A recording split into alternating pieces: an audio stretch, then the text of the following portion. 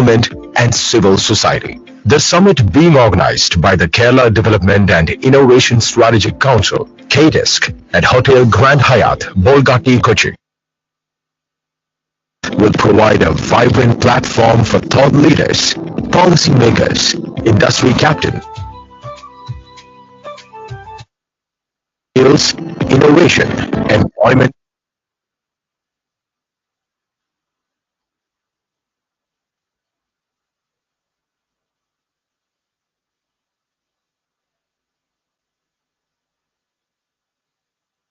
develop a global talent hub, best practices.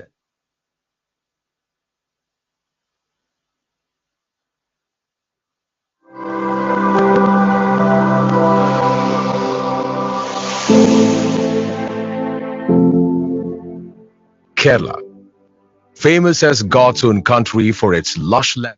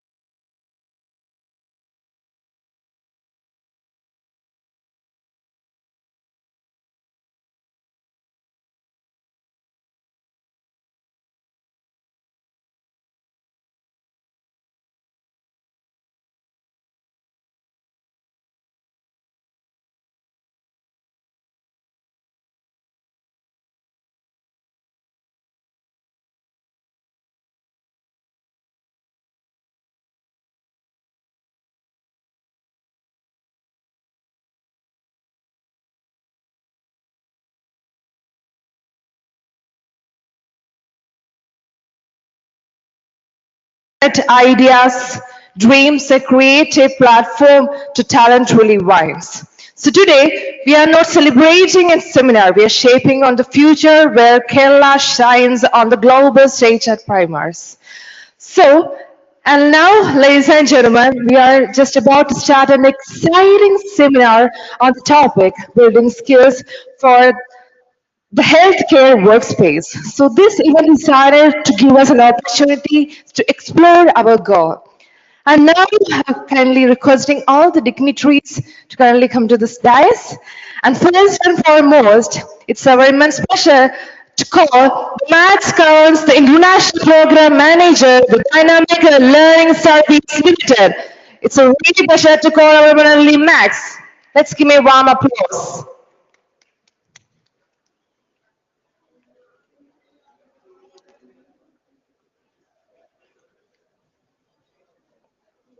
Thank you so much, sir, for your presence.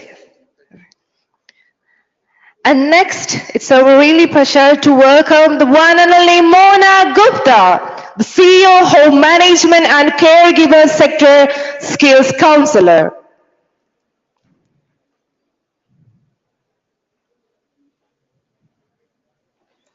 With all love and respect, let's welcome Mona Gupta.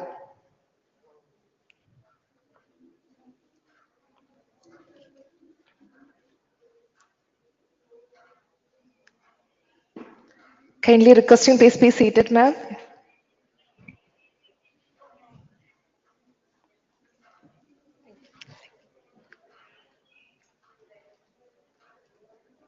And next, ladies and gentlemen, with all our respect, I would like to welcome Dr. Pradeep M. Panikar, the General Manager, HR VPS, Luxcore.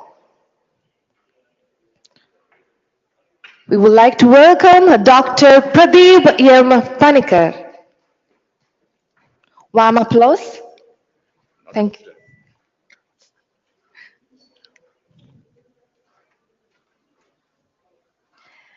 And now, ladies and gentlemen, it's time to call the moderator of our seminar. We would like to welcome P. Sarin, the strategic advisor. We would like to call Dr. P. Sarin. Thank you so much, sir.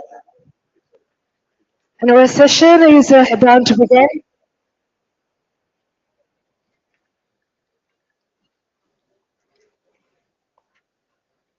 I'd like to hand over to the moderator, Dr. P. Sarin. Please be continue, sir. Thank you.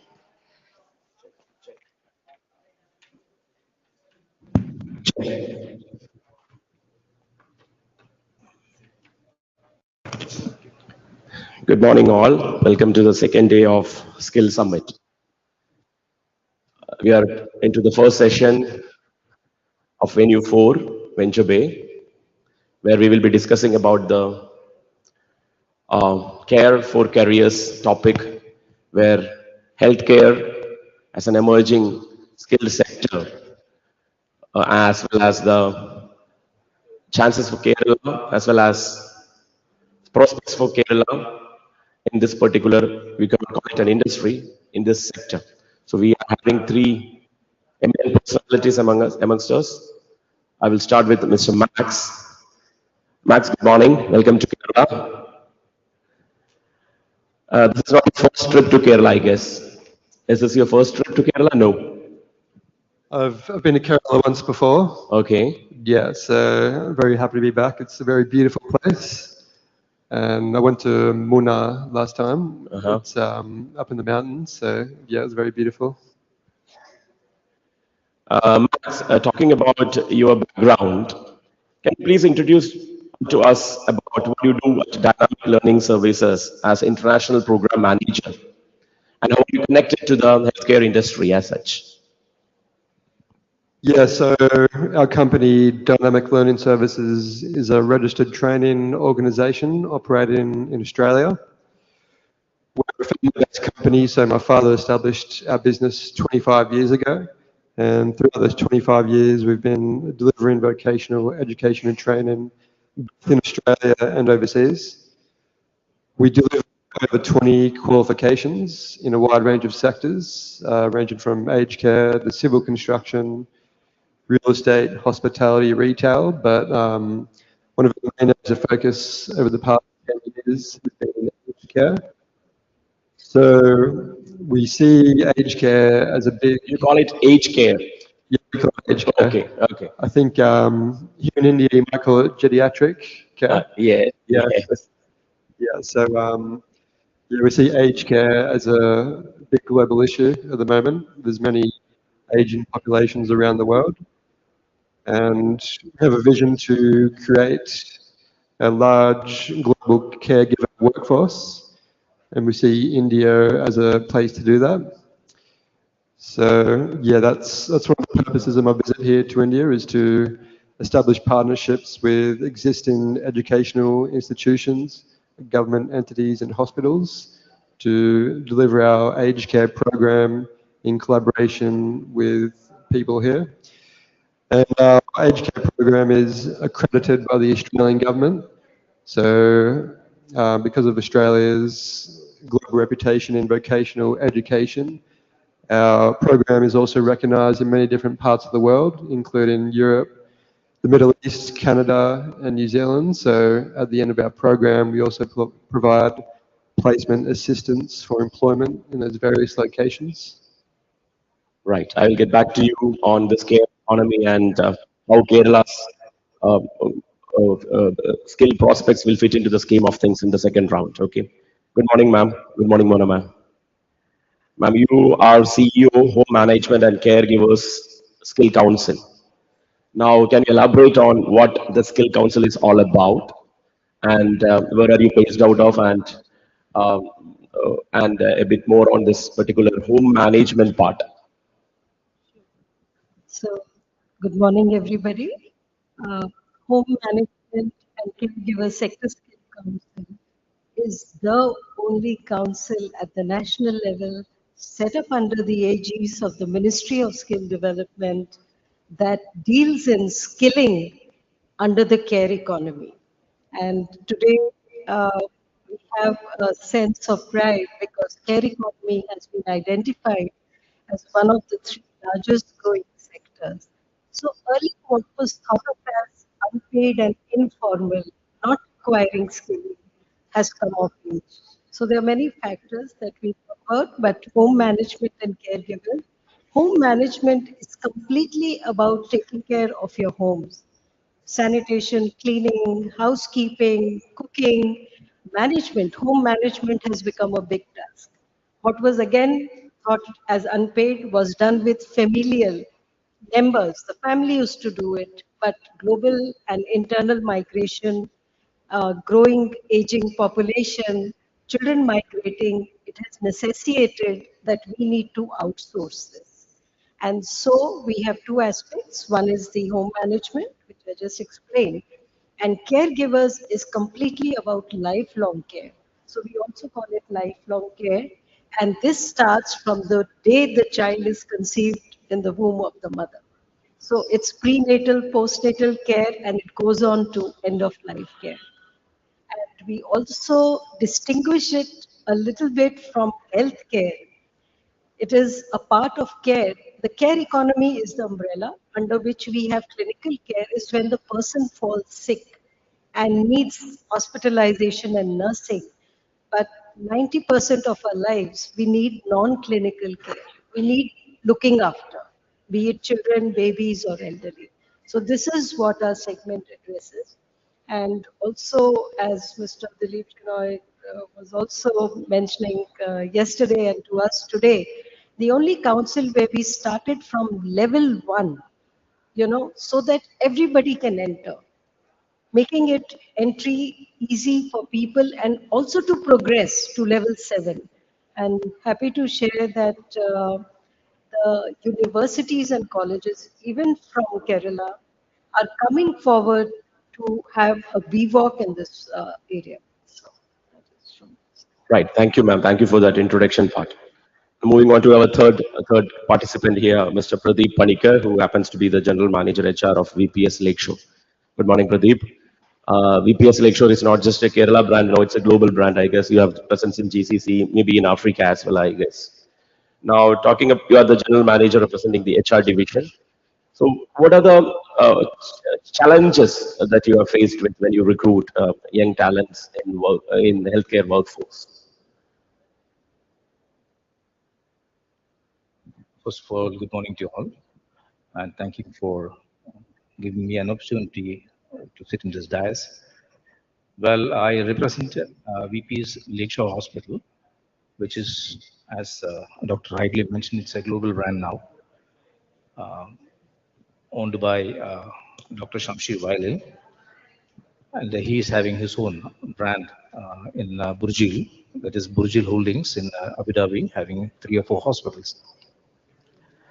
It's now stretched all over the Middle East, and now we are in the expansion mode in Kerala region as well as in the South India as a whole. See, basically, when I speak to the candidates, those who are coming for the interviews with a lot of aspiration, doing some crash course or with an intention to grow or to make a career in hospital, I should very openly say that 35% of them are clueless. They just need a job. So for that, either they will go for doing a hospital administration diploma course, or a degree course, or a post graduation, without knowing what they are supposed to do and where they have to grow, what is their potential, how they have to explore themselves, like that stuff. I'm not talking about the clinical as well as the paramedics. I'm talking about the operation side, people who are into the patient care services, patient care duties, because they are the backbone to ensure that the patient goes in a comfortable way and they have to come back. God forbid nothing happens to them, but still, if they are coming back with a smile. So these comeback policy have to be ensured by this patient care people, that is the operation team. My concern, what I faces or the human resources team faces is these people doesn't have any clue, the correct clue where to set their step properly. So my advice to the youngsters is, see, if you have a potential to grow in a hospital, especially into the operation side, please set your mind very clearly that you are into patient care services where you need patients. You don't have to be an egocentric person. You don't have to show that you are something beyond them, because many of the people have this tendency that they don't have to listen to others. Patience is the baseline in hospital. So I request everyone, those who are choosing a career with the hospital, they have to be patient. Patient with the patients. Patient with the patient, exactly. So if that quality is there, then definitely they will shine in that field. Then comes the language. Majority of the especially the Malayali boys, the aspirants, face this sort of problem with language. So there are enough opportunity for them to address this issue, go to any crash course thing, because basically my route is from hospitality wing, where I used to meet all those hospital management, hotel management students, and I will tell them during the campus interview, just learn 20 words. Just learn 20 words. That's it. You don't have to become a Winston Churchill or Sir Bernard Shaw to give a proper grammatical presentation or something like that. Learn this 20 words and confidently use it. You will shine. You will grow. So that is my advice to the youngsters. So one is the aspiration, the clear mind, the patience, and the second one is the language. If these two combo works properly, then you will shine in this industry. Okay, I'll get back to you later in the second round. Now, Max, talking about the care economy, ILO has published a report recently stating that around 269 million job prospects are going to open up by 2030 in this care economy segment alone. Now, yes, of course, India is competing with many other players like Philippines the other countries who are also touted to be good with what you call with dealing with the patients and then healthcare industry as such. Now, if you had any exposure with Kerala, can you please compare the unique strengths of Kerala trained healthcare workers vis-a-vis the other nationalities? Or if you had an exposure with Kerala trained workforce in healthcare as well as your aged care industry, what do you see the strength in us, and where do you find that we need to improve upon compared to the global expectations and the global standards?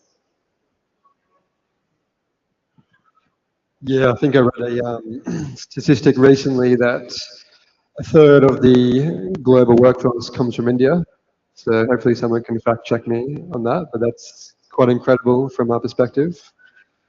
Yeah, I think Kerala specifically has some unique strengths in the healthcare workforce. I think I read Kerala has the highest literacy rates of India, so that's a really big benefit, especially compared to other countries in Asia, as you mentioned. The Philippines can have some problems with English, Vietnam also. But yeah, I'm quite new to India when it comes to developing aged care programs. We have tie-ups with a few different institutions, and we will commence aged care programs later in the year. But yeah, I think because India perhaps produces a third of the global nurse workforce, I can see a vision where India can also be in that same field when it comes to producing caregivers for the world. Also, I think there's a big opportunity for the domestic caregiver opportunity in India as well, because yeah, I think the culture in India is for the parents, for the children to look after the parents as they age. So I think with the right education, the burden of the family can be put towards caregivers in the home. So yeah, I think that's a big opportunity for India. Right. Ma'am, Max was talking about the age care, but you try to kind of pitch in with a different perspective, right from the day of conception. The caregiving part starts in India, right? Now, yes, we have the child care, or we call it what do you call the crash facilities, etc., etc. We have separate caregiving sectors for differently abled and other allied kids as well as adult, and then we have, of course, this elderly care. Now, this is an informal segment, as you suggested. It was an informal segment before. Now we are trying to, and you rightly mentioned the word unpaid. It's not even underpaid; it was unpaid. And Max rightly put it that it is our culture that the children will be expected to take care of their parents, and when that expectation is not met, we have an emerging industry there where we can have qualified and trained caregivers substituting that role. Now, speaking about this, right from even before the birth till the end of the life cycle, um, where all can we, as skill council representative, also have a structured approach and what you call certified programs for these kind of caregiving curriculum, and well as caregiving academia and all. We need to start from scratch, right? So how can we have we tried something concrete to put up as a particular framework for this caregiving industry? So, how this framework works is that we tie up with a lot of industry partner and educational institutions. We try and understand both the demand and supply side. And we bridge that gap by developing customized program. So there is a customized program prenatal to postnatal, which is 0 to 6 months. There is a program 6 months to 3 years. There is a child giving program 3 to 6 years. There is a program for a play school facilitator, which is of course very popular in Kerala. And we are also certifying, training and certifying many, many students for this. Then comes even geriatric care is in different batches, octogenarian, nanogenarian, septuagenarian, so even there, the longevity care is different. So we build in these aspects. And as Pradeep ji was mentioning, the soft skills, very important, the soft skills to happen. So we develop these programs. These are verified by subject matter experts. There is also a stakeholder consultation which is held with the national vocational body before they certify it. All the changes are incorporated. The level is designed where experience is required. We also build in OJT, on-job training. So they go for on-job training even to hospitals because hospitals also have a segment of home care and institutional care. And after once they are ratified, they are put on the national portal.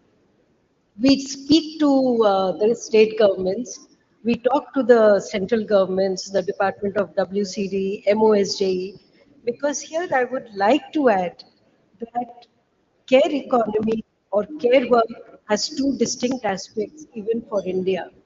One is the affordable aspect where people can afford premium care and which is okay. But what about the maximum of India, which is in rural and remote districts where we need affordable, accessible care? So there, the government departments, we speak to the departments to have the programs. For instance, Kerala Kudumbushri is one such program where we would really like to engage together to scale it up, you know, because that has the maximum potential. And having said this, we are also developing opportunities for international mobility because if there is no career progression, there is no aspiration. So, from the side of the council, besides advocacy and policy that we do to engage people and the end users to make it the most respectable, decent job, we also engage with international diaspora to bring in international mobility. And currently, we are working with Germany and Japan for this. So we are also identifying centers in Kerala. Travancore probably we will be going and identifying some more centers there, which are then set up according to the lab requirements of these qualifications. So it's a streamlined process that we do, so that the industry also feels that they are getting somebody who's future ready and skill ready. One more add-on question to that, ma'am. See, for the caregivers, we cannot specify a prerequisite qualification like a technical education background. And what is required is maybe compassion and empathy. These are the two, what you call, foremost things that you are looking at a candidate who can be a potential caregiver. Now, given that scenario, if a 10th standard candidate or a maybe plus two candidate, if he or she is approaching um, uh, a career decision, maybe not soon after their school or what you call college, but later in their mid-career, maybe in the 30s, they feel that no, they need to be in that particular segment where they can be more useful to the society. People of that kind of thinking are there in Kerala. A lot of such people you can identify. They devote themselves to this particular cause. There is something called devotion, right? So this devoting themselves to that cause. How can you encourage such kind of a mentality among the youth? Maybe it need not be their what you call primary career. Maybe their what you call maybe during their one month break they can do take up this voluntary activity.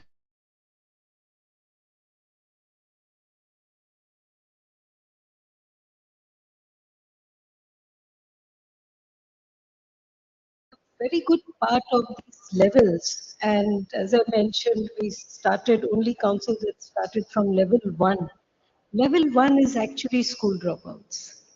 School dropouts. School dropouts, Oh, actually, school dropouts, people who've not got a chance to access education in any way. Of course, they start as you could say apprentice caregivers. They won't be given a major responsibility initially, Okay. but they can practice. They can add on to a skill. They can move on to level two. For instance, they start with something like caregiver intern, then they become a caregiver in a home, a care home. They become a care entrepreneur. So there is a progression to it. And also, very good part of this leveling and skilling system that we have currently is that they can exit and enter. So what you mentioned is many a times they have to drop out even of their skill careers. They can always enter again and upskill, and the credits are added in the ABC, the Academic Bank of Credits. So that is the kind of progression that we build for them, and this is where we seek the government support and the departments because they bring in the diaspora or the catchment areas from the districts. And so that is how we do Right. it. Thanks for Provide that. them a progression career path. We have occupational maps which define the career progression that they can have. They can even do a BWalk Okay. later on. Yes. Mr. Pradeep, see, as an HR leader in the private hospital sector, you mentioned about the things that you look up to in a candidate and the skill gaps that you find in them and all. Now, apart from the what do you call robust academia that we are having, they are coming out with what do you call good marks. They have good percentages to talk about, but when it comes to actual practice of what they have studied in their schools, colleges, etc., etc. Do you find any mismatch about the practice as well as what they have learned from the curriculum? And if there is such a gap, what is the industry doing to address that particular skill gap? Are you doing any kind of add-on things when you recruit somebody? You have your own tailor-made courses for each and every clinical, paraclinical, etc. aspects, etc. Even for the doctors, for that matter. How do you address that solution? First of all, if there is a situation like that, if at all there is such a situation, how are you dealing with that?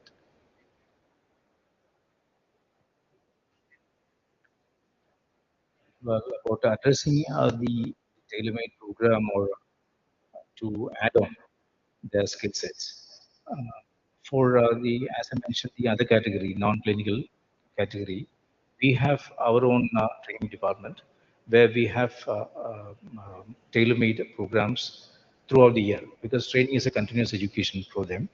And throughout the year, we have training plans, training calendars, behavioral training, soft skill training, language training, grooming standards, everything. All set of programs are incorporated, and we have this program being run every month to ensure that they are coming in line to that which the company is expecting as a standard for them, which indirectly is grooming them also, changing their personality. If they go for any other interview or any other organization also, this will be an add-on for them.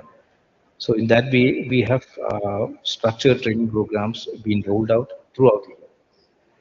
And for these doctors as well as nurses, we have anyway this is a research center also PPS, so they are into the research mode as well. Majority of the doctors, especially senior doctors like consultant and senior consultants, and every year minimum two presentations, two uh, publications have been made, and they are ensuring it, going globally, traveling abroad, and ensuring that they are part of any university programs and certifications also. So every year we used to get doctors add-ons into their files, which we will market it because it is a subspecialization for them also. So training part for doctors is being done carried out by themselves itself. We don't have to interfere more into it. But for nurses as well as paramedics, we are sending them out for any advanced programs. That is as part of the training calendar. Okay. Right, Max. See, we are in a what do you call? This is the era of globalization. So we need more international partnerships to get in such qualified and skilled labor when you talk about the aged care economy. Now, what all things are there? The international partnerships kind of things are there where Kerala can really tap into so that we get into agreements with the governments or semi-governmental bodies, such consortiums, such group of maybe companies where we can kind of make our youngsters tuned to the international requirements of this caregiving economy. Are there any such international partnerships? Not, I'm not talking about the academic level partnerships, but talking about the government to government level, etc., etc. Yeah, I think there's there's some government to government schemes available. There's yeah, a scheme I know of, with the Kerala government and the Northern Territory government of Australia, where the aged care program is completed here in Kerala, and then there's a tie-up with an aged care facility in Northern Territory. You mean an exchange program kind of a thing, where later in the stage of their what do you call the curriculum, they were given an exposure in the Northern Territory? Yeah, yeah, that's right. But that's only a pilot program at the moment. I believe only involving 30 individuals, Okay. but that's something that can be scaled across in the future. Yeah, that's the only government-to-government initiative I know of. But in 2023, the Australian government brought in an initiative called the Aged Care Industry Labour Agreement, Okay. and that was designed to address the shortage of aged care workers in Australia as well. So the process of that is for employers in Australia to sponsor overseas workers, and then once they do that, it streamlines the visa process to about 2 or 3 months. And then after 2 years of working in Australia full time, these workers can obtain permanent residency. So that's another initiative we've been trying to tap into by working with employers across Australia. You mean to say that the industry there will fund the course back in Kerala, and such candidates can easily get placed there and go for a PR? Even that kind of a thing is already put into the framework, governmental framework. That's what you mean to say, right? Yeah, that's right. But the students will still need to pay for the course. However, the government pays for the visa process. Okay. Okay. Yeah. Mona ma'am, see, Kerala, yeah, of course, you know that we are having a global brand in the nursing care. We are the best nursing providers. We are having that kind of a label. Coming to the caregiving sector, it's not about just nursing, but beyond that. Now, how can Kerala rebrand as a global destination for this caregiving aspect? Do you see huge potential in Kerala, or what is your what you call comparative level as understanding about different states with respect to this particular caregiving practices? So we have visited most of the states which are a potential, uh, you could say, anchor to providing caregivers, not only nationally but globally. And yes, Kerala stands out to be one of the front runners there because the national policy, one of the first states to have a national policy on aged care, the recognition by the government in Kerala to recognize longevity care, aged care, lifelong care, it already has set the ball rolling. And with that, there is a lot of understanding and recognition how important this segment is. You know, here it is also what we notice that in Kerala, there is a respect accorded to this sector. The high literacy levels, the already migrating and the NRI diaspora of Kerala has made migration a better possibility. You know, there is no resistance to migration that we see in many states. Number three, uh, there is a natural inborn aptitude and attitude towards compassion, care, and service. I mean, this is from our personal interactions on the ground and the way we see private industry and partners coming forward in this segment. So, having said this, Kerala has all the ingredients ready.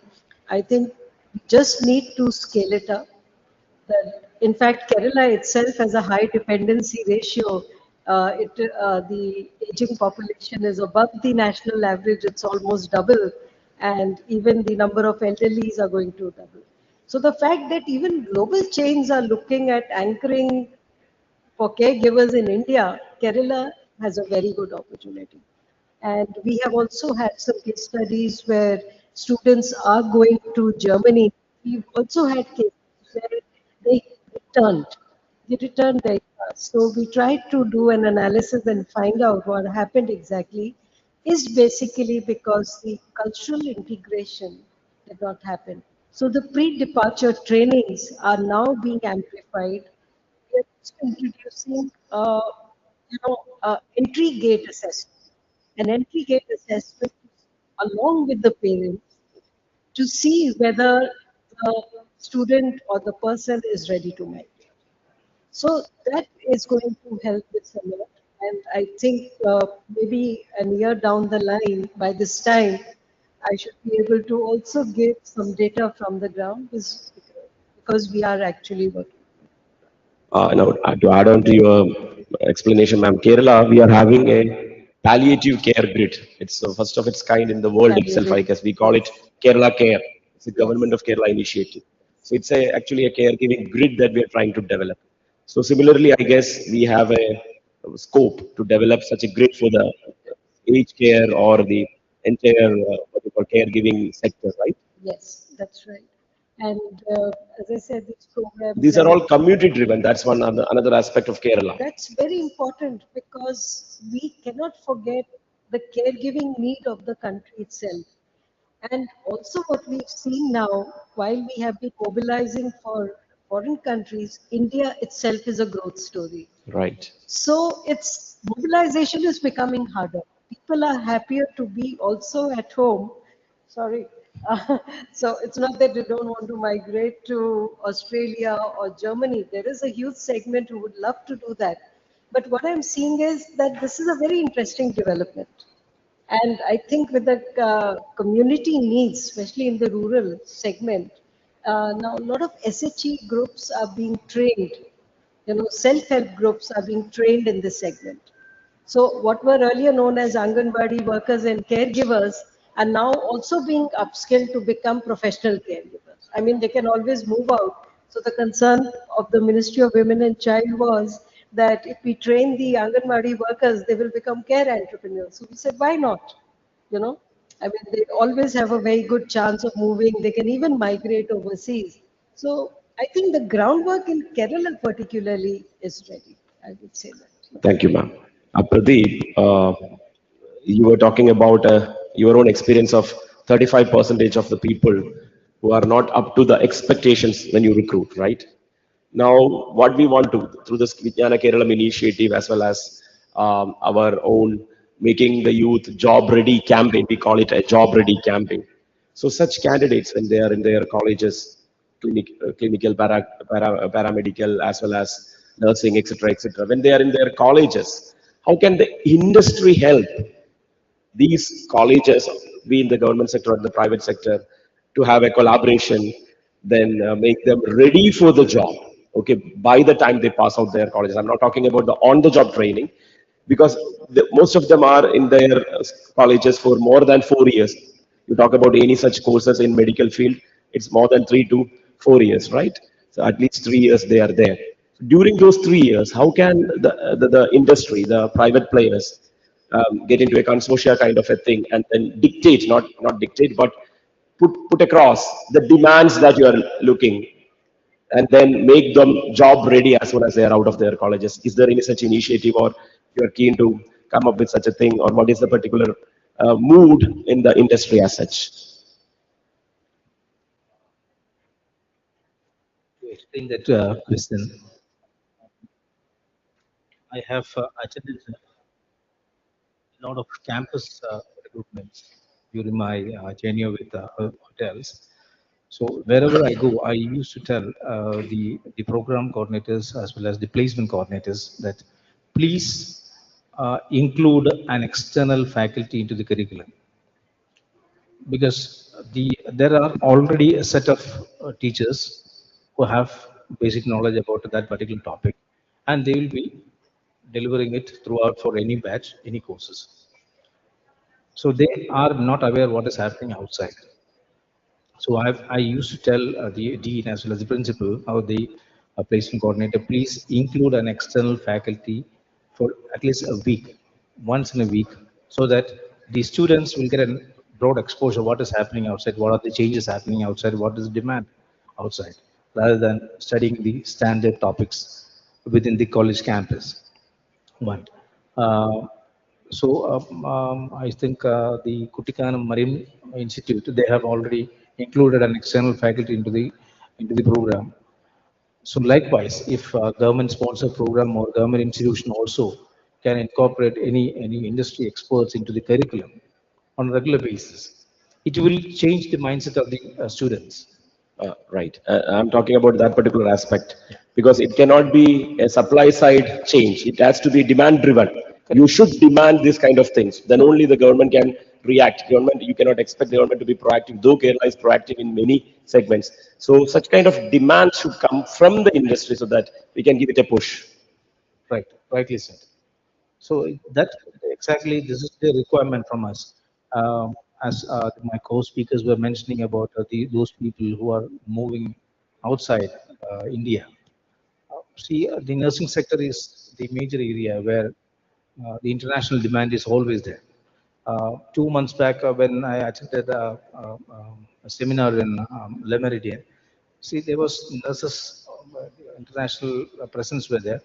Nurses demand, they're mentioning, I mean, it is almost 30,000 crores requirement, future requirement. So it is everywhere. As palliative care, pediatric care, everything is coming up. So one patient, one nurse.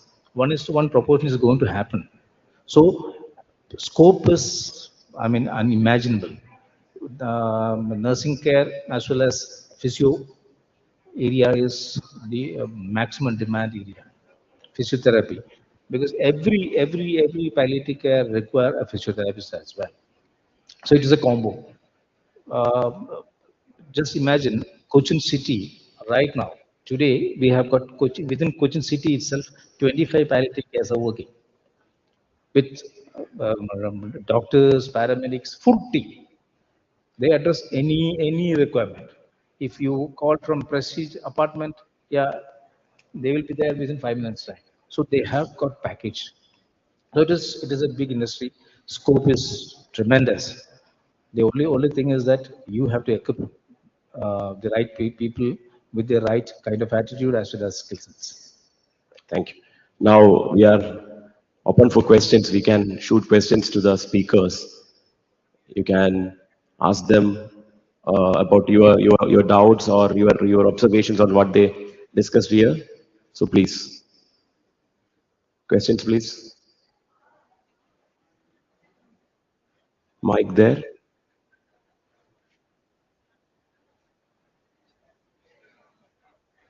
You can use this mic.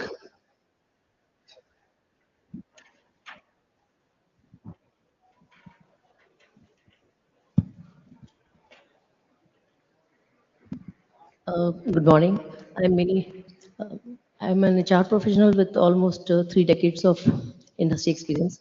Not healthcare per se, but I think the discussion was very interesting because this is a business and a sector which has been there in Kerala and now booming in India. But Dr. Sareen pointed out one aspect about the compassion. That aspect I don't think we have touched. Ms. Mona did talk about one, it was a comment, like not detrimental, but you did say that you start with most of the entries and most of them are school dropouts. So yesterday also during some discussion, there was a comment that generally in India, teachers are the ones who do not build career, like those who don't become engineers or space scientists, medicals, they become teachers or UPSCs. That attitude we must address. Don't you think that we should do the, as the education industry or maybe the government, that also addresses the demand part? We should build the career so that, there should be an assessment of some kind of a behavioral aspect, because not every child envisions to have a, big bungalow, a BMW, and a condo. There are people who would like to, who are naturally caring or have an interest. So what I understand is, like, if it starts with a school dropouts and that kind of so they will be frustrated and they might quit. So why not we address a student population at the early age, do a sort of psychometry or some assessment whether they want to build a career. So then those are the people we should build on, and we should have, catch them young.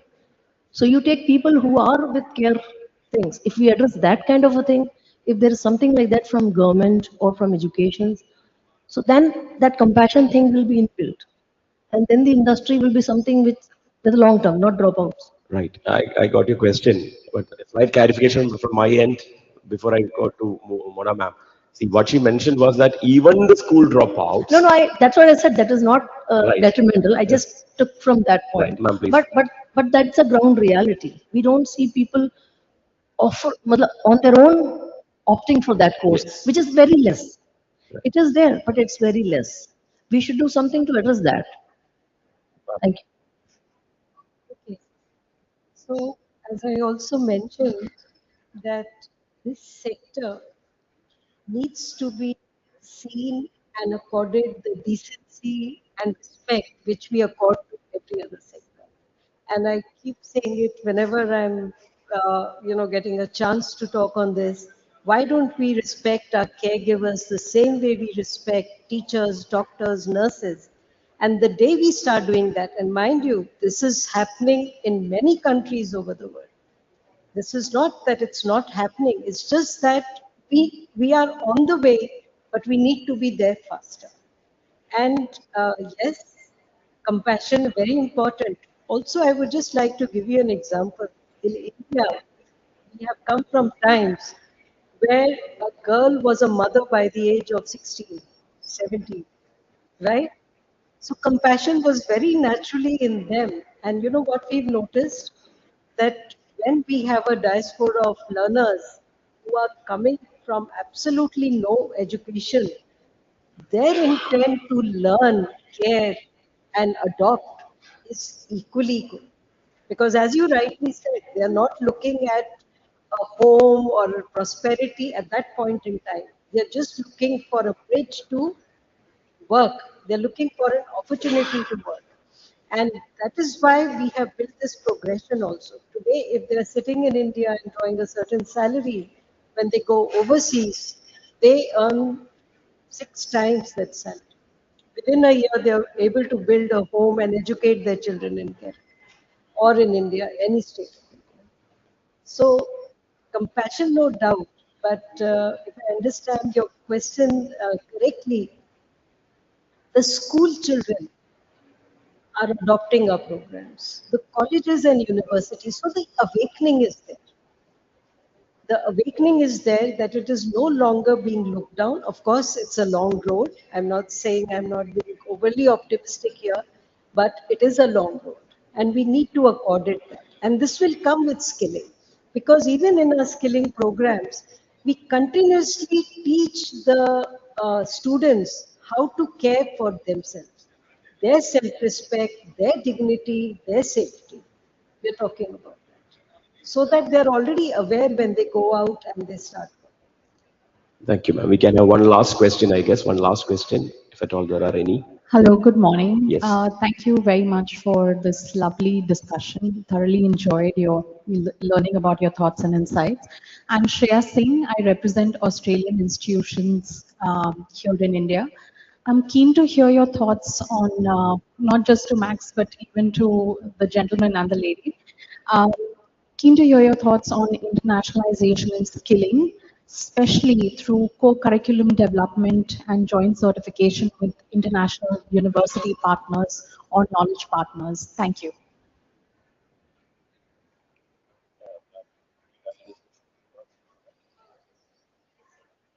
like to know whether there's any curriculum for overseas mobility. Yeah, in the sense like, are you open to the idea of a co-curriculum development, certification development in terms of healthcare skilling with international education partners? Thank you. Okay, so yes, absolutely. And for instance, what we are doing for Germany, uh, it is a co-curriculum because the German partners are not only teaching the German language and the culture, but they are also looking into our curriculum. So we top it up, and also what is happening, I'm not sure about the Australian model, but in Germany, when they go, they do a apprenticeship.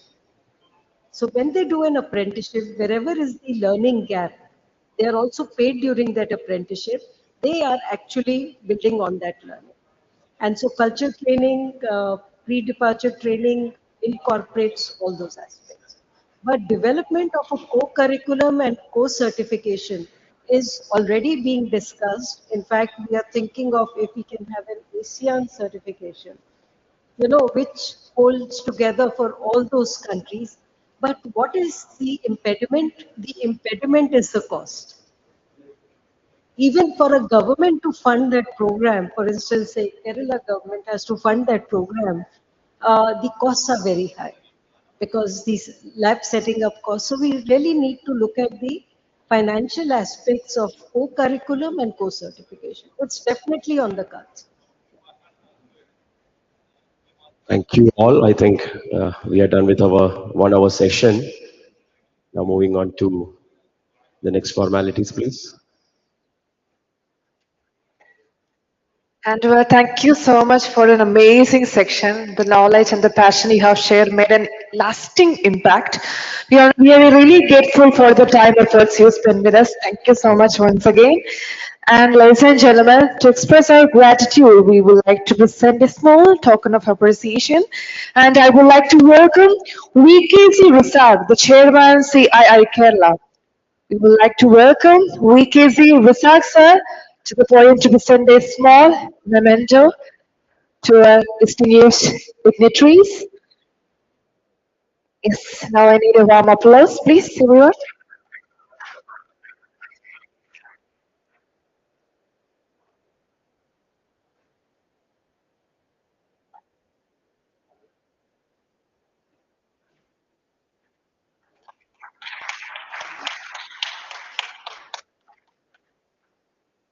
Once again, thank you so much, everyone, for your valuable insights.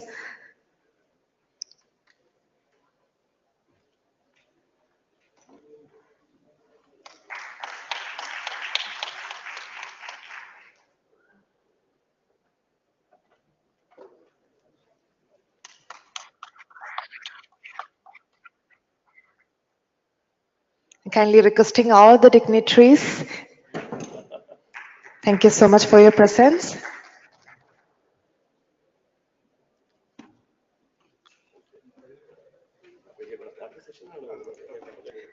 Yeah, kindly requesting all the dignitaries, please be seated on downstairs. Thank you.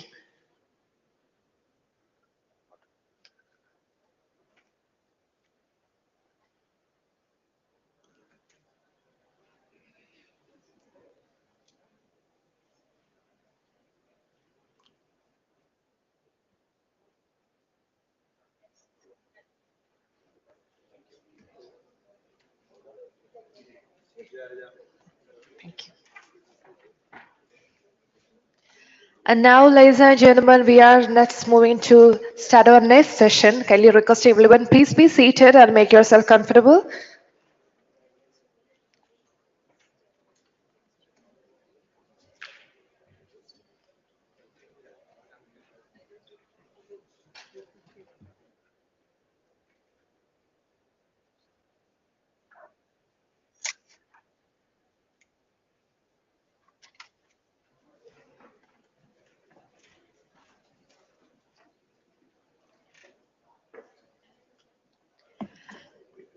And now, ladies and gentlemen, we are diving into our next session, upskill to down upsell, building retail talent for tomorrow. And now, ladies and gentlemen, it's our immense pleasure to welcome Mr. Akbar AS, Cluster Manager Training and Development, Lulu Group, India. Kindly requesting Mr. Akbar AS to come to the dais to start our next section.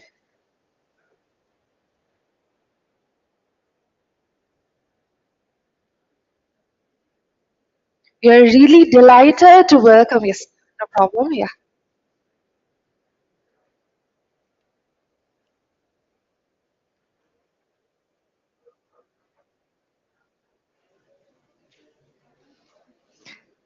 Yeah, and we have Mr. Akbar AS. I need a warm applause from everyone, please. Please be seated, sir. Thank you. So yes, all right. It's really happy and welcoming VKC Visak, the chairman CII Kerala. With all respect, we are really delighted to welcome VKC Visak, the chairman CII Kerala.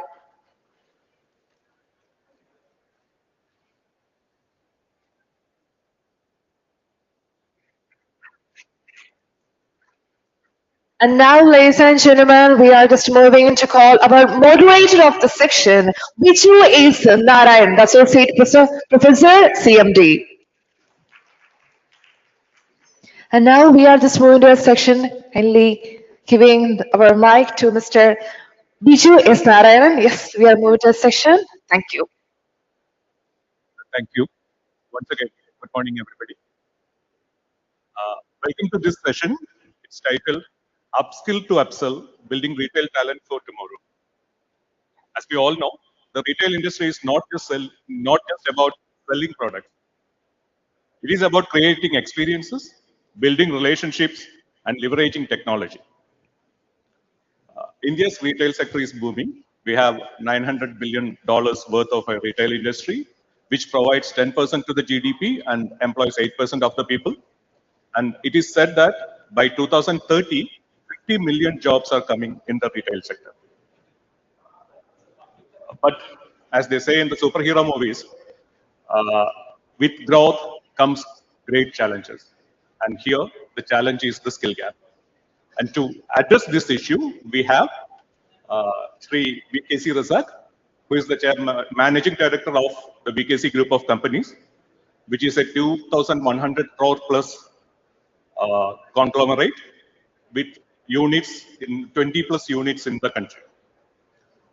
His story is deeply rooted in Kerala, demonstrates how a skilled workforce can build not just a business, but also a brand with global recognition.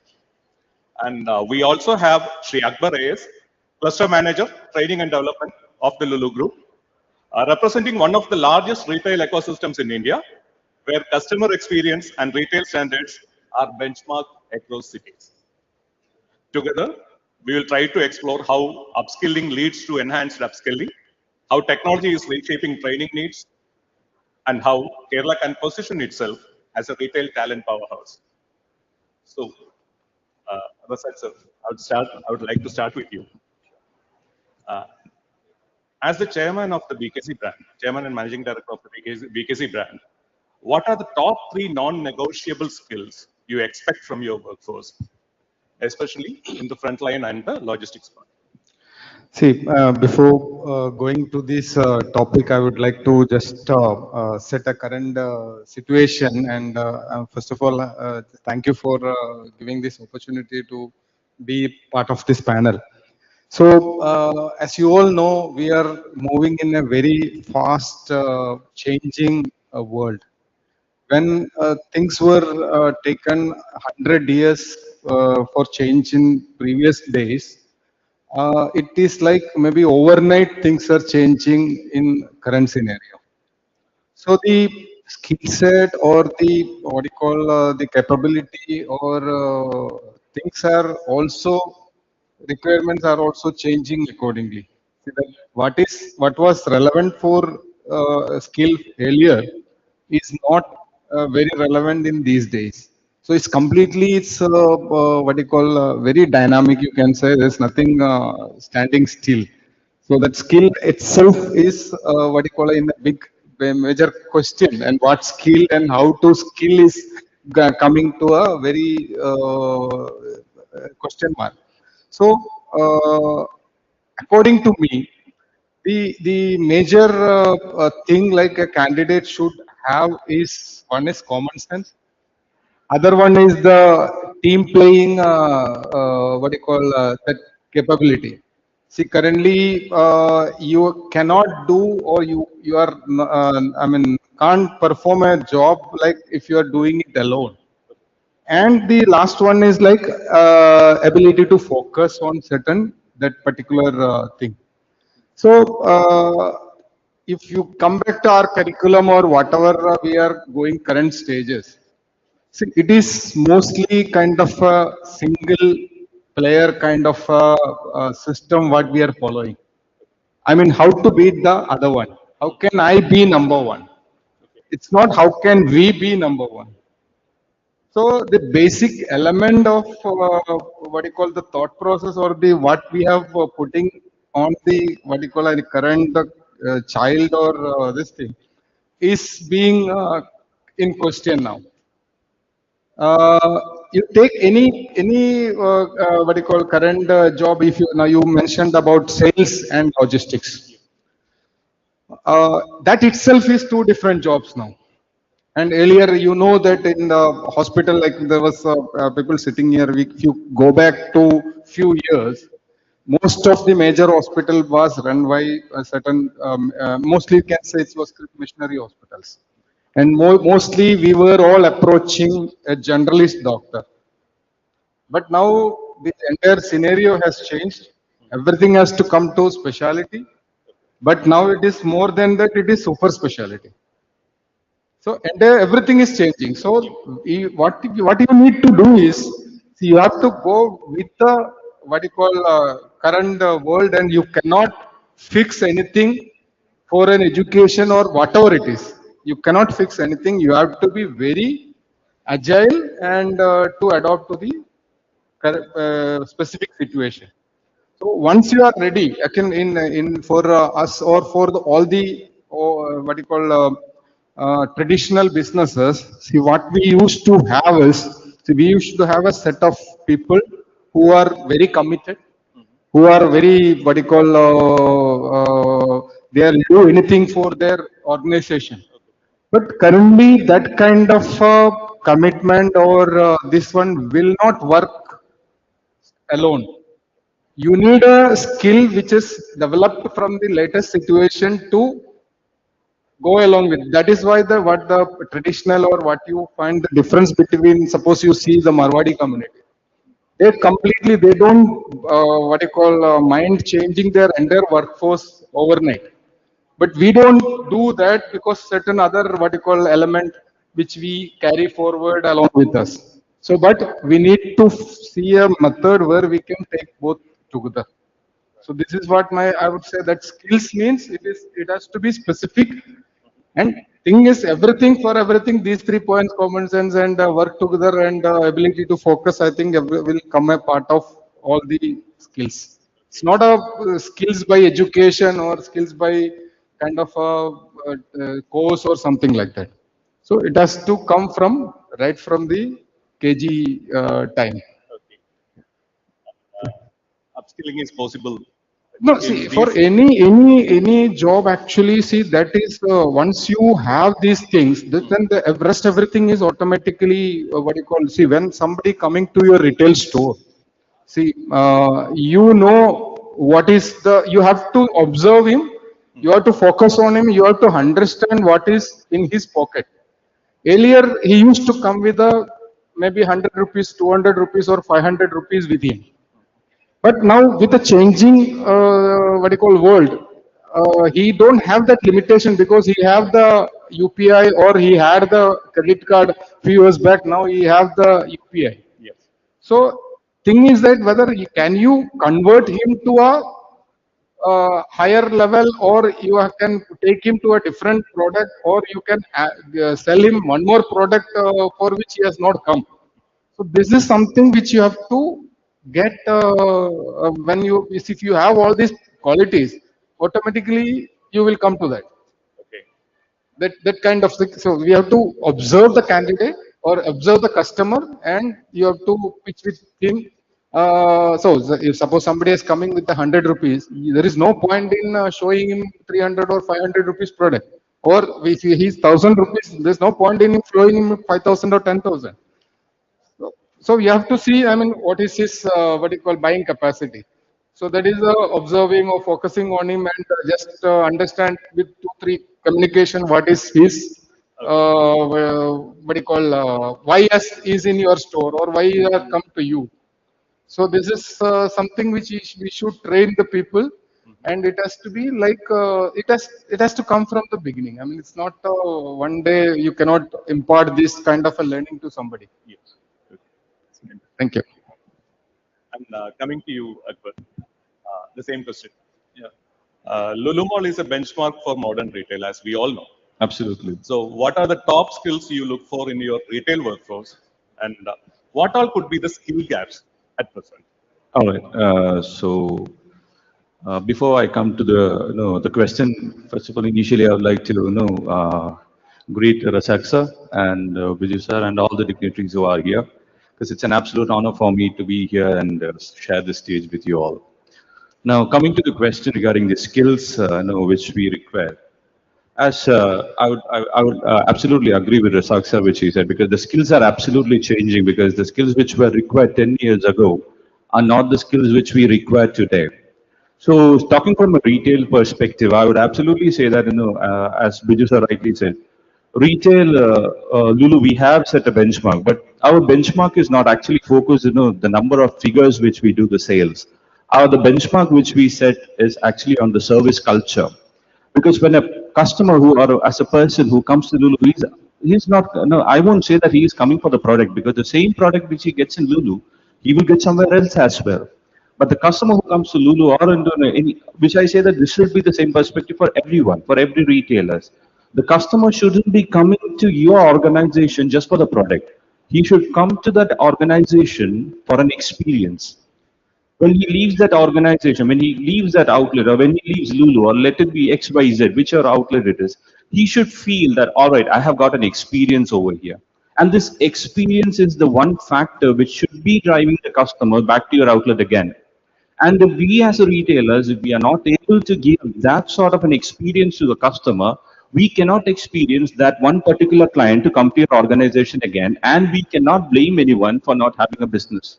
So this is what our expectation of skill is from a Lulu perspective, or which should be from a retail perspective. So we require talents, we require skills in our organization who can drive our customer, who can drive our customer to come again, and who can give our customer an experience which they are looking forward for. So I will always say that the most important, the skill which we require is called, a person or a people with a service culture, who has a service culture in them.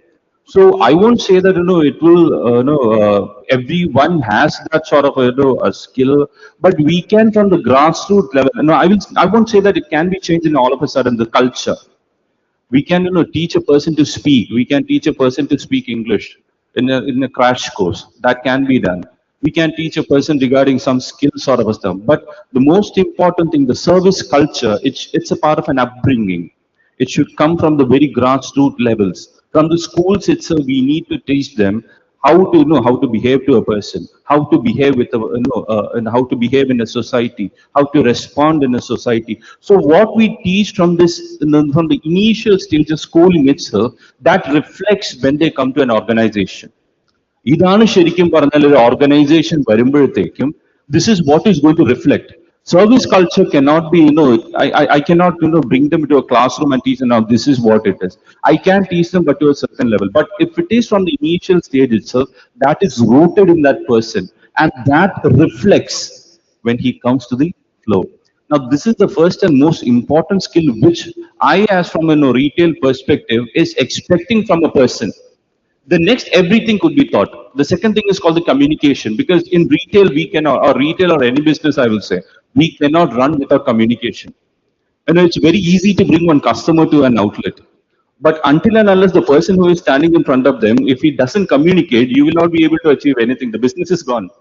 I can bring 100 people into an outlet, but if the one salesperson, if he cannot communicate rightly with the customer, that business is gone. The customer, he will go outside and he will be thinking, I have a number of opportunity. Why do I need to come back to this place where a person doesn't communicate with me, where a person doesn't speak with me, where a person doesn't respond to me? So as I said in the very beginning, it all goes to the service culture. Customer is not coming and paying you for the product. No, absolutely not. That mindset has changed. That era has gone. Where a customer will come to your outlet and pay for your product and you will take whatever you want and you will that is not going to happen. So we have to bring up a skill talent, or we have to build up a generation who is going to. When I say this, it's not only for one industry. It's common. It's common. All of our businesses, let it be retail, let it be hospitality, let it be tourism, whatever it is, it's all service driven. So our skills should be mainly focused on the service, the service culture. The second one is the communication skills, and the third one, which I'll always say, it's the most important skill which we want. As Biju sir and Rasak sir, which you finally mentioned, that's called as the upselling, the upselling and the upskilling one. It's a pretty big topic with which I can go on and on for a lot of time. All right, so all right, so in 5 minutes. no, Most of our salesmen are for especially when I teach our staff, when I speak to my training manager for my team, I used to always say that when a customer comes to a salesman, I will always say that it's every customer is a potential customer who has a capacity to buy more than one product. But it totally depends on the person who is standing in front of the customer or the client, how he is going to make use of that client. All right. So, for example, now if you go to any outlet, I can tell that every one of you have that same experience. You go to buy a product. The once you purchase the product, the first question that comes from the salesman or the person who is standing in front of you, "Vera enda vendada? Do you want anything else?" Immediate response is no, I don't want it, because you came for that one particular product and you got that product and you're happy with that product. But as a salesman, what I tell them is, or what we teach them is, no, that is not your objective. If you are there to ask, what do you want? Anybody can do that. Anyone can do that. What do you want? Anyone can ask that question. But you are not there to ask, no, what do you want? You are there to put a plant. You are there to see the plant. A plant, a seed called as thought. All right, sir, ഇത് വാങ്ങിച്ചിട്ട് ഇതെന്താണ് sir വാങ്ങിച്ചു? Anyway, you bought this product. If you buy this product, this also, if you buy this product, this is going to benefit you. All right. So this is called as planting a seed in the mind of a customer. So initially, say I'll always tell to my team, don't expect that person to buy that immediately. But that seed which you have planted in the mind of the customer, sometimes after reaching home, he will think, yeah, definitely, I should have bought that product. It would have added an advantage for me. So this one seed of thought which he planted in the mind of the customer, this will drive the customer to come to you again. Now, this is what I said. This requires a skill where you utilize that customer, where you understand that person, you understand that the mind of a customer, you plant a seed in that, plant a thought process in that mind of a customer, and that plant, that seed or that thought process will bring this customer again. So now this is what I call as the upselling or the upskilling skill, which we in a retail organization, we are trying to train our staff, we are trying to teach our staff. And I'm not going to say that we have reached to that level, but this is where we are striving to reach. And this is the target which we have kept, and this is the level of skill which we are trying to teach and train our staff to. Thank you. Thank you. And coming back to you. As I said earlier, VKC Footwear had grown from a small unit to 2,100 crore plus on business right now. And you have moved on, like you rightly said, from traditional outlets to conscious, digitally connected customers these days. So from your standpoint, how critical is skilled manpower in staying competitive? See, I've already mentioned that staying competitive is the only way to be or sustain, to sustain. There is no other option. See, when we started the business, I will just go to that story. We started the business 1986 by solving three major customer problems. So I think how many of you have used Hawaii Chappal in those days, maybe 30 years, 35 years back? So you must have experienced three major problems. See, when you buy a product, you use maybe 1 or 2 months, then there appears a small half moon or quarter moon on your backside of your slipper. ഒരു ചെറിയ ചന്ദ്രക്കല start ആവും. അത് കഴിഞ്ഞ് ഒരു ആ ചന്ദ്രക്കല വലുതായി വലുതായി അതൊരു ഫുൾ മൂൺ ആവും. കുറച്ച് കഴിഞ്ഞാൽ നേരെ ഭൂമി കാണാൻ തുടങ്ങും. അപ്പൊ ഇതായിരുന്നു അന്നത്തെ ഒരു ചെരുപ്പിന്റെ ഒരു പ്രോബ്ലം. സെക്കൻഡ് പ്രോബ്ലം, നമ്മൾ വളരെ സ്പീഡിൽ നടന്നു പോകുന്ന സമയത്ത് ബാക്കിൽ നിന്ന് ചിലപ്പോൾ ഈ നടക്കുന്ന നടുവിൽ ഒരാൾ ചവിട്ടിയാൽ സ്ട്രാപ്പ് അങ്ങ് ഊരിപ്പോരും. അപ്പൊ പിന്നെ വല്ല മരക്കഷ്ണോ അല്ലെങ്കിൽ സ്പൂണോ പെന്നോ എന്താണോ ആയുധം കിട്ടുന്ന വെച്ചാൽ അത് വെച്ചിട്ട് അതിനെ കൊണ്ട് അത് തിരിച്ച് കുത്തി കയറ്റണം. മൂന്നാമത്തെ പ്രോബ്ലം, ആ ചവിട്ട് കുറച്ച് സ്ട്രോങ് കൂടി പോയാൽ ഒന്നുകിൽ ആ ബാക്കിലെ ബട്ടൺ അങ്ങ് പൊട്ടും, അല്ലെങ്കിൽ ഫ്രണ്ടിലെ നെക്ക് അങ്ങ് ബ്രേക്ക് ആവും. ഈ മൂന്ന് പ്രോബ്ലം ആയിരുന്നു അന്ന് ഈ ചെരുപ്പില് കണ്ടത്. അപ്പൊ അന്ന് എന്ന് പറഞ്ഞാൽ അന്ന് വേറെ ഓപ്ഷൻസ് ഉണ്ടായിരുന്നില്ല. സോ ഈ മൂന്ന് പ്രോബ്ലം സോൾവ് ചെയ്തിട്ടാണ് ഞങ്ങൾ മാർക്കറ്റിലേക്ക് വരുന്നത് ബേസിക്കലി. സോ ആ മൂന്ന് പ്രോബ്ലം എങ്ങനെ സോൾവ് ചെയ്തു? ഒന്ന്, ഞങ്ങൾ സിംഗിൾ ലെയർ ആക്കി. സിംഗിൾ ലെയർ ആക്കിയപ്പം ആ മൂന്ന് അപ്പിയർ ചെയ്യുന്നത് ഒഴിവായി. അത് വളരെ കാലം ഉപയോഗിക്കാൻ പറ്റുന്ന സോളായി അത് മാറ്റി. രണ്ടാമത്തത്, സ്ട്രാപ്പിന്റെ കോമ്പണന്റ് അത് റബ്ബർ കണ്ടന്റ് കൂട്ടി അത് ഈ പൊട്ടിപ്പോവാത്ത രൂപത്തിലാക്കി. അതിൽ തന്നെ സോളിൽ സിന്തറ്റിക് ലെതറിന്റെ കണ്ടന്റ് കൂട്ടിയത് കൊണ്ട് അത് ഹാർഡാക്കി. അപ്പം ഹാർഡായാൽ ഈ ഊരിപ്പോരുന്നത് മെല്ലെ പോരുള്ളൂ. അപ്പൊ ഈ മൂന്ന് പ്രോബ്ലം സോൾവ് ചെയ്തിട്ടാണ് നമ്മൾ തുടങ്ങിയത്. അത് കഴിഞ്ഞ് പിന്നെ നമ്മൾ മാർക്കറ്റിലേക്ക് വരുന്ന സമയത്ത് അന്ന് കസ്റ്റമർ ഫേസ് ചെയ്തിരുന്ന ഓരോരോ പ്രോബ്ലംസ് ഉണ്ടായിരുന്നു. ആ സമയത്ത് നമുക്ക് പ്രൊഡക്റ്റുകൾ മിക്കവാറും ഡൽഹി, ബോംബെ, ബാംഗ്ലൂർ ഈ മൂന്ന് സ്ഥലത്തുനിന്നായിരുന്നു. PVC, റീപ്രോസസ് PVC ചെരുപ്പുകളായിരുന്നു മറ്റൊരു മാർക്കറ്റിൽ പ്രധാനമായിട്ടുണ്ടായിരുന്നു. അത് ഇവിടെ ആരും. അപ്പം ഇവര് ഈ പുറത്തുനിന്ന് എടുക്കുന്ന സമയത്ത് ഡീലേഴ്സിന് അത് വലിയ പ്രോബ്ലം. കാരണം ഒന്നിച്ചാ വരാ, ഒന്നിച്ച് പേയ്മെന്റ് കൊടുക്കണം, കട്ട് സൈസ് കിട്ടില്ല. നമ്മളിവിടെ തുടങ്ങി കസ്റ്റമർ അവർക്ക് എന്താണ് ആവശ്യം ആ സൈസിൽ നമ്മൾ ഡെലിവറി കൊടുക്കാൻ തുടങ്ങിയപ്പം ദേ മൂവ്ഡ് ടു കേരള ബ്രാൻഡ്സ്. അത് കഴിഞ്ഞ് നമ്മൾ ഓരോ പ്രോഡക്റ്റും നമ്മൾ ഈ ചേഞ്ചസ് കൊണ്ടുവന്നു. അതായത് first time in Kerala, or first time in south India, first time in. So we got various advantages relevant in those days basically. But now nothing of that sort remains now. See, now the opportunity is big. That time actually I can buy one product. If I am in Calicut, I can buy only a product from Calicut only. Now, if you want a product from Paris, you can buy it from your home. So the digital reach or the internet penetration has made you to such a point that you have to be competitive across the world, not on your what you call your city or your state or your country. See, if you want to survive or you want to be ahead of others, you have to be ahead in the world. So that kind of changes has happened in the entire ecosystem. It's not for me any product in that sort. If you want a product from Germany, you can buy it online right now sitting here. This was not the situation before. So the digital, this thing has made you what you call it to a next level wherein you have to be over and above that. So our first, because we had a major challenge was like we were mostly going through the traditional network basically.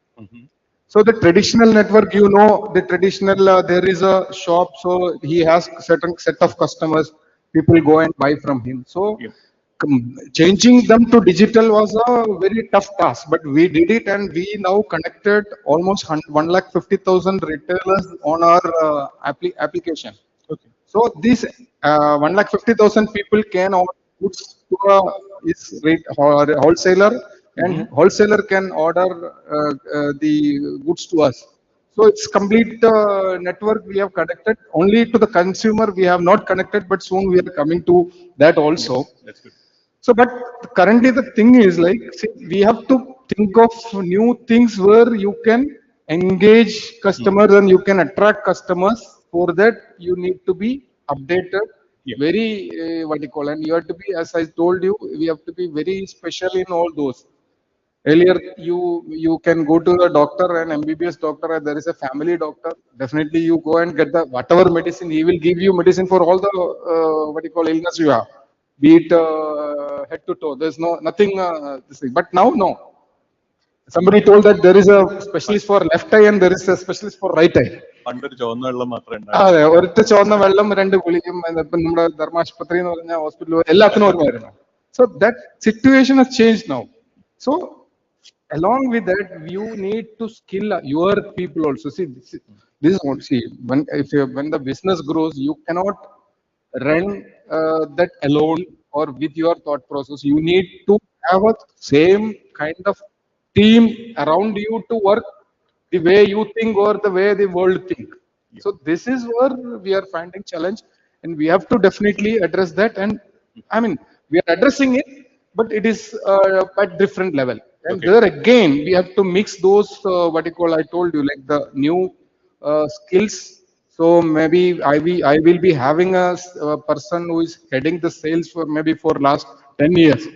Maybe I may have to go for a new person or above him or parallel to him to do something else. So if you want to crack for some other things, so same person maybe because he is good for one particular segment, but for another one maybe he is not good enough. So we have to keep on skilling your team, or you are to building your team with skilled people. Yep, fair enough. Akbar, you got a very large diversified workforce. Yes. So I'm wondering what could be your process. This is in the backdrop that 80% of the managers in retail think that workforce are to be skilled. Yeah, of and course. only 30% has access to any skilling program. Of course. So, coming to our perspective, I can say that whenever we are hiring a people, we are not expecting them to be skilled in all the areas. So, skill, for example, I can say that when I completed my MBA and when I got out into the professional level, I joined my company with just 30% of skills. 70% I was unaware about what is retail or what is my profile I'm going to do, what are all the skills that I require. And the 70%, and now this comes to the part of the company. 30% of education system can be done on the skilling part. But when you come to any industry, let it be IT industry, let it be a retail industry, or let it be a hospitality industry. So 70% is the part goes to that organization to mold this person into a person which you are expecting him to be. So we have not only people from the sales force. When we look at the retail, we see people only in the front end, but there are a lot of departments who are working behind it. For example, like the logistics part, let it be the IT part, let it be the accounts part, let it be the HR part. So every area requires a different sort of a skill for the smooth running of the operation. So from day one itself, what we do is the first we start with the onboarding process, the induction program, where we where we bring about all the people and we give them the all in all of the organization. So for the first 2 days, we train them what is retail, what are the common operation, what are all what are all the areas we have in a retail, or what are all the people, or who are all the people behind the running this organization. So the first 2 days are it goes for the general training, the general orientation, the general know-how of all our organization. And the next part, now from there, what we'll do is we'll segregate all the people, based on the categories. So we'll see all, for example, we have, 20 people who are onboarded. So we'll segregate. So, all right. So first 10 people we have from the sales part. So the next 5 people are into the IT part. So the next 5 people are in the HR part. So what we'll do is after the first 2 days of the general training, what we'll do is we will categorize, we'll bifurcate all these people based on the departments. And for the next 1 month, what we'll do is we will train these people on based on the categories. Because we just don't want them to have a general idea about the organization. From there on, we want them to have an in-depth knowledge about the categories as well. If he's working into the HR, then we give them a HR-oriented training program. what he is supposed to do in HR profile. If he's into logistics, we start a training program for them for him to be specialized in this area of work. കാരണം a person who is into logistics, I mean, for പുള്ളിക്കാരന് sales training കൊടുത്ത് യാതൊരു കാര്യമില്ല. He doesn't need it because he is going to be the back end. So he require a training program or he require information exclusively from the back end part, from the logistics part. You know, what he is do, what is his role in logistics? How he is supposed to receive a product? How we can know what to say? I mean, how we can avoid the exceptions and the variation part? How he can make the the documentation part perfect? So this is regarding the logistics part of the skillings which we do. When it comes to the sales part, we focus on how we can meet a customer. So no, every training because the manforce in retail is too high. So the training it goes on. It's not like that in a month you do fine number of training and you can sit relaxed. No, training happens throughout the month.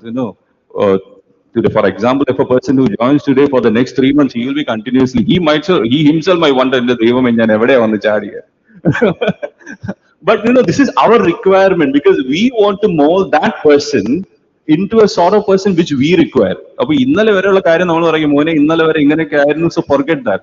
Or ഇന്നലെ വരെ കോളേജിലായിരുന്നു you are the hip hop person, rapper, whatever it is. That sort of a persona you can keep it on the other end. But today onwards we want you to be this sort of a person. So we try to mold him and it doesn't happen overnight. It's a time consuming process. So if you look at me also, when I got out of college, I was totally a different sort of a person. And today sitting over here and speaking like this, I will say, "Kannadi നോക്കുമ്പോൾ ഞാൻ തന്നെ പറയും, "എൻ്റെ ദൈവമേ, എവിടെ ആയിരുന്നു ഇപ്പൊ ഇങ്ങനെ ആയിരുന്നു." The company has changed, molded me into a person who I am here today. So this is what I also expect from the person who starts with our company. So ഇന്നലെ എന്തായിരുന്നു, that is okay, but tomorrow I want you to be such a sort of a person because this is what you're going to do, this is what you're going to handle, and this is what I am expecting from you. So we have the onboarding, the updation information, then we have the transformation, and then we make him to the person which we expect to be. So it's a continuous process. Thank you. And to you again, Akbar. The World Economic Forum's Future of Jobs 2025 report states that the skills in demand in retail is going to be one, human-centered skills, which we rightly touched upon. Yes. Rightly touched upon. And then technological proficiency is the second one. Absolutely. So, yeah. Can you give us some detail about what is changing in okay. In terms of technology, that's a wonderful question which Biju sir rightly spoke about. Now, technology is inevitable in any industry. It keeps on changing. So I joined retail almost 18 years back. And I have seen the transformation which technology has brought into our organization. For example, when I joined 18 years back, I could see that went into the logistic part itself. I could see that people, whenever a product comes, they manually they go with the paper and they start writing down all the paper, all the products, and then they have to go to the system. Then they have to manually insert all the system, which was a hell lot of a workforce for the staff. But later what happened, the PDT process and the system came into place where you just have to scan the barcode and every product gets into the system. So what happened was that stuff which was requiring almost 3 to 4 or 5 hours of work involved, it started happening in an instant. So we just have to scan the entire product goes into the system and we can ensure that none of the product goes missing from the stock. Every product which has been scanned in the initial stage, it is recorded. And even if one product is missing, that could be tracked out. So that's so technology has helped us to make sure that everything is streamlined. The second thing which technology has which we have incorporated, which has really helped us, that is called as auto picking stuff. How this auto picking has helped us, we can say that in the initial stages, every person will have to go to the shelf to see that if their products are missing or not.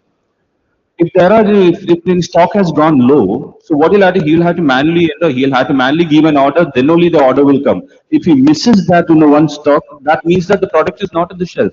Our product on the shelf is in. Why? Because one person, we cannot expect 100% accuracy from a man. Human errors can happen. So when we introduced the auto picking, what happened was that the system was able to generate the orders for itself. For example, if the system finds out that the order has come up to this number of levels, so the system itself will start to create an order. So what will happen is there it's the chances of human errors is very less. So we can ensure that the products are in the stock always. We don't have to know the question of products are not in stock because we I mean the percentage of manual error has reduced to a tremendous level, and we have the system itself generating product for us. So when we say the technology, that's one tremendous advantage which we have from us. And in Middle East, I have seen, that has literally fascinated me actually. It's called as an autonomous shop where you don't want a person to be there. A customer can come, he can take the product, and the moment he steps out of the outlet, the product is the money is actually debited from his credit card or his debit card. So you don't want a person to be there. You don't want a cashier to be there in the POS system. You don't want a person. One morning you come, you fill the entire shop, and you can leave. And the entire the business is driven by technology itself. The moment a person steps into the outlet, he's totally scanned. The moment he takes a product, it's actually it goes to the system. The moment he steps out, it's actually punched also. So that sort of a concept, what happens is how it's going to benefit is, for example, if you want to you have a window purchase, or you want to have a just want one product, you don't have to go to a major outlet, you don't have to stand for a 1 hour queue, or you don't have to go for a bigger thing. You can immediately get in, you can get out. That's it, halas. You don't have to wait for anyone. Now, that sort of a concept, the autonomous concept, those are all into scenes, then called the self-checkouts. So we can go on and go on regarding the technological part, but the most important advantage which I have seen is it gives a upper hand for the customers. It gives an upper hand for the client because their time is reduced. The waiting time is precious for everyone. നമ്മളെല്ലാരും ലുലുവിൽ കയറുമ്പോൾ തന്നെ ഓരോ നമുക്ക് ദൈവമേ എന്തോരം Q ആ. Alright, so what we are trying to do is we are trying to save your time for that. So that is the reason we are trying to incorporate all the technological aspects of business scenario, so that whenever you come to our organization or whenever you come to your outlet, we want you to give the best experience. We want you to save your time, and we want you to go out smiling. Now that is what that is the reason we are driving. We are pulling all these technological concepts so that we can give you the best shopping environment and the atmosphere and the experience. Thank you, Vijay. വരുമ്പോൾ VKC group home grown ആണ്. ഇവിടെ ഒരുപാട് opportunities കൊടുത്തിട്ടുണ്ട്. നേരത്തെ ഉണ്ണി sir ഇവിടെ വന്നിരുന്നു. ഉണ്ണി sir വളരെ ഫോണ്ടായിരിക്കുന്ന ഒരു കാര്യമാണ് ഇവിടെ ഫുട്വെയർ ക്ലസ്റ്ററിനെ കുറിച്ചാണ് എല്ലായിടത്തും പറയുന്നത്. VKC സ്പിയർ ഹെഡ് ചെയ്ത ഫുട്വെയർ ക്ലസ്റ്റർ വളരെയധികം ഓപ്പർച്യൂണിറ്റി കേരളത്തിൽ ഉണ്ടാക്കിയിട്ടുണ്ട്. പക്ഷെ കേരളം അതുപോലെ തന്നെ നേരത്തെ ഇതിന് മുമ്പത്തെ പാനലിൽ സംസാരിച്ച പോലെ വിദേശത്തേക്ക് ടാലന്റ് എക്സ്പോർട്ട് ചെയ്യുന്നതിലും മുന്നിലാണ്.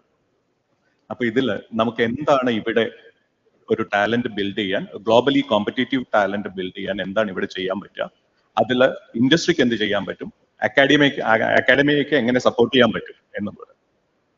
See, that is a major discussion happening right from maybe 10 year, 15 year or 20 year. From 20 years, we have been discussing the similar topic.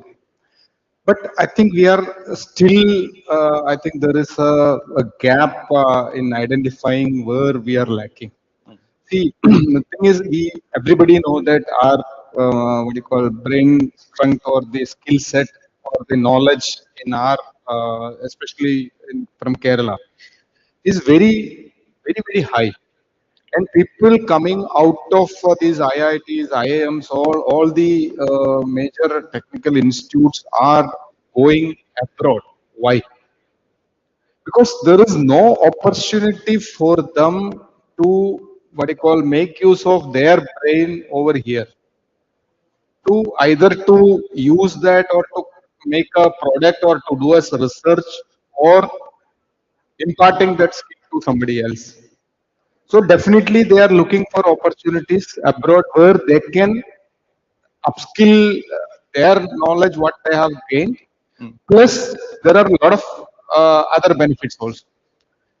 Now, recently, like we know that we are coming out with a GCC policy, which is going to be maybe one of the game changer in coming years for Kerala.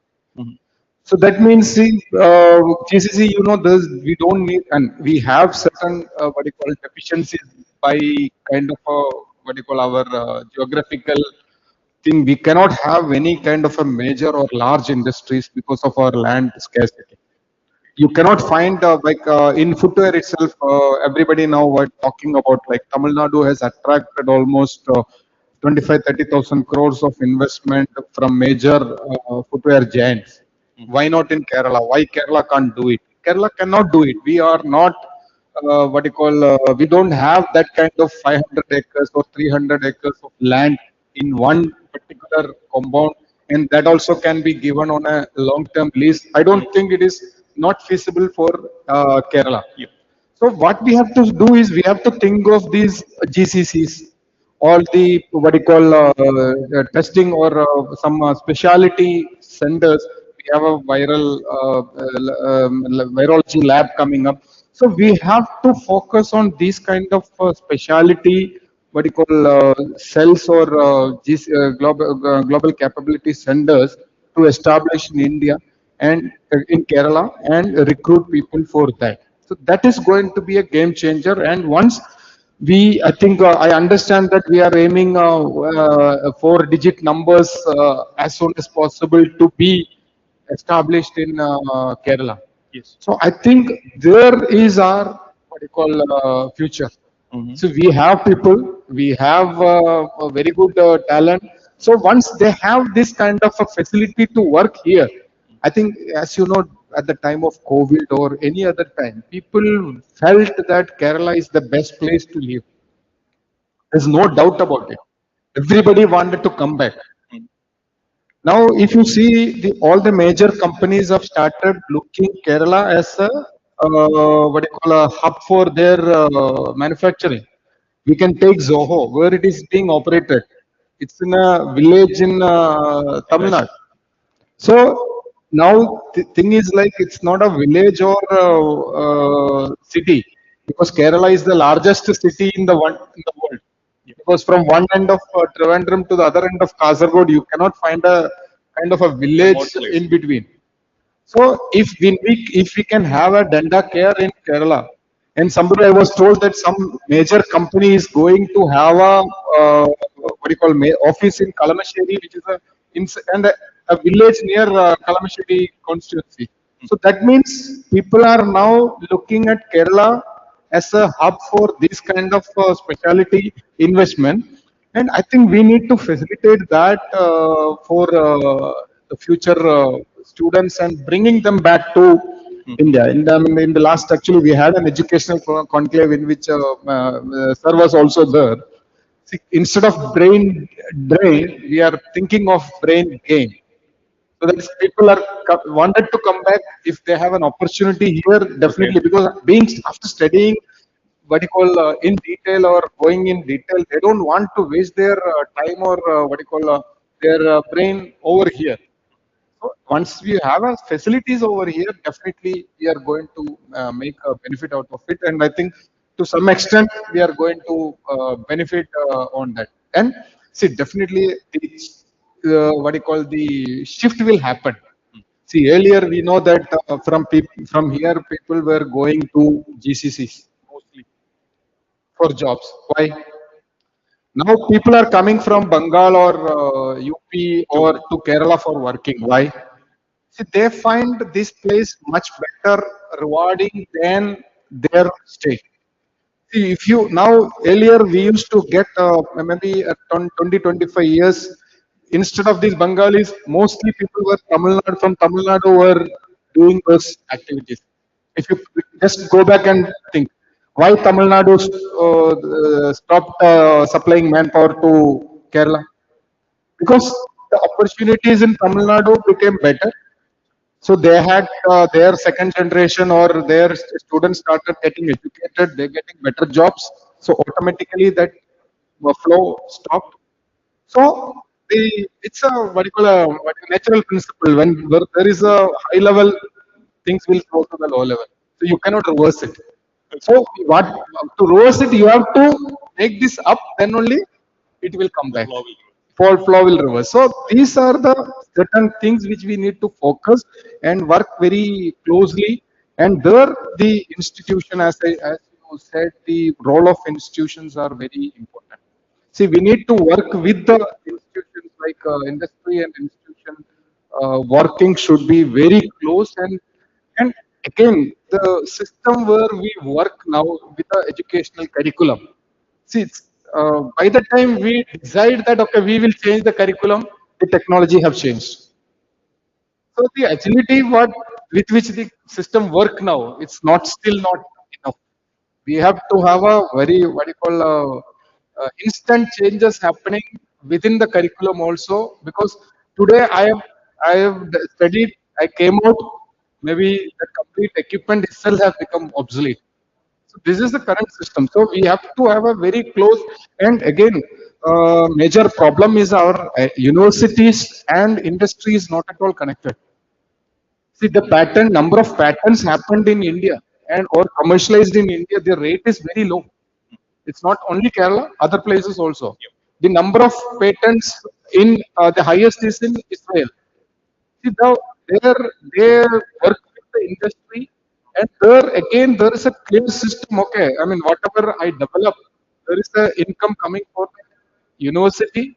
Now here people are like, see, we are doing only in the interest of academic purpose. We are not thinking anything over and above academic purpose. Maybe I need a doctorate. I do a research. I got that. There is nothing happening beyond that. So it should end, and there should be, when there is a research happening, it should be linked to a particular industry or particular stream of what you call requirement. Then definitely that team can take it forward. So that linkage has to be increased in a very drastically. That I think somehow it is, there is something missing still. We need to work on it further. But changes are happening. Let us hope for the best. And I hope CA can be the catalyst. Definitely, definitely. That's what I told you. We had an educational conclave just last 25th, and the major discussion was on this line only. Thank you, sir. And Lulu Mall employs a Yes, large sir. young workforce from Kerala. True. The Lulu Group always had grand visions about the youth. Absolutely.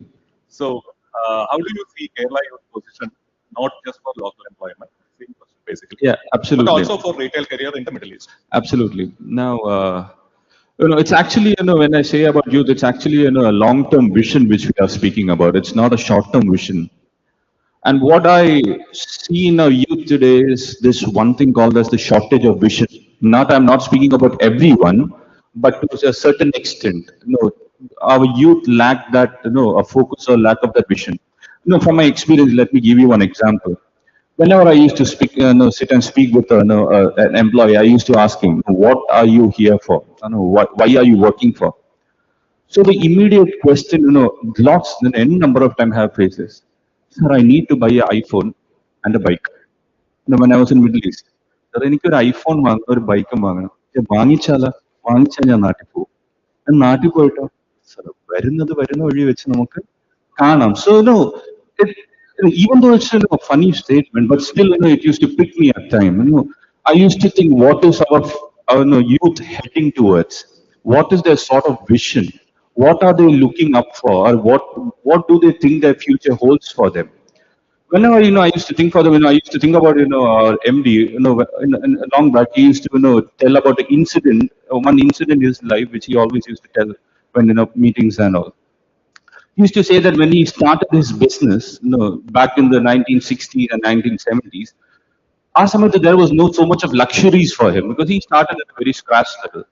So he used to say that he used to lie on the top of a building and he used to look at the stars. He used to gaze upon the stars, and he used to dream upon this business, where his business is going to take him in another 20 years, or where his business is going to take him another 30 years. And that one vision, he used to say, whenever I used to gaze upon the stars, when I used to think about it, all the hard work, or all the pain, or all the difficulties, all the challenges I had, it used to fade away. And the only thing which he could envision or which he could see is the bright, the bright business prospect ahead of him. So this is one thing which propelled us, and that is what drove Lulu to where it is here today. So after 20 to 30 years, you can see that this is one of the biggest conglomerates in the Middle East. And now we have massive expansion plans in India, all started with a vision 30 to 40 years back on the top of a roof. So this is where our youth lacks today.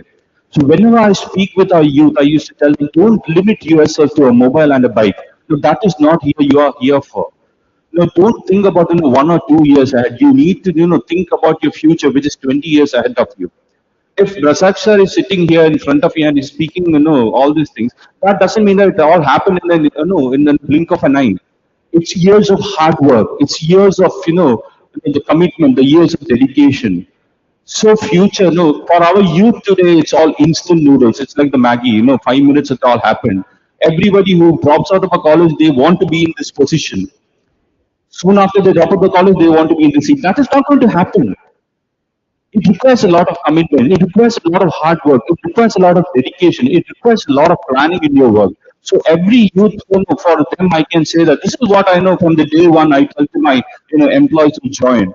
Don't think about, 1 or 2 years. Think about 10 or 15 years ahead of you.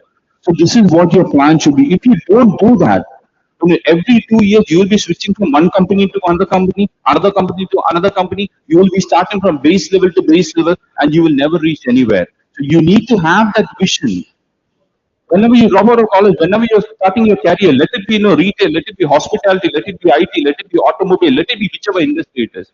You need to have a vision for you. And this is what we want every youth to have. In our Lulu, this is what we try to teach them from day one. Have a vision for yourself. Have a vision. Don't think about it tomorrow. Today you started as a salesman. Don't think about a salesman level. I want you to think like a manager, because if you start thinking like a manager, in another 5 to 6 years, you will be a manager. And that is how your vision should be. For every IT or a HR person, I always tell them, don't think as an HR executive when you start. Think as an HR manager, because if you are going to have a mindset set as an HR manager, you will be thinking as an HR manager, you will be planning as an HR manager, and you will start working as an HR manager from day one. Now, this is one thing which will propel you to excel. If you're going to start thinking as an executive level, this is what I learned from my experience. If you're going to keep thinking as an executive from day one, day two also you'll be thinking as an executive, day three also you'll be thinking as an executive. After 1 year also you'll be thinking as an executive, and after 20 years you turn back and see, then you will say, "Arey baap re, wo kya ho gaya yahan pe?" What went wrong? What went wrong is day one. Your day one went wrong. Your day one onwards, you were starting as an executive. So this is what I think. I say to this is what the biggest advice I want to give to the youth. Let it be any industry. Start visioning for the future, not for 1 day, not for 2 days. Start thinking about it. You have I always say that your sweat, your hard work, and your commitment, that will pave the road for your future. That will pave the road for your success, and that will be your success mantra after 20 years. And you can say after 20 years or 15 years or 10 years, you can turn back and say, yes, the decision which I took, the vision which I saw, that has come to a fruitfulness, that has come to a fulfillment. And it was not overnight, but I'm happy that I took that standpoint. And this is what is what we as an organization is looking forward. And this is one thing which we try to implant in the mindset of every employee, because we want our employees to be with us for a long term, and we don't want them to base level. We want them to grow as the company grows. The company grows. We have a big, massive expansion plan for Lulu. We have a massive expansion. As Rasak sir rightly said, we have Kerala is booming. We have huge demand for talents, but that talent shouldn't end at the base level. As Kerala grows, as the organizations grows, as the industries grows, we want every talent to grow along with us, so that tomorrow we have a bright, people who will be sitting in this podium, who will be telling, who will be guiding our next generation to come. So this is what we want, and this is what the vision of our organization is, and this is what should be the vision of our youth as well. Wonderful. Thank you so much. So I think we have short time limit. Uh, so can we take 1 or 2 questions?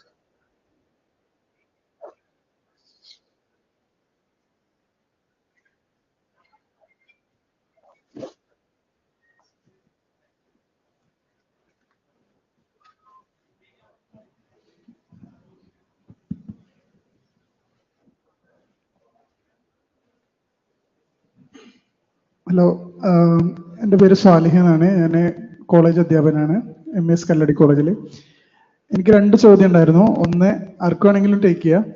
ഒന്നാമത്തെ question എന്ന് പറയുന്നത്, ഇന്ന് commerce അതുപോലെ ഈ Instagram social media വഴിയുള്ള business വളരെയധികം കൂടി വരുന്നത് കാണുന്നുണ്ട്. ഇപ്പൊ എൻ്റെ ചില സ്റ്റുഡൻസ് തന്നെ ഒരു 1 crore ഒക്കെ ടേൺ ഓവർ ഉള്ള കമ്പനീസ് റൺ ചെയ്യുന്നുണ്ട് ചില ഇൻസ്റ്റഗ്രാം പേജിലൂടെ മാത്രം.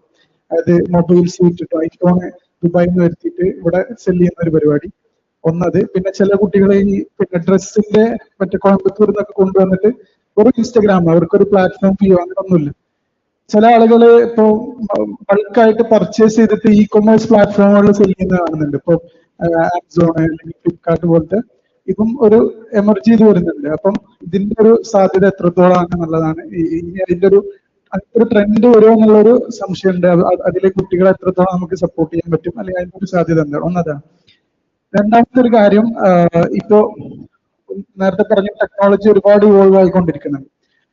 അപ്പോ ഇപ്പോ ഈ റീറ്റെയിലേഴ്സിന് അല്ലെങ്കിൽ ഹോൾസെയിൽ കച്ചവടക്കാരൊക്കെ ഇപ്പം മിക്ക ആളുകളും പണ്ടുള്ള ഒരു സിസ്റ്റം ഇപ്പോഴും പിന്നെ ഡെലിവറി ഒക്കെ ആയിട്ട് പല രീതിയിലും റീറ്റെയിലേഴ്സിന്റെ അടുത്ത് ഹോൾസെയിലേഴ്സ് എത്തിക്കുന്നുണ്ട് സാധനങ്ങൾ. പക്ഷെ എന്നാൽ അതിന്റെ ഒരു ട്രെൻഡ് വളരെയധികം മാറിക്കൊണ്ടിരിക്കുകയാണ്. ഇപ്പോൾ ഡിജിറ്റലി ഡാറ്റ അവൈലബിൾ ആണ്, പല ഡേറ്റ പ്രൊവൈഡേഴ്സ് ഉണ്ട്, അവരുടെ കയ്യിൽ നിന്ന് പിന്നെ ഈ റീറ്റെയിലേഴ്സിന്റെ ഡീറ്റെയിൽസ് കളക്ട് ചെയ്തിട്ട് അവരായിട്ട് ഫുൾ ഓൺലൈനിലൂടെയാണ് കമ്മ്യൂണിക്കേഷൻ നടത്തുന്നത്. അപ്പൊ അത്തരത്തിലുള്ള ഒരു സാധ്യത എന്താണ്? ഇങ്ങനെ രണ്ട് ചോദ്യമാണ്.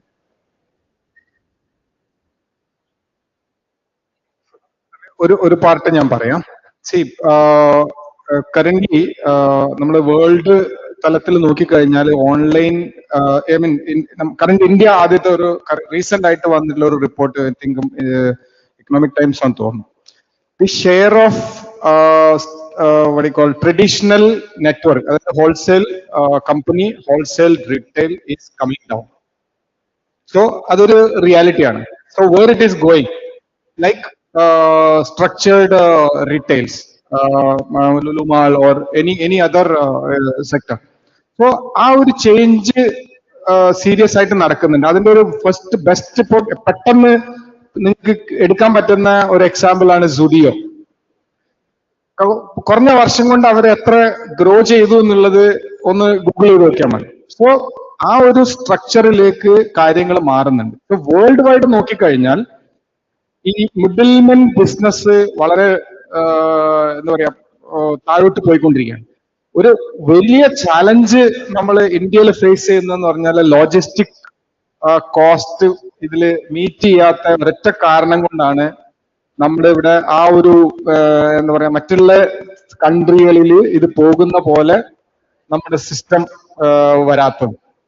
അത് ഇന്ന് ആരെങ്കിലും ഒരു പുതിയ ടെക്നോളജി ആരെങ്കിലും ബ്രേക്ക് ചെയ്യുന്നോ അന്ന് നമ്മുടെ ഓഡിയോ കാസറ്റ് നിന്ന പോലെ ഇത് സ്വിച്ച് ഓഫ് ചെയ്യുന്ന മാതിരി നിൽക്കുന്ന ഒരു സ്ഥിതിയിൽ എത്തും. കാരണം പിന്നെ നേരെ ഒന്നിന്റെ ആവശ്യമില്ല, നേരെ മാനുഫാക്ചർ ക്യാൻ റീച്ച്. ഇപ്പൊ എനിക്ക് എന്റെ കസ്റ്റമറോ അല്ലെങ്കിൽ എന്റെ റീറ്റെയിലറോ എത്തണമെങ്കിൽ ഒരു മിഡിൽ ആളെ ആവശ്യമില്ലാത്തൊരു സ്ഥിതി വരുമ്പോൾ സ്വാഭാവികമായിട്ടും ആ ഒരു ആംഗിളിലേക്കാണ് ഞാൻ നോക്കുന്നത്. അപ്പം നിങ്ങൾ പറഞ്ഞ ആ ഇത് ഈ ചെറിയ രൂപത്തിൽ അത് നന്നായിട്ട് നടക്കുന്നുണ്ട്. പക്ഷെ അതിനെ സ്കെയിലപ്പ് ചെയ്യേണ്ടടുത്തേക്ക് വരുമ്പം there is A challenge on logistics.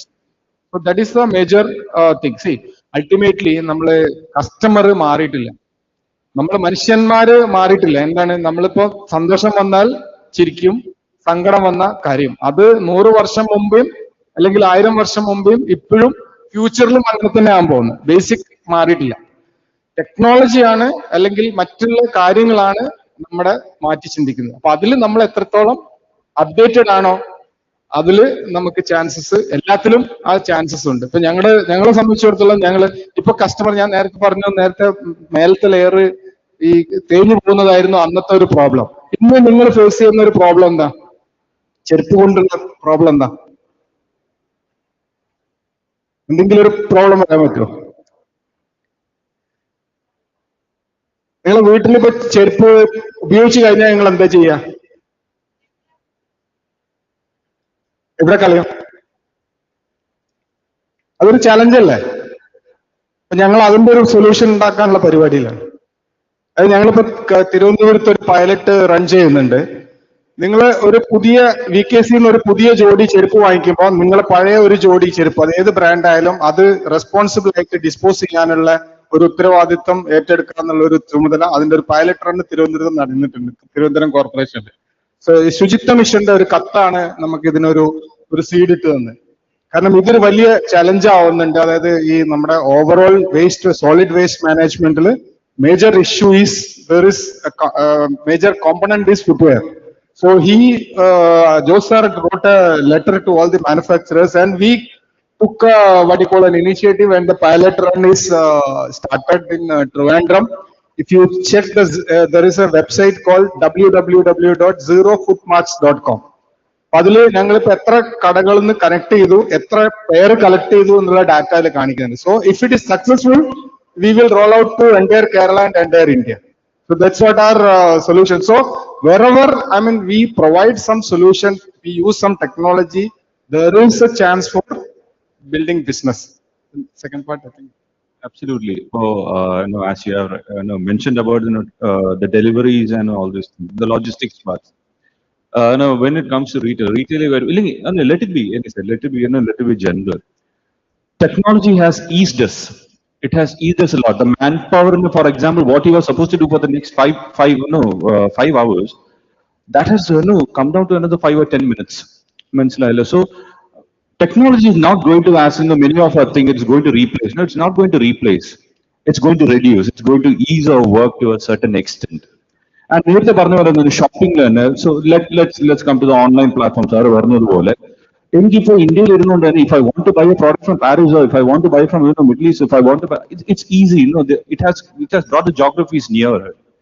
എനിക്കിപ്പോൾ പണ്ടാണെങ്കിൽ I have seen എന്റെ ഫ്രണ്ട്സ് ഒക്കെ ഇരുന്നുകൊണ്ട് മിഡിൽ ഈസ്റ്റിലേക്ക് അമേരിക്കയിൽ പറയും, അങ്ങളെ അടുത്തോടെ വരുമ്പോഴത്തേക്ക് ഒരു മൊബൈൽ വാങ്ങിച്ചിട്ട് വരണേ, അല്ലെങ്കിൽ അടുത്തോടെ വരുമ്പോൾ ഒരു ചെരുപ്പ് വാങ്ങിച്ചിട്ട് വരണേ. ഇപ്പൊ അങ്ങനെ പറയേണ്ട ഒരു കാര്യമില്ല, because this is the impact of the technology in our business nowadays, and this is what we are looking for. We are trying to bring people nearer. ഇവിടെ ഇരുന്നുകൊണ്ട് തന്നെ നമുക്ക് എന്തൊക്കെ നമുക്ക് ചെയ്യാൻ പറ്റും, but that doesn't mean the technology is going to replace anyone. It is not going to. ഇപ്പോഴും we have the same manpower in our industry. We have the same manpower as before, but the only thing is the people who are working, they feel that ease. അവർക്ക് ആ ഒരു comfortability feel ചെയ്യുന്നുണ്ട് because of this one. And not only us, the customers will also, when it comes to seeing, the customers will also try to feel that easiness, that comfortness when all this technology comes in the scene. For example, പണ്ടൊക്കെയാണെന്ന് വെച്ച് കഴിഞ്ഞാൽ ഒരു പ്രോഡക്റ്റിന്റെ ഒരു വില അറിയണമെങ്കിൽ you have to go in search of ഒരു സെയിൽസ്മാനെ കിട്ടിയാലേ ഒരു പ്രോഡക്റ്റിന്റെ വില അറിയത്തുള്ളൂ. പക്ഷെ ഇപ്പൊ അങ്ങനെയല്ല. Every bits and corners we have the price scanner, so you don't have to look for a person. That ഞാൻ ഒരു ചെറിയ എക്സാമ്പിൾ പറഞ്ഞ. So ഇങ്ങനത്തെ ഒരു ചെറിയ things, when you put together as a whole, it makes a big impact for our business in terms of technology. So it's not for replacement, but it is for the convenience and the comfort of every people who are inside the company as a whole. Just add one more point. See, നമ്മള് സ്കില്ലിനെ പറ്റി പറഞ്ഞതിന്റെ കൂടെ പറയണ്ട. See, when suppose there is a salesman in a branded showroom, see what skill you need. Just ഒരു തമാശ രൂപത്തിൽ പറയാന്ന് ഉദ്ദേശിച്ചു. One customer is coming. He is having maybe a college student. He is having a backpack, and he is what you call asking for a particular brand and size. So it is sure. I mean, the salesman should have that what you call mindset, or that what you call insight, that he has come to check that store for his correct size, because he wanted to buy it online. So whenever that communication starts, the what you call the skill set of that salesman should be to understand that, and he should understand from him that what price he is going to buy, and whether he can offer him a better price. He can convert that sale to an offline sale. So this is the skill what we are looking by just observing a customer. So normally, if somebody is coming to buy from the store, he will keep the backpack, and then he will start searching. If he is already with the backpack, he will not buy from that. So it's just a observation that you need to. I mean, something which you need to identify. Okay. And the last question. എൻ്റെ പേര് ശിവപ്രകാശ് എന്നാണ്. Arts and science കോളേജിലാണ് placement ഓഫീസറാണ്. First question V K സക്സറോടാണ്. നമ്മളിപ്പോ ഒരു arts and science കോളേജിൽ ആയതുകൊണ്ട് തന്നെ എനിക്ക് മനസ്സിലായ ഒരു കാര്യം, റീറ്റെയിൽ മേഖലയിൽ നമുക്കൊരു അൺലോക്കിംഗ് ഓപ്പർച്യൂണിറ്റീസ് ആണ് കുട്ടികൾക്കുള്ളത് എന്നുള്ളത്.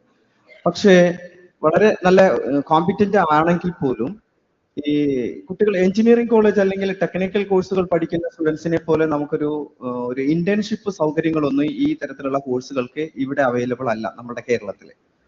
അങ്ങനെ വരികയാണെങ്കിൽ എന്ത് ക്രൈറ്റീരിയ ആണ്? ഇപ്പോൾ ചില കുട്ടികൾ വന്ന് നമ്മളോട് സംസാരിക്കുമ്പോൾ ഈവൻ റൈറ്റ് കാൻഡിഡേറ്റ് ആയിരിക്കും, വളരെ കാപ്പബിലിറ്റീസ് ഉള്ള കുട്ടികളാണെങ്കിൽ പോലും സെലക്ഷൻ കിട്ടാറില്ല.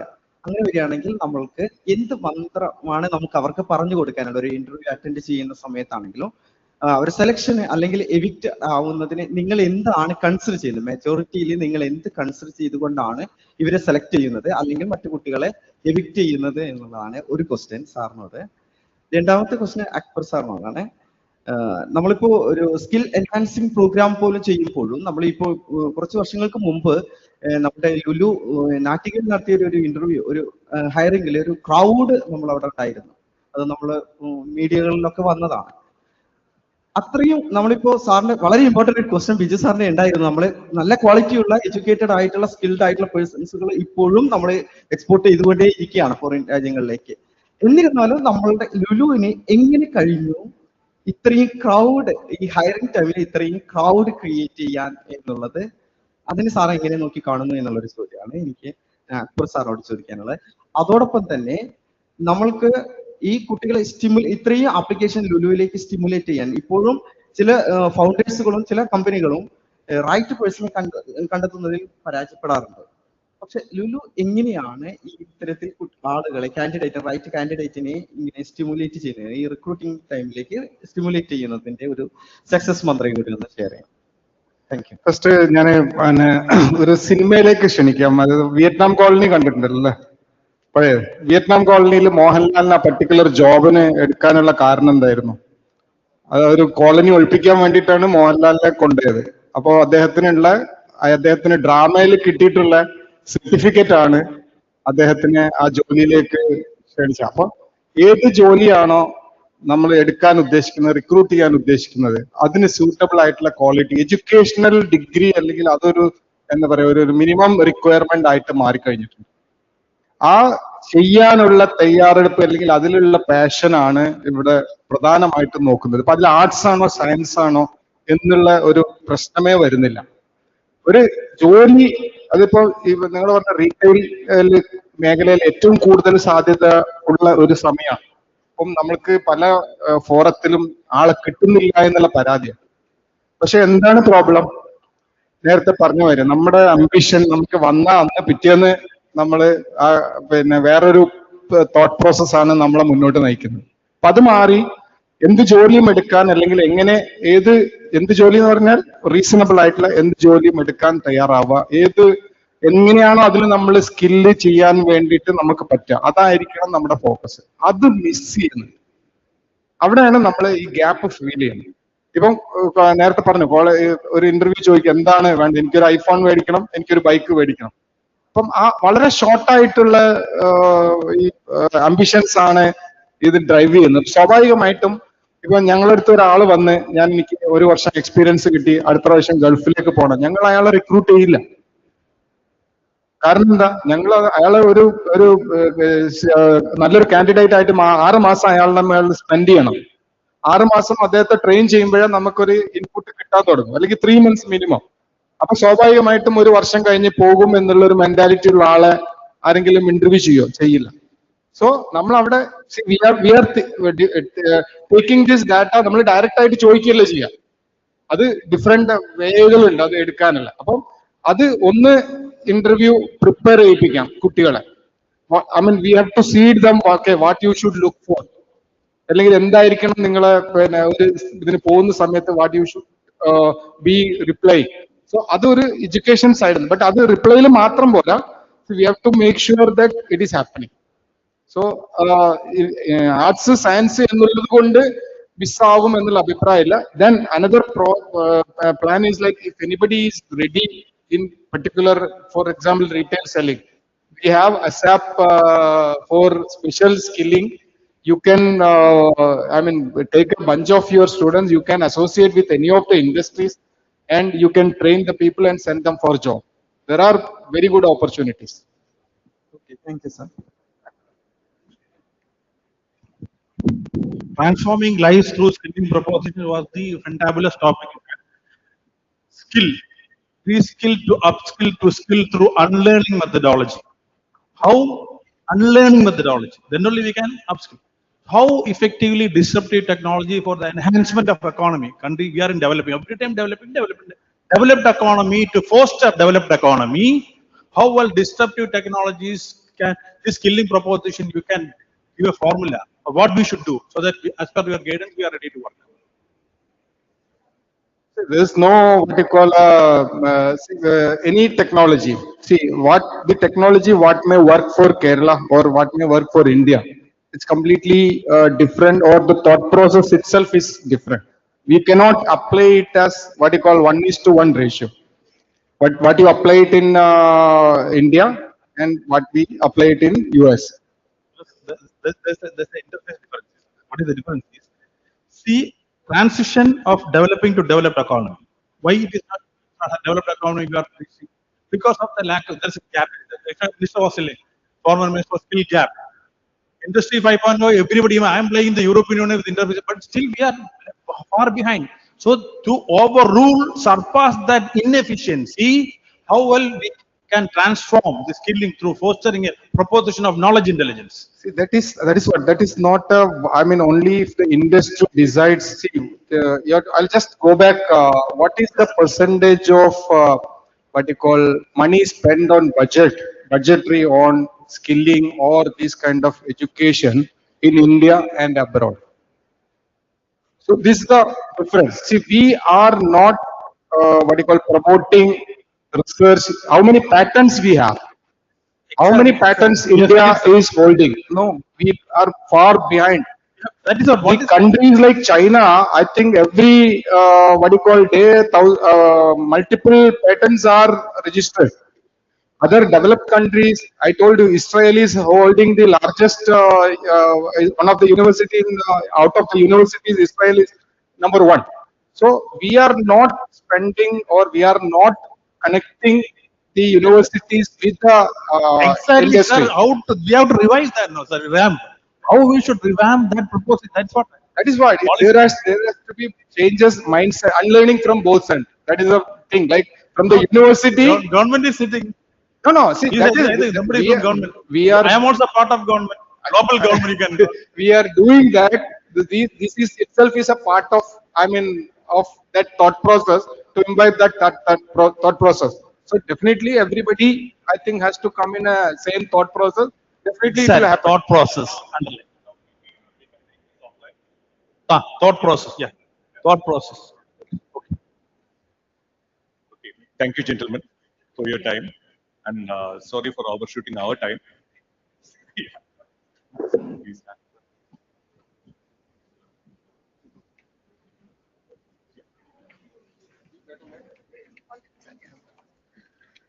So, okay, thank you so much for a wonderful session. And on behalf of everyone who has been here, I want to express the sincere gratitude to our speakers and thought-provoking presentation. Thank you so much.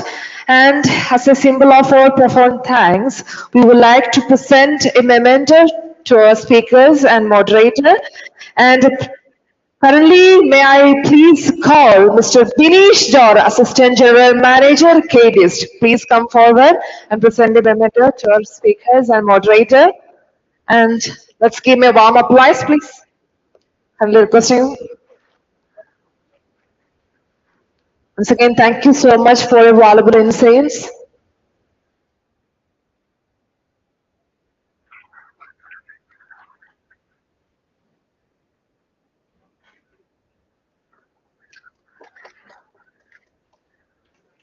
Thank you so much. Kindly request everyone, please take a photo.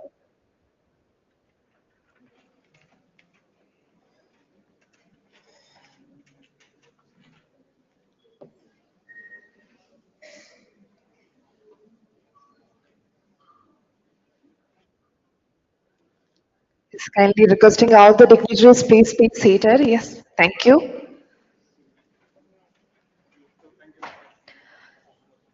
And now, ladies and gentlemen, we are just moved to our next session. Kindly requesting everyone, please be seated. We are just about to begin our next session.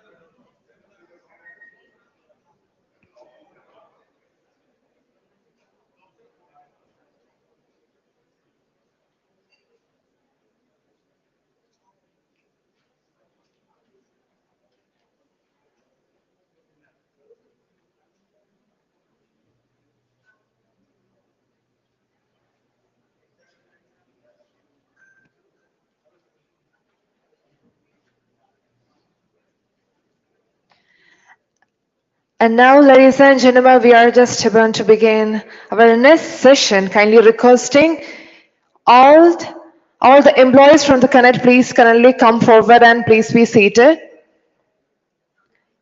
Employees കണക്റ്റിലുള്ള എല്ലാ വ്യക്തികളും ഈ ഒരു ടൈമിൽ HR മീറ്റിലേക്ക് സ്നേഹത്തോടെ സ്വാഗതം ചെയ്യുകയാണ്. And we are just about to dive into our next session.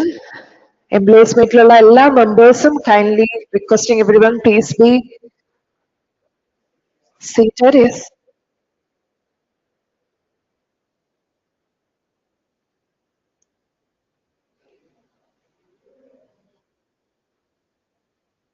So once again, welcoming everyone for Skill Kerala Global Summit 2025.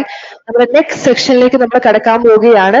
അതിന് മുന്നേ ആയിട്ട് എംപ്ലോയീസ് കണക്റ്റിലുള്ള എല്ലാ മെമ്പേഴ്സ് ഈ ഒരു ടൈമിൽ നമ്മുടെ ഫ്രണ്ട് റോയിലേക്ക് വരേണ്ടതാണ്.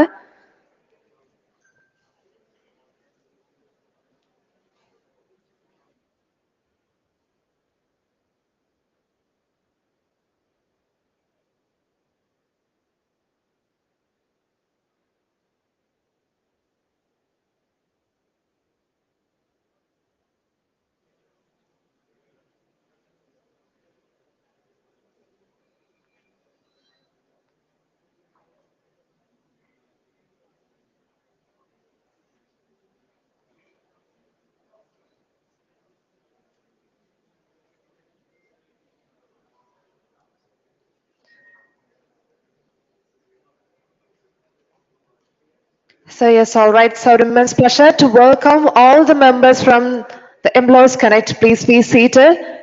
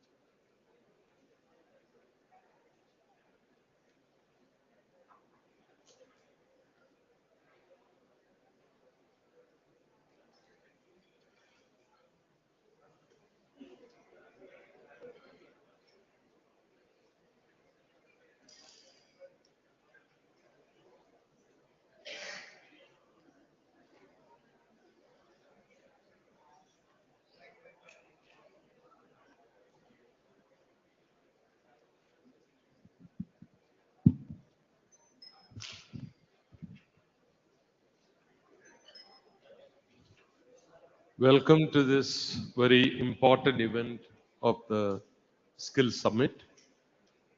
thanks to the Confederation of Indian Industries and ICT Academy for organizing this event. We had gone around and in a few cities, I myself had gone with a team of CII to Hyderabad, to Bangalore, Chennai, to meet a few of the employers. Important employers we have met already. So this is session for a one-to-one meeting for any of the major employers who have come for the summit.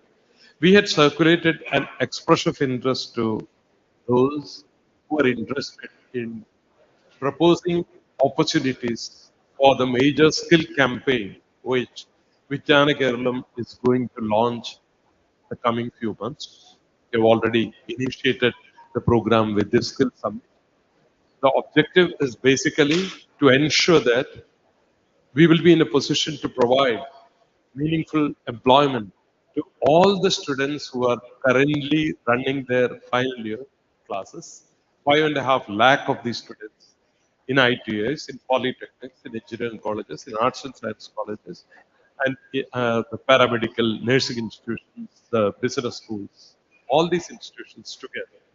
We had circulated an expression of interest and we had targeted basically opportunities for premium jobs, which we could showcase in December, January for the students. The idea is essentially to plan out, to basically skilling them in the campuses through the campus skilling program, getting them ready for jobs by the time we go to a stage of a campus interview in January, December, January is a sort of timeline that we had been looking forward to. We are extremely thankful to the CII and ICT Academy. We have been able to, even though we have not reached the target we had put forward, we have been able to come to a number of 1.4 lakh job opportunities. Not counting the internships and apprenticeships. The CIA has contributed around 80,000 opportunities. ICT Academy around a few thousand opportunities. Then the FICCI and other local employer companies have also contributed to the opportunities. So we would be trying to leverage all this. And with your partnership, we want to, currently what we have done is essentially we have listed out the openings, listed out the job titles and possibly the job descriptions. We would be, during the coming few weeks, we will be working out further details of that, essentially to look at the skilling programs that we want to initiate in the campuses. Campus skilling centers are going to be the central point in taking this forward. So far, as a part of the knowledge economy mission, we had been looking at mechanisms for communication skills, mechanisms for English speaking skills. These were the sort of broad focus that we had. Now we are moving over to higher order thinking, critical thinking, collaboration, and related areas, apart from even brushing up the domain skills as well. So this is sort of comprehensive skilling program, which we want to initiate, which would be possibly the first of its kind in the country. So we want your support for this great program. So essentially, what we will do, we have got very limited time. The representatives of CII and ICT Academy, the board chairman, they are joining us soon. As soon as they come, we'll start off with the session. We'll have a brief introduction by the Confederation of Indian Industries and ICT Academy, and we'll get into the session. Meanwhile, if anybody wants to have a one-to-one consultation on things, we have got limited time. We have met a few of the employers. The other employers, we will be always open to connect and take this forward. Myself and my colleagues, Vinesh and the members of the demand side management team are here at your disposal. So take use of this opportunity and connect. Thank you. So a gentle reminder, so നമ്മൾ ഇത് start ചെയ്തതിന് മുന്നേ ആയിട്ട് വന്നിരിക്കുന്ന എല്ലാ എംപ്ലോയീസും ഫ്രണ്ടിലേക്ക് കയറിയിരിക്കേണ്ടതാണ്. ഈ ഒരു മീറ്റ് നിങ്ങൾക്ക് വേണ്ടിയാണെന്ന് അറിയാമല്ലോ. സോ ബിഫോർ സ്റ്റാർട്ട് ചെയ്യുന്നതിന് മുന്നേ എല്ലാ എംപ്ലോയീസും ഫ്രണ്ടിലേക്ക് കയറിയിരിക്കേണ്ടതാണ്. Gently requesting everyone, every employees please come forward and please be seated. Kindly requesting all the employees, എല്ലാവരും മാക്സിമം ഫ്രണ്ടിലേക്ക് കയറിയിരിക്കുകയാണ്. Kindly requesting. സോ എന്നാലാണ് നമുക്ക് കുറച്ചും കൂടെ നല്ല രീതിയിൽ ഈ ഒരു അഷാർബായിട്ട് നമുക്ക് ചെയ്യാൻ പറ്റത്തുള്ളൂ. സോ കൈൻഡ്ലി റിക്വസ്റ്റിംഗ് എല്ലാ എംപ്ലോയീസും മാക്സിമം ഫ്രണ്ടിലേക്ക് കയറിയിരിക്കേണ്ടതാണ്. Yes, thank U.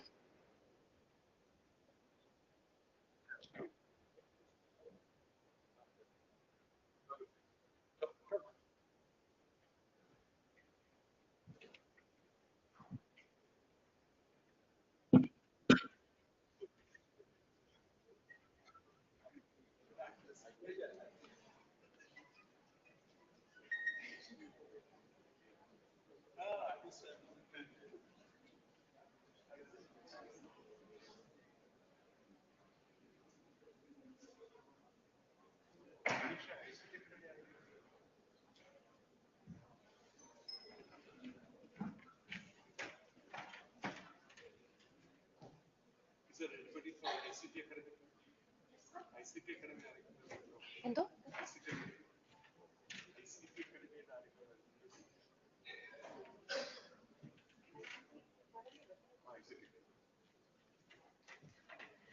Kindly requesting ICT academy പ്രതിനിധിയായിട്ട് ആരെങ്കിലും ഇവിടെ ഉണ്ടെങ്കിൽ kindly please come forward. Kindly requesting ICT academy ഭാഗമായി ആരെങ്കിലും ഇന്ന് ഇവിടെ വന്നിട്ടുണ്ടെങ്കിൽ kindly requesting to come to the Diaz.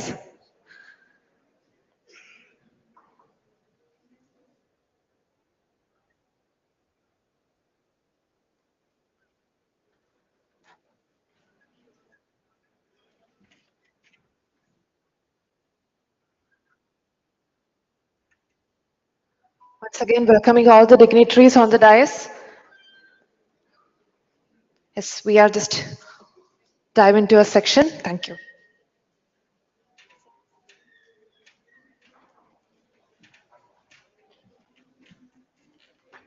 So we'll not waste time.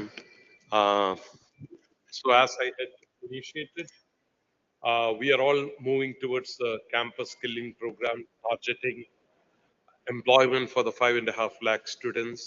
I'm extremely thankful to the Confederation of Indian Industries. We have Saurav and SRC on the, we all call him SRC on the dais. So I would now request SRC to address this gathering of employees here and his thought process regarding how to take this program forward, please. Don't mind if I sit, because we are colleagues from industry. Confederation of Indian Industry has been working very closely with the government of Kerala on this very impactful initiative, where we are looking of the 20,000 job placement, 5 lakh, sorry, 20 lakh and 5 lakh is the target CI has taken. Why did we take this? Because we know that the youth and the talent from Kerala are much sought after. They are at a higher level, and we feel that industry would benefit from such productive, and the soft skills, adaptability skills which industry looks for is higher than in other states. So employability factor is much higher, and I think this is a very good source for talent for India. We have been doing extensive, and I know Dr. Uni and the team, Shorav and the team has been working extensively doing roadshows, not only here. I have myself done roadshows for Kerala in Middle East and other countries also. So there is traction, and we feel that now in this phase, what we are looking at is an integrated approach. We have jobs.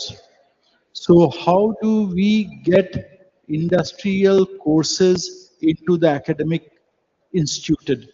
So the institutions will say, okay, these are the job offers based on which this is the course. And the student takes that option in their final years of the, or going forward from the very start. So this integrated approach will make sure when they come out, when they get trained as per that job opening, by the education institution, they're ready for industry, and industry will be willing to take them, more than happy to take them. And what we are saying is there should be ownership by industry by making sure that they work with the education institution. Yeah. So what we are saying is the education institutions will work with industry to co-develop the courses. And these courses will ensure that there is employability is higher and the placement is much higher. And we will be rolling this out very shortly. We are aggregating around 1 lakh jobs based on which this will be launched in the education institutions. So happy to have industry members who are here participate on this new initiative. Saurav, you are the champion. Why don't you explain? Thank you so much, Asasi. In fact, it's an honor sitting with such a huge personality on the stage. So we are working on this since last more than 2.5 years, 3 years now, and it's been a roller coaster ride for us. It's been an extremely learning opportunity for us as a CI also. That because when we started, it was completely something new, and we knew it will be a challenging task because every day we used to come across something new which was actually for the first time in front of us as a case study. But slowly and steadily we scaled up, and it has been a privilege and honor to work with KDISC and Kerala government on this. And we were happily, we have in fact, it's been a, we have aggregated more than 7 lakh jobs in the last 3 years as a time span, and we are targeting to add more jobs in the coming time frame, keeping in mind the number of which we are targeting. As if we can see, there's a massive potential for respect to the graduates, which we have discussed lately also, and we are preparing a customized opportunity and a plan for the entire section where we see the potential is tremendous, keeping in mind what CIA is doing and what we our presence which we have and the potential which we can bring in with respect to the CIA's current set of team which we are operating. Most importantly, we are now not only restricting towards South as an opportunity, but we are opening pan-India opportunities, keeping in mind the flexibility the Kerala candidates have shown. And the good part is we have a refined set of students. Those are pretty groomed, they're smart, they're intelligent, and they know about the things. So it has been little more challenging for us, but the best part is it has allowed us to bring the best out of the CI as a team. And we see in the coming years, in the coming months, we see a lot of potential coming up as a target, which as now SRC mentioned, that we have taken a target of aggregate 1 more lakh additional jobs in the next 6 months. Although for that, we have to reach out to at least 2.5 lakh or 3 lakh additional jobs to be aggregate at least 1 lakh as a confirmation. So we look forward to this strong and long-lasting collaboration, and we are really grateful, Honorable Dr. Uni sir and KDS team for the entire initiative and taking to the next level. In fact, Kerala is setting a benchmark for the entire nation right now. Thank you. Thank you so much. I mean, for those who are not aware of what the partnership and what the program is about, I will add a few things. First of all, we have created a digital platform. The platform is called Digital Workforce Management System. It's won the best award, the premium award for a digital platform on employability 2023 from the President of India. CII and ICT Academy are our employer aggregator partners. We have got a number of aggregators also connected onto the platform. Monster is on our platform. LinkedIn is on our platform. Avine is on our platform. A large number of employers, around 8,000 employers have registered on the platform. We have got 20 lakh job seekers registered on the platform. But these 20 lakh, a large number of them are underemployed and malemployed. All of them are not unemployed. We have a network of 250 job stations established in every block of Kerala with the local government partnership. With every municipality in Kerala and every corporation in Kerala, we have a job station, which is a physical interface of the digital workforce management system, which means that A job seeker anywhere in Kerala has an opportunity to go to the job station and do a registration. It has become an extremely easy affair. Apart from that, the application digital workforce management system has got a mobile counterpart, DWMS Connect, which can be installed and the job seekers can apply for jobs.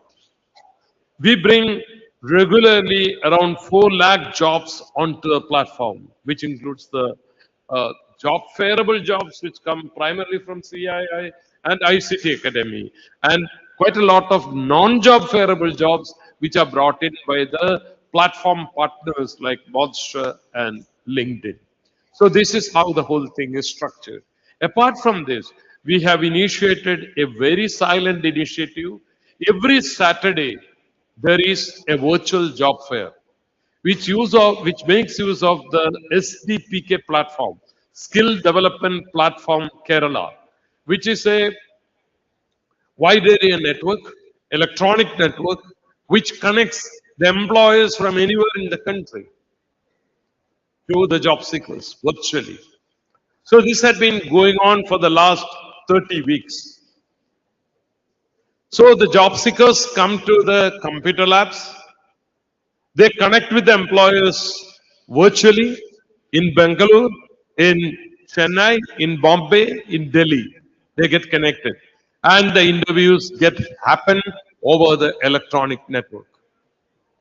The job seekers register and put their profile earlier. They express their intent to come for the interview. Their QR is marked and they enter the venue and the process of interview is completed. And immediately after that, the details are recorded. Right now, we cover 14 locations. The 14 engineering colleges are the locations, one in each district. KIFBI, with the support of the Kerala Investment Infrastructure Fund Board, we are going to expand this to 103 locations, which would mean that every taluk in Kerala, there would be one location where a job seeker can connect with an employer. So with that, we will be able to reach out to the entire nook and corner. Apart from that, a major program for providing computer labs and English language labs is being launched with the support of KIFBI in all the ITIs, in all the polytechnics, and a large number of the arts and science colleges. A few of them have got computer labs. We are trying to improve the infrastructure in these institutions so that students can get skills. A skill center is being established as a part of the 4-year UG program, FUGP program, in every arts and science college, every polytechnic, and every ITI. As far as the engineering colleges in the state are concerned, they have entered into an MOU with the Kerala Development Innovation Strategy Council, where we are providing minor projects and major projects jointly with the industry. We are trying to link this minor project and major project and also educational minors linked with the support of the industry towards something called the recruit, train and deploy. So essentially what we do is by the time the students reach the 5th semester, they will enter into a minor project which is related to the industry. They will take additional minors so that by the time they graduate out of the course with a major project which is related to the industry, they are equipped fully with the necessary skills and they are job ready, they are employment ready. This is the sort of partnership that we have worked out with the Kerala Technological University. It is made part of their course and curriculum and educational framework. We are trying to work out a similar thing with a part of the FYUGP with the various universities also. So this Global Skills Summit has come as an occasion where Kerala is going to launch this major initiative after all these preparations where we want the industry to reciprocate and partner with us. What we want is basically push towards us internships. We have connected through CII, the Prime Minister's Internship Program. We have connected again through CII We have connected with the NATS and the NAPS program of the Government of India. We are trying to integrate all that on our platform so that any job seeker, any student who comes onto the platform would immediately get seamless connection with the apprenticeship and the training programs offered by the Government of India with the industry partnership. So we are trying to provide an environment where Kerala's talent can be showcased to the industry. I'm not saying that everything is fine with the students, everything is fine with their attitudes, everything is fine with their skills. No. The industry will decide what is a skill requirement and tell us. And I'm not going to tell you that you have to pick up this guy or that guy. It's your choice. Because you want to employ him for your industry, for your work. And nowhere in our program there had been any effort towards influencing any decision. It's a decision which is taken by the industry. We honor that. The industry gives us feedback. There are problems with English speaking skills of ITS and diplomas. There are problems with attitudes. There are problems with collaborative skills. There are problems with domain skills. We record that, we address that, we take that feedback very seriously and try to incorporate those into our skilling. The campus skilling program, as a part of this campus skilling program, we are throwing out this opportunity. The talent of 5.5 lakh students in Kerala are going to be connected to this industry. You can connect with any of the campus of your choice, any of the student groups of your choice. The campus skilling programs will devise skilling programs taking your inputs and also other inputs which are available from the industry. Based on that, skilling programs are being formulated. So this is all that what we have planned out. We are thankful to all of you for having come and participated in this event. And I'm sure that you would have received the expression of interest which Anu and his team has circulated already. So if you want any specific clarifications, you could come up for raise your hands and then take it forward.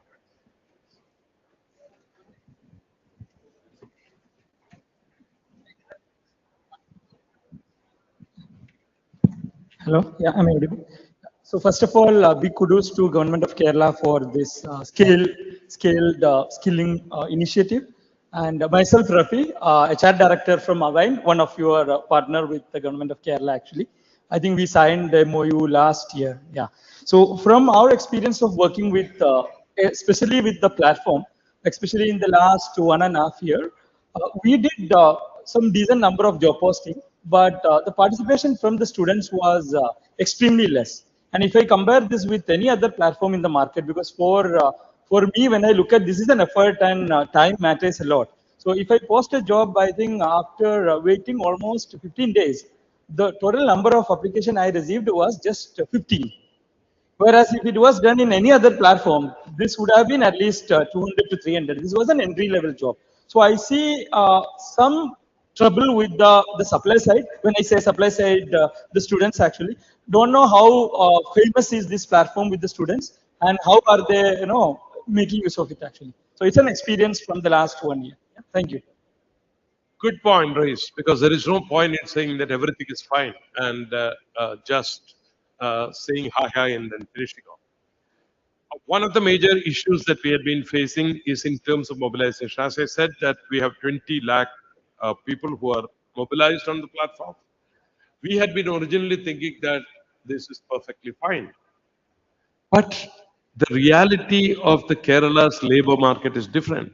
The aspirations of the students are different. When we post a job, the first question they say is that if I go for 20 days for Swiggy and Zomato, I get more salary than what you posted. So why should I go for this job? It's a sort of attitude that the whatever Gen Z or Gen Alpha or whatever you are talking, that's a sort of attitude that they generally take. We are now working through the placement offices. We are now working through the local mechanisms and trying to do the advocacy much better. We are trying to take the platform.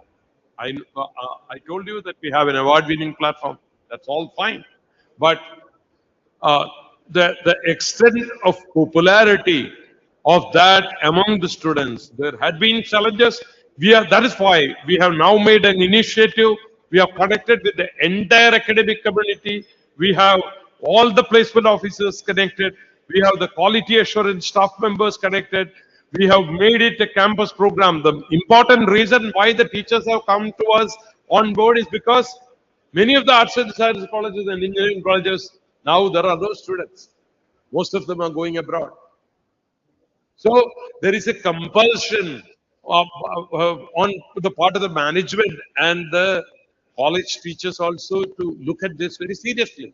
So employability has become the hallmark of their agenda in the campuses. So we are trying to make this up. We have forged a partnership with them. We are also reaching out to the students and telling them, look, we will provide you a bouquet of skills of your choice. You join any of these, there is no compulsion, but this would help you to make you employable. You are offering hackathons, we are offering ideathons, we are offering a variety of skilling programs, a bouquet of skilling programs. We are offering them our recruit, train, deploy programs.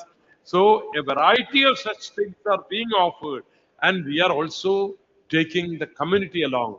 Dr. Thomas Isaac, the former the finance minister, is himself leading the campaign, and he has mooted the idea that now you don't learn for degrees, but you learn for jobs. It resonates with the World Economic Forum slogan of degrees, skills and not degrees, is the sort of campaign that will come up. In fact, one of the agendas of the discussion here was that. But we are keeping the public education system at the center, and we are trying to revitalize that because there are quite a lot of good things about Kerala's education. That is the equity and sustainability part of it. We want to retain that. We want to provide the access to every poor student in the state, which we have been able to do, and at the same time connect with the industry so that we can provide talent to them.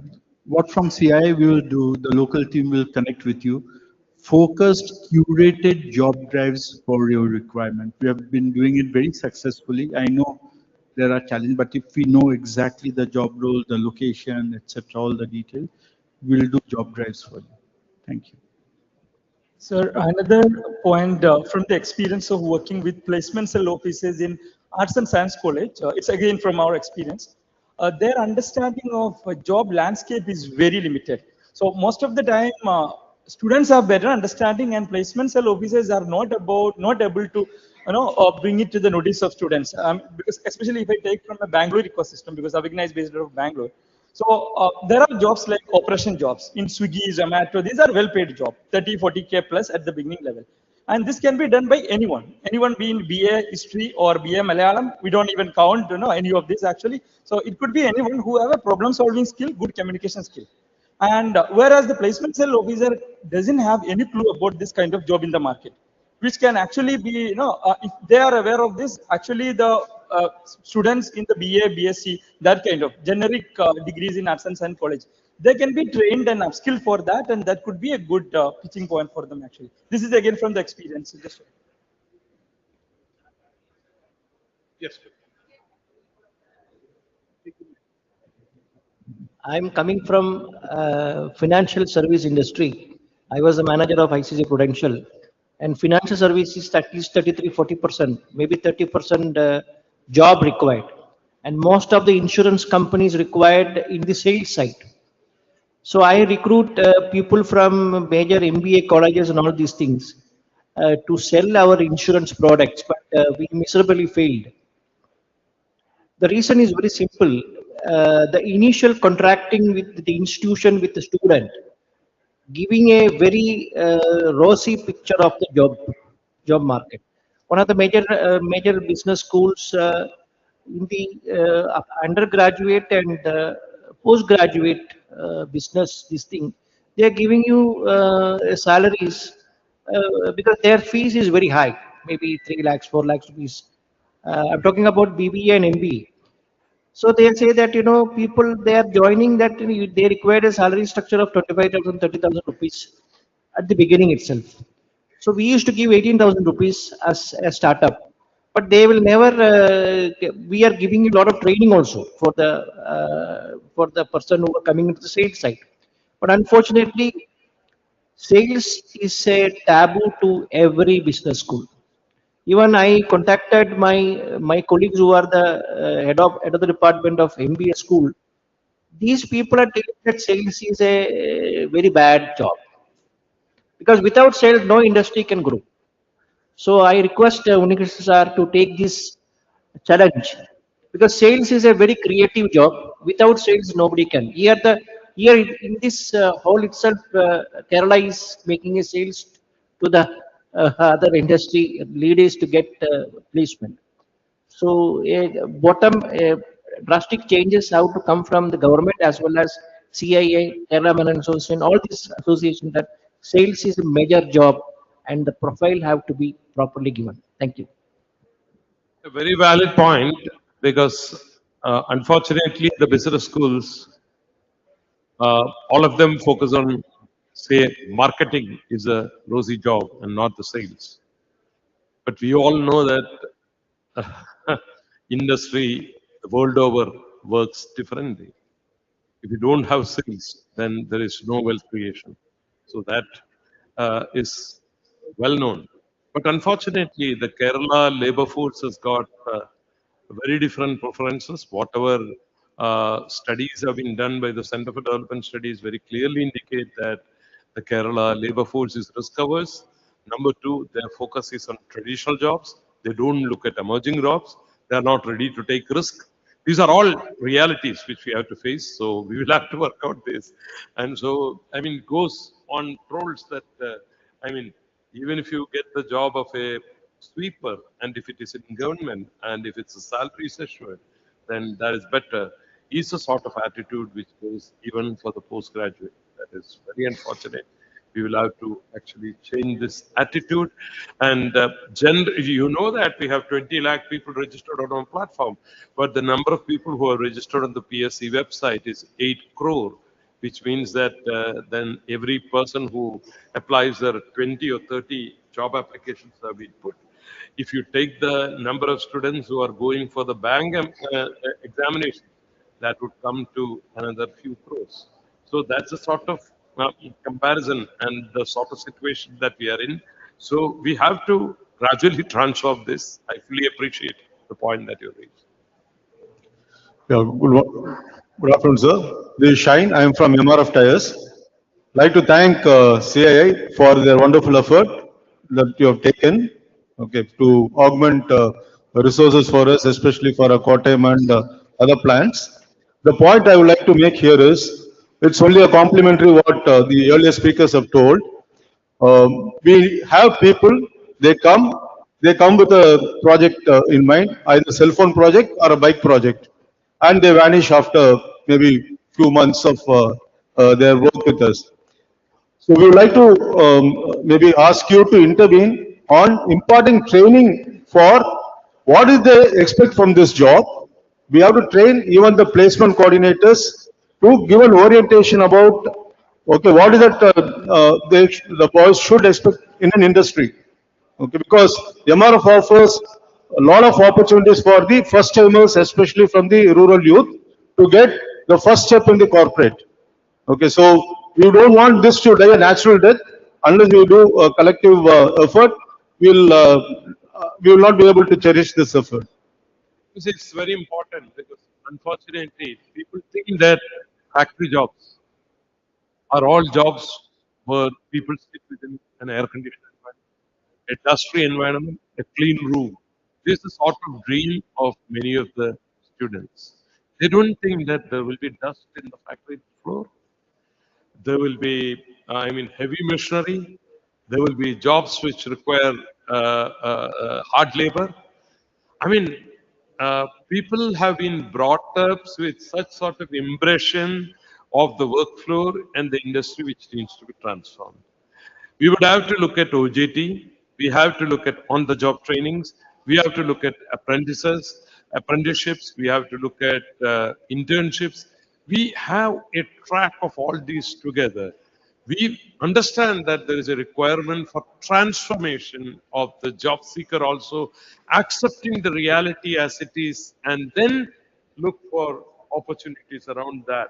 That is what we want to do, and we completely appreciate the point which has been raised by the MRF team. As far as our experience is concerned, the MRF initiative had been highlighted by the Ministry of Corporate Affairs as one of the best practices with CIA has built forward. I had myself visited the Joint Secretary MCA, and he wanted us to record this as a sort of a major case study of partnership. So we value all the inputs. If you have any further inputs, we can get into that.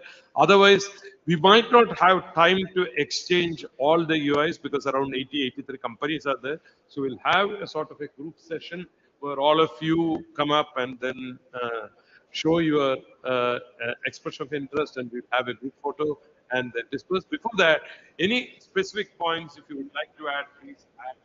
Can I just add to you? It's a very good point. The stickability when they are at the initial phase. So even to Ministry of Corporate Affairs for the PMIS, we have recommended that this should be considered as structured under the national occupation standards with credit-based certificate, so that the children who are learning on the job know that they are learning.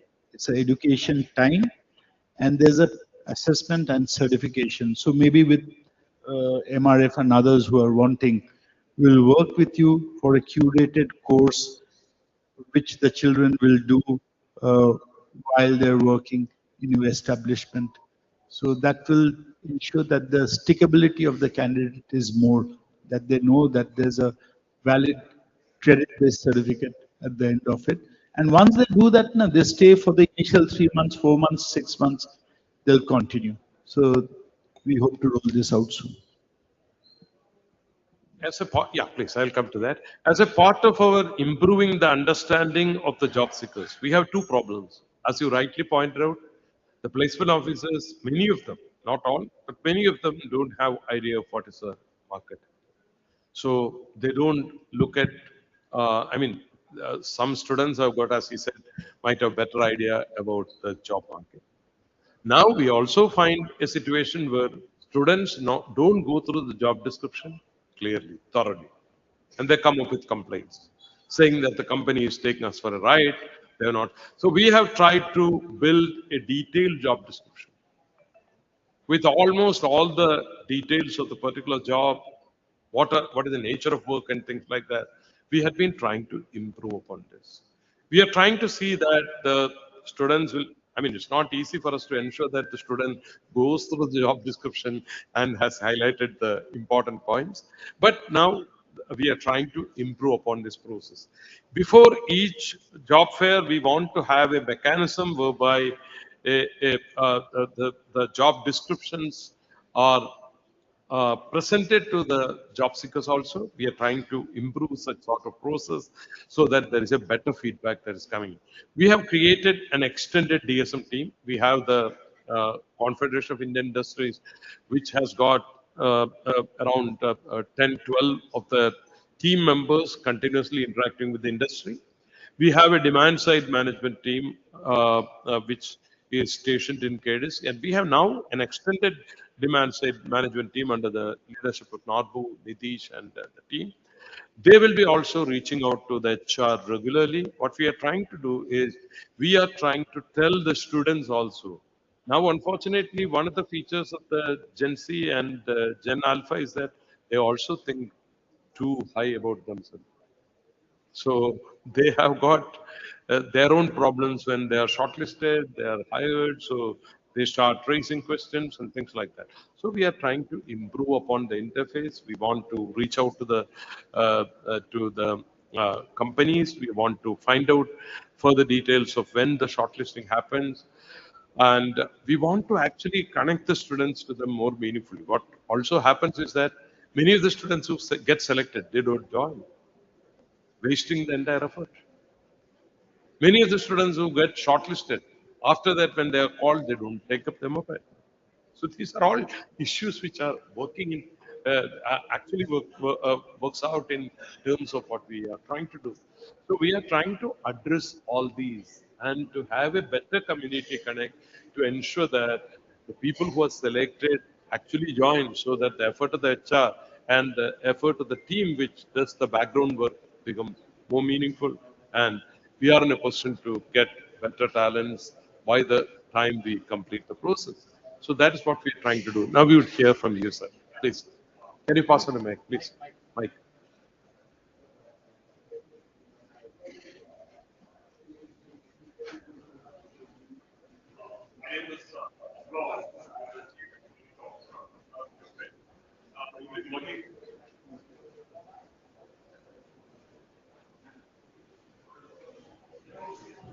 Hello. Yeah, my name is Amblavanan. I am the Chief Employment Officer of Employability Bridge. We've been working with CII Kerala for last 15 years, and specifically with CII MCC for the last 4 5 years, working with Anand, MRF, multiple diploma and ITI holders. So we are placing in different places. As Mr. Shine mentioned, some of the challenges is the candidates has to be prepared for the production environment. It's like standing job.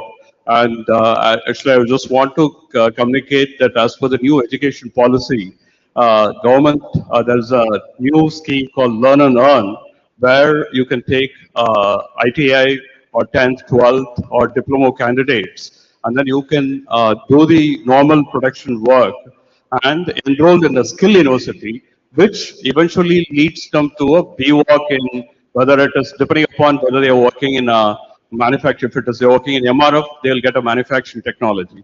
If it is in automotive, it will be automotive like that. Actually, I'm happy to say we are closely working with MRF on this initiative. We have launched it in across Dahej plant and Trichy plant. And one of the things that we would like to do is like we need the student, a lot of there's a lot of industry recognize the lot of effort that is being done by the CII, like Kerala Skill Committee. The openness for the candidates to just move out of just Tamil Nadu and Karnataka has to be promoted more. The candidates should be open to go to Hyderabad or Pune and other locations. There are a lot of good opportunities there. So that if you can kind of, when the candidates are in the college itself, you can communicate for them to be open to travel to multiple places. That will be good. And also, as you rightly said, like there is an initiative that is currently going on in terms of the NAPS, the NATS, National Apprenticeship Training Scheming, for diploma and graduates, because the candidates go through 1 year of apprenticeship. So there is an effort to convert that 1 year of apprenticeship training as a equivalent to 40 credits, such that it can be they can be enrolled in BWalk or anything, such that they get a direct credit. Currently, they just get only the NAPS or NATS certificate.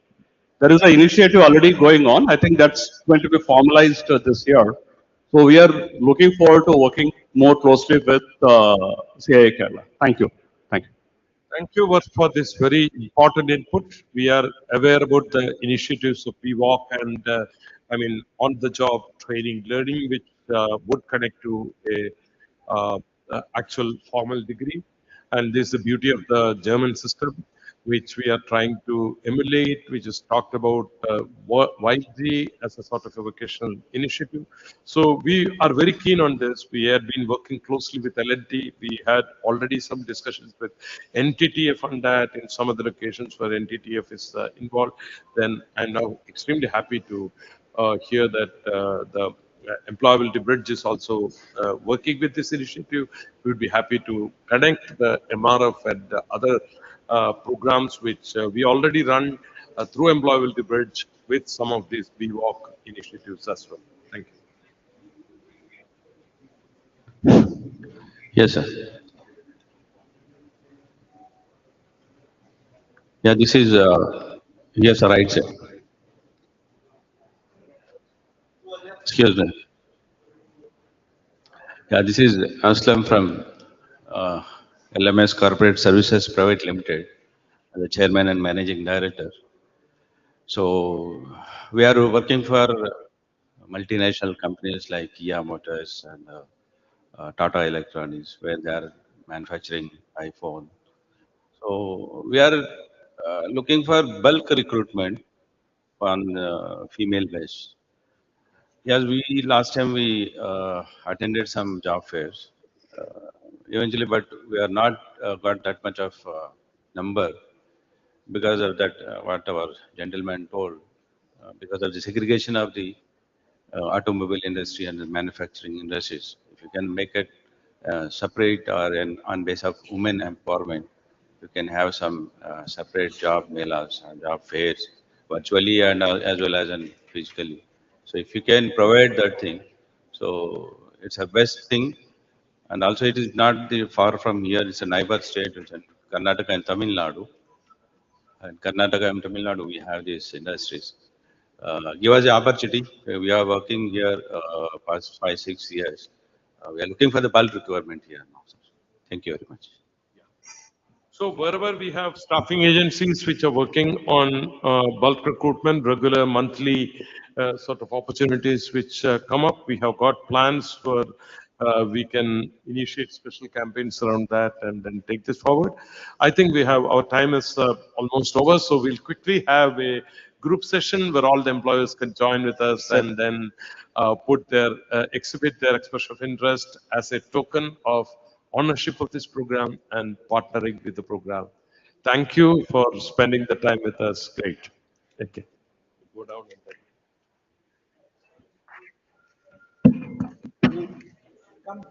And thank you so much for an incredible session. On behalf of everyone gathered here, thank you so much. And EOA exchange and submit ചെയ്യാൻ വന്ന എല്ലാ representatives-ഉം ഡയസിന് ഫ്രണ്ടിലേക്ക് വരേണ്ടതാണ്. EOA exchange വന്ന എല്ലാ representatives and members and employees kindly request you please come forward in front of the dais to capture this moment.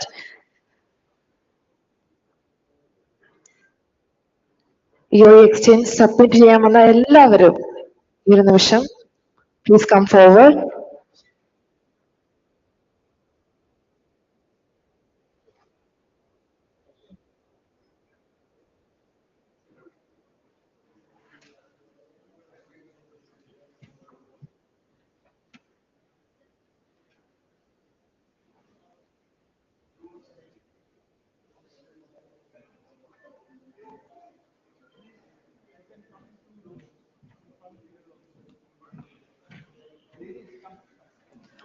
So a gentle reminder, എല്ലാവരും ശ്രദ്ധിക്കണം. So ഈ after this photo നിങ്ങൾക്ക് ഒരു registration form കിട്ടിയിട്ടുണ്ടെന്ന് I'm making sure. So അതെല്ലാവരും fill ചെയ്ത് കൊടുത്തിട്ടേ ഇവിടുന്ന് പോകാവുള്ളൂ. And also ഇതിന് ശേഷം നിങ്ങൾക്ക് ഒരു interesting session ഉണ്ട്. I will tell after this photo section.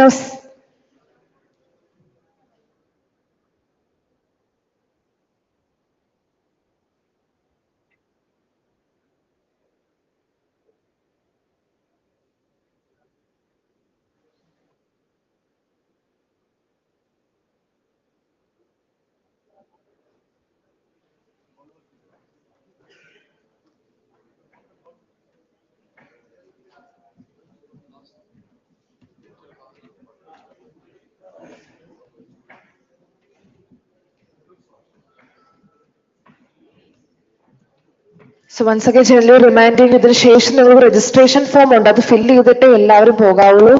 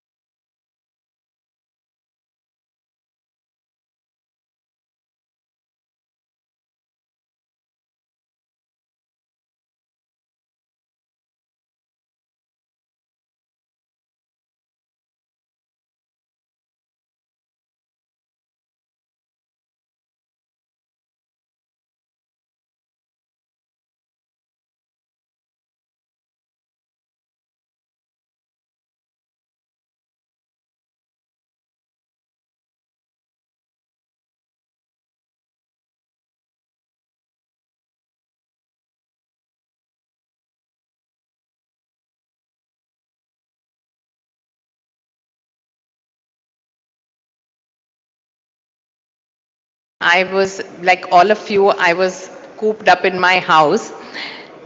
From the balcony, I could see that there was nothing much happening, but near the gate, there were various people, delivery boys in different colored t-shirts and taking, with the big box wheelers. That was the only activity which was happening. So it made me wonder as I was looking at them, and it kept continuing throughout the COVID period. Who are these people? What is their motivation to, keep working, delivering at any time of the day or night? And what were they doing before these jobs came and before people started buying online? And do they feel like they're part of the glamorous startup industry? So I started speaking to these people, and I found that many of them are unhappy, some of them grateful for getting these jobs. That led me to. So I'm clearly requesting everyone, please be seated. So I was getting rushed. I was kindly requesting everyone, please be seated. Once again, kindly requesting all the dignitaries, please be seated. എല്ലാവരും request ചെയ്യണം. എല്ലാവരും ഒന്ന് ഇരുന്ന് എനിക്ക് registration forms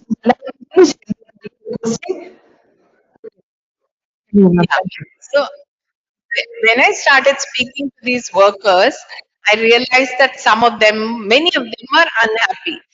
Then slowly I met union leader in Hyderabad who represents the gig workers, and he pointed me to people in Delhi who were activists and who were, speaking for the gig workers and stuff. Then I went to Jaipur because Rajasthan had passed a act for the welfare of gig workers. And after that, I came to Kerala. I went to Trivandrum and Pooh and all these places to understand how, in a state which is so aware of worker rights, what is happening to gig workers. Okay, so this is how I began the research for the book. And slowly I realized that workers are not existing in a vacuum. They are there because customers like us want things at our doorstep and want it really fast. That led me to the investigation of customers who what is motivating them to buy the fried chicken at midnight or not even go to the shop downstairs to buy toothpaste. Why do they want everything at their doorstep immediately? So that was about the customers. Then there are restaurants which originally used to deliver, food packets. If you order something from the neighborhood restaurant, one little boy will come and deliver to your house. How did they change and how they adapting to this new environment? Then I got to understand who are the sellers on big retail platforms. So this was the entire cast of this digital world that I was exploring. So, since I'm a development sector researcher, I also realized that South Asia is seen as a region, okay, because of our common historical and economic, cultural, commonalities. Therefore, I extended the ambit of the book from India to South Asia, which includes Pakistan, Bangladesh, Nepal, and Sri Lanka. So through an extensive, through using WhatsApp and LinkedIn, I managed to reach the voices of workers, customers, sellers in all these countries into the book. And I also visited Nepal and Sri Lanka and did first-hand research on this. Okay, so this is the setting, this is the cast of the story. The setting is the world of the apps. So if you see food delivery, for example, India is buying, India has become obsessed with food delivery. So for example, we are a country where there used to be famine, like, less than 200 years ago. So online food deliveries anyway regularly everybody buys. But let me give you some astounding statistics. So during the India Pakistan Asia Cup clash in Sri Lanka in September 2023, a Bangalore resident ordered 62 biryanis on Swiggy. Okay, and on New Year's Eve, Swiggy Instamart recorded a 70,000 rupee order from somebody in Goa. So Swiggy claims that its delivery partners collectively traveled 65 lakhs 19,841 kilometers, which is basically 8 times the distance between the Earth and the Moon. That's how much India buys food online. Then there's quick commerce. So you know the Mahabharata story of Draupadi, and when Durvasa comes in, she gets very panics that the food is over. Then Krishna intervenes. There's divine intervention, and he gives her the Akshay Patra, which has unlimited food. So several thousand years later, Draupadi doesn't need divine intervention. There is technological intervention. You just have to few keys and Blinkit will deliver all the groceries that you are worried about. Then there's ride hailing. Ride hailing has changed our life in so many ways. It has shut down the local transport operator. It has helped women, for example, to go because they don't have to depend on the man, they don't have to depend on private ownership of private car. So doorstep to destination, Uber and Ola can enable women to travel. So it is, opened up a world for them. And of course, services like Urban Company, which where people, the beauty parlor comes to your own house. This is the setting. The story, the plot line is about privilege, power and precarity, three P's. Privilege, the most privileged people are the customers, which is us. So sitting in home and office, we just have to tap a few keys. Somebody will come and deliver something. We don't like it, somebody will come and pick it up again as a return. Somebody else will come and replace the item also for us. And sometimes, you wonder what have you done to get so pampered by living in an age when you're just being a customer you're such a entity. The platform is rewarding us for being loyal to them. How I'll tell you, in 2024, 3 billions were ordered per second on the Zomato app, and which saw 50% hike from the previous year. Then in 2023, a Mumbai resident called Anis, he bought 3580 orders over 364 5 days, which is more than 9 orders per day. Okay, so guilt follows after this self-indulgence and a lot of customers complain that they're getting fatter, that their money is going away. Then, so that was the first P of privilege. There is, who has the power in this kind of ecosystem? It is the platform which has all your data about when you bought what, and and it gives you these little nudges, senses. Last Saturday you bought ice cream at midnight. Do you want to repeat it? All of us have got such messages from Swiggy and Zomato and all, right? So data we live in an age when information is power. So all that data and information gives the tech platform tremendous power. Okay, power is also in the hands of the customer because we determine the rating of the worker, right? So if you give a 3 or if you give 2, then that worker's ID will be blocked by the tech platform and he can't work anymore. If you've seen this movie Zwigato by which is directed by Nandita Das and has Kapil Sharma acting in it, it's you can see all of what I'm saying in that movie. So that's the role of the customer to determine the life of the worker through rating. And then the last P is precarity. So precarity as in vulnerability, somebody has to pay the price for our convenience in this digital age. Who is that? That's the customer. That's the worker. So the worker lives a vulnerable life. He joins the gig economy because he thinks that this is easy. यहाँ कोई boss नहीं है. I can be flexible. Timings है. Slowly, the worker realizes that he's actually extremely depressed because though the boss is invisible, the boss is the algorithm which tells him, okay, now you go to this place, now you deliver there. He has no freedom to decide the price of the product he's selling, price of the service he's giving, or whom he must serve. Everything is dictated, and he is just, an atomized unit who is running here and there. So that's about precarity. So The book has got extensive press coverage. Today in Mint, there is a half-page excerpt of the book.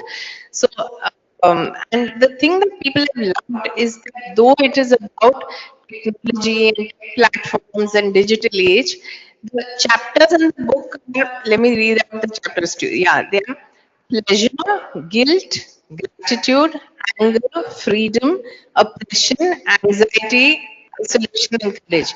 So it's divided into emotions that the sellers, customers, and workers feel in the digital economy.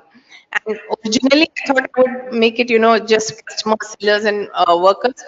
But then I realized that there are so many emotions running through these various people. So, for example, if you take just anxiety, we read a lot of media reports about how women, some woman was in an Uber cab, and then she was very anxious because the cab driver was looking a little shady and all.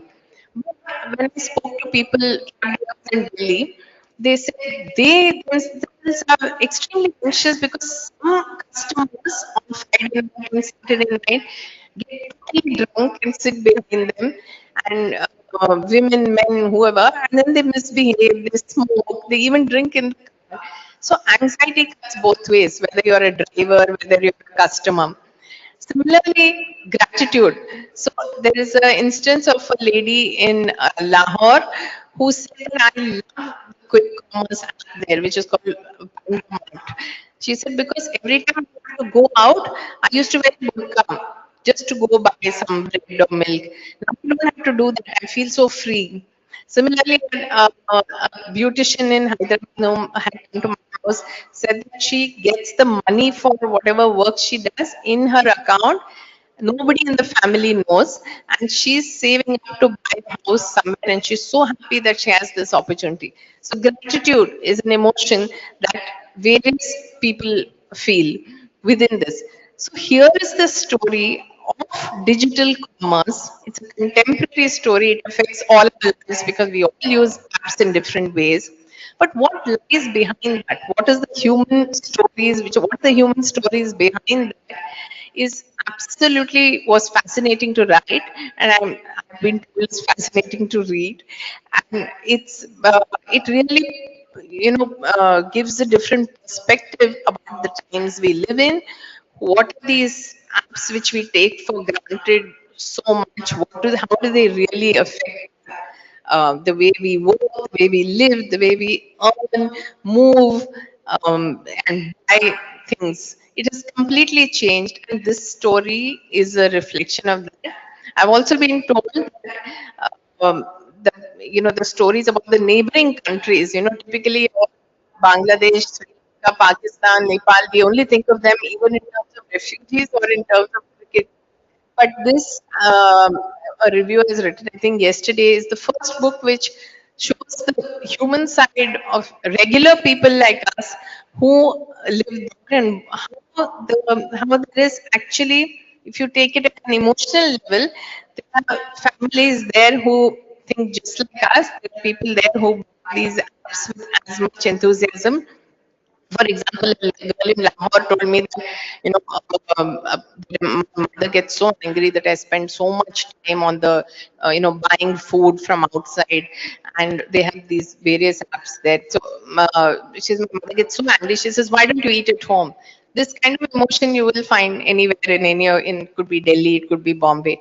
So it was really interesting to put this together, and there are various copies that are there, and I'm around if you'd like to buy and happy to sign. And I can assure you that you will enjoy the book. Thank you.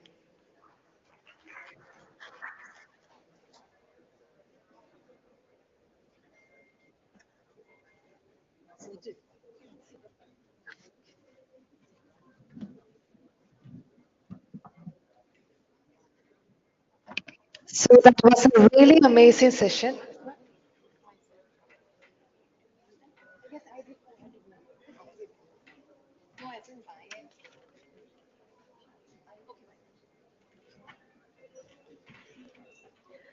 And yes, we have an amazing session, man. Hope everyone enjoyed the session. And we have Vandana Vasudevan with us. Yes, എല്ലാവരും book വായിച്ചിരുന്നോ?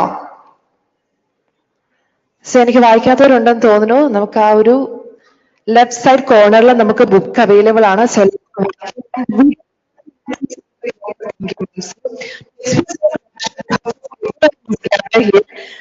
Requesting Kavita C. Pillai, the senior considered case desk, to present a memento to a dignitary who is on the dais. Kindly requesting Kavita C. Pillai, senior consultant case desk. I need a warm applause from everyone. Yes.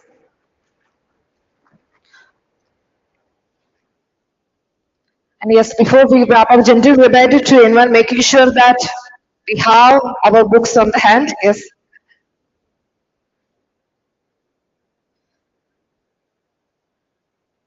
Once again, thank you so much, ma'am, for your valuable insights to share your thoughts and everything. Thank you so much, ma'am, for your time and making sure എല്ലാവരുടെ കയ്യിലെ book ഉണ്ടെന്ന് making sure. And ladies and gentlemen, our formal sessions are over. So ഇനി നിങ്ങൾക്ക് ചെറിയൊരു break എടുക്കാവുന്നതാണ്. And after that, we are just starting our next session. And thank you so much. ഈ ടൈമിൽ നിങ്ങൾക്ക് ബ്രേക്ക് എടുക്കാവുന്നതാണ്. നമ്മുടെ after session maybe start with 2 o'clock. Thank you.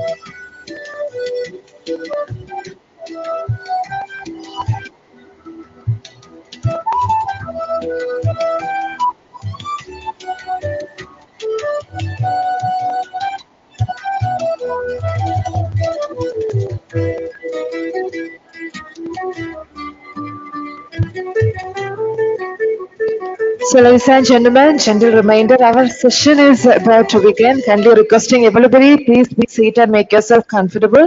So, അല്പസമയം കഴിഞ്ഞപ്പോൾ തന്നെ നമ്മുടെ സെഷൻ സ്റ്റാർട്ട് ചെയ്യുന്നതാണ്. So, kindly requesting everyone, please be seated. Thank you. And we are just going to dive into capitalizing the opportunity in the maritime and logistics sector. So, അല്പസമയത്തിനകം നമ്മുടെ session start ചെയ്യുന്നതാണ്. Kindly requesting everybody will be seated. And അതുപോലെ തന്നെ back സൈഡിൽ ഇരിക്കുന്നവരൊന്ന് ഫ്രണ്ടിലേക്ക് കയറിയിരിക്കണോ? Kindly requesting, gently requesting everyone. Please, back സൈഡിൽ ഇരിക്കുന്നവരെല്ലാവരും ഒന്ന് ഫ്രണ്ടിലേക്ക് കയറിയിരിക്കണോ?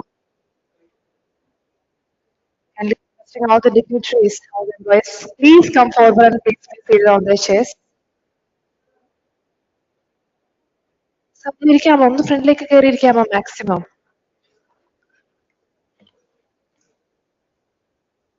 So yes, thank you. ഇനിയും കയറിയിരിക്കുന്നവരെ just kindly requesting everyone, please ഫ്രണ്ടിലേക്ക് തന്നെ കയറിയിരിക്കണം. And with our immense pleasure, welcome everyone for the Skill Kerala Global Summit 2025. So നമ്മുടെ session ഇപ്പോൾ തന്നെ begin ചെയ്യുന്നതായിരിക്കും. Everyone, please be seated. Okay.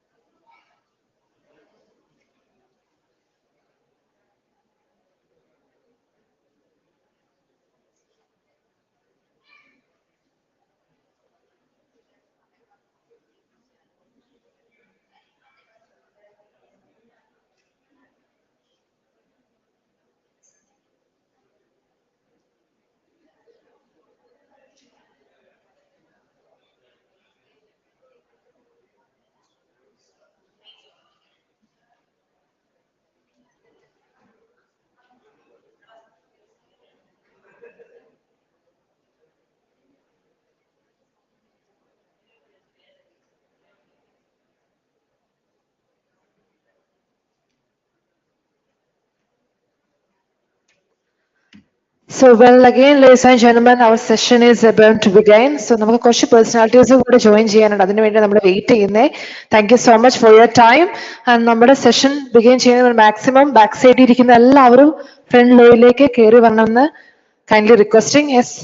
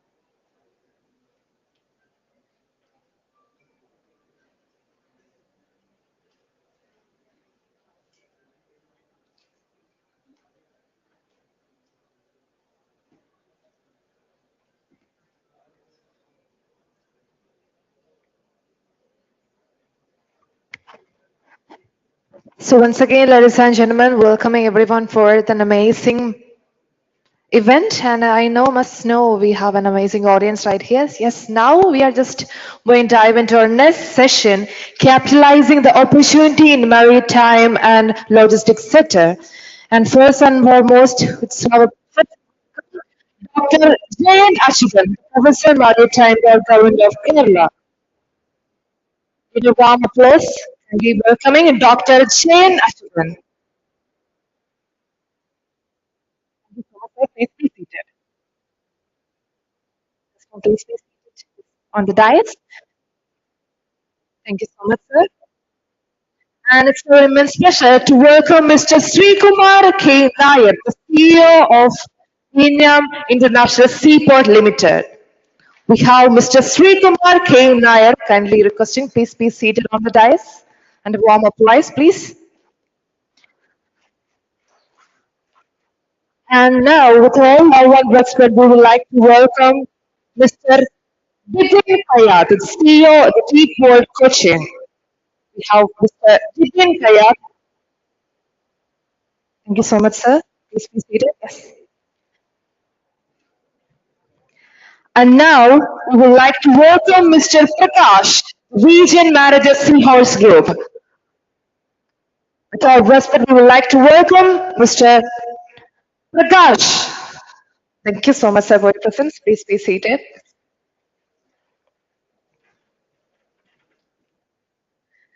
And next, we are delighted to have Mr. Deepu Jha, the Corporate Affairs and the Government Relations Flipkart. And we have Mr. Deepu Jha, the representative from Corporate Affairs and the Government Relations, and we have also from the Flipkart.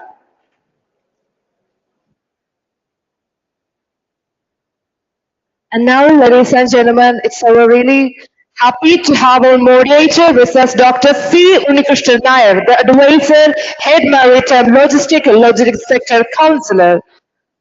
And now we have Dr. C. Unikrishnan Nair on the dais. Kindly give a respect, need a warm applause.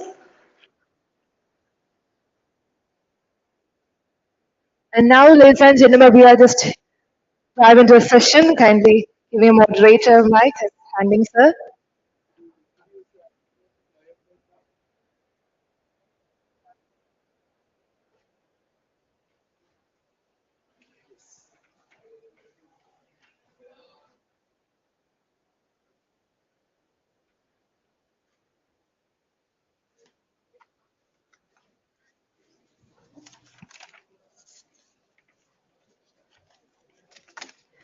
And now we have some honorable dignitaries on the dais. Let me introduce them with all love. We have Dibin Kayat, the research drive C-Squared executive with over 2 decades of leadership across container terminals, multimodal logistics, the global shipping and integrated supply chain business.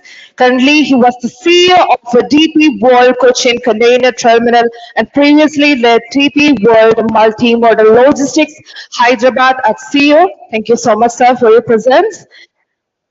And we have Prakash Iyer, 31 years of vast experience in shipping covering sales and marketing operations, export and import documentation, the concept of chains and the legal leads of shipping claims, ship handling and air cargo handling. He was also handled with cargo movements to CFS and ICDS, etc. Thank you so much, sir, for your presence.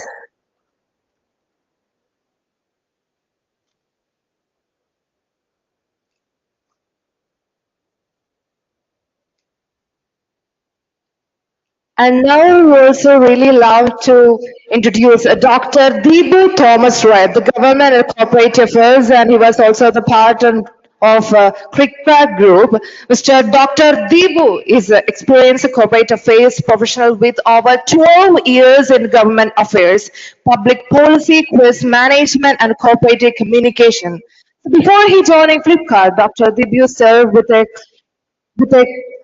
representative on Indian industry overseeing education, IT, healthcare, and international delegates. He also worked in the companies such as Windcare in Delhi, and he was also briefly teaching faculties in the Indian Institute of Manage and Calicut. And Mr. Deepu earned his PhD from the School of Business in Hyderabad. And thank you so much for being.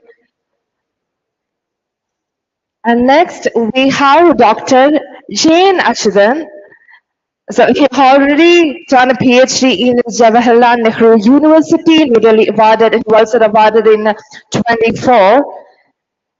And also he was the 3rd July 20th onwards. He is the assistant professor at Indian Maritime University, Kochi.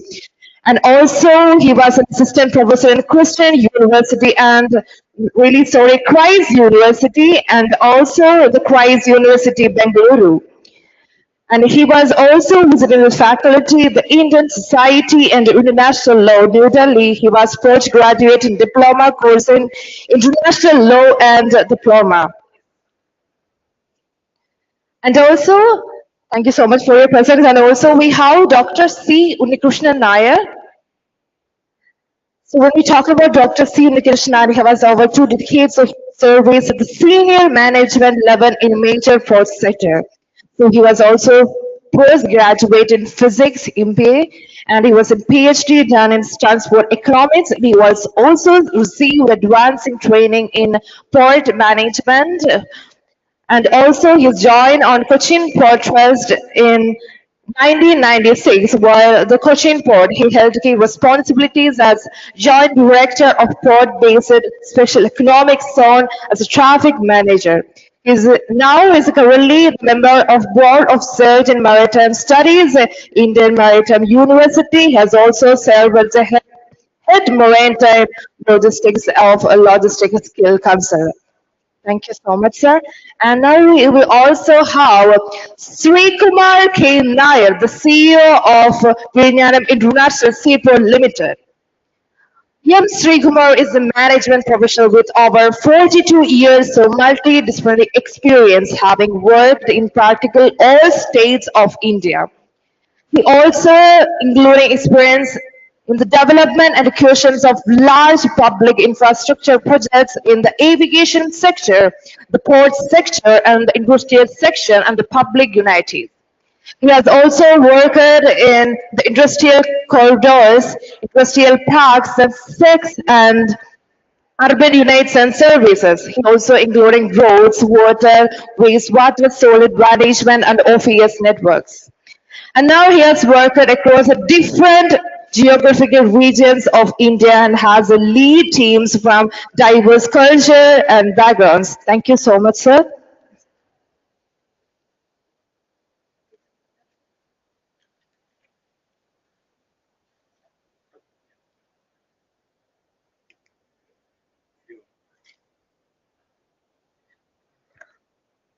Good afternoon, the panelists and friends on the assembly.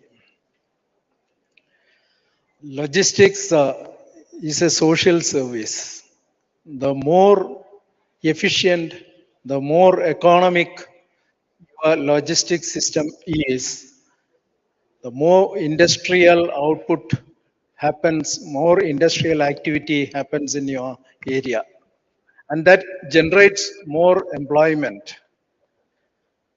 We have the case of Singapore where not even one drop of oil is mined out, but they are the biggest traders in oil. Singapore port is the biggest traders of oil as of today. Logistics used to be marginalized in the earlier decades, but now Kerala, the Kerala youth especially, is taking into deeper strides in logistics, and they are amply rewarded. If you go to Gujarat, if you go to Maharashtra, 60 to 70% of the workforce is from Kerala, and the most challenging roles are assigned to the youth from Kerala. In this background, to evaluate the skill requirement, to understand the skill gap, and to find a roadmap to achieving better results in logistic employment, logistic output, logistic performance. This session will address these questions. We have a panel of very eminent people here. They are professionals in the field of logistics. We have a senior executive from the CEO of DP World, the CEO of Vinyam International Terminal. We have a senior executive from the shipping industry. We have Mr. Dipu Joy from the Walmart. We have an academician in Professor Jain. So we go ahead with a talk by each of them for about 6 to 7 minutes. And then after one round, we will have one more gap filling session of 1 to 2 minutes each. Then there will be a question answer session. So this will be the format. I now request the first panelist, Mr.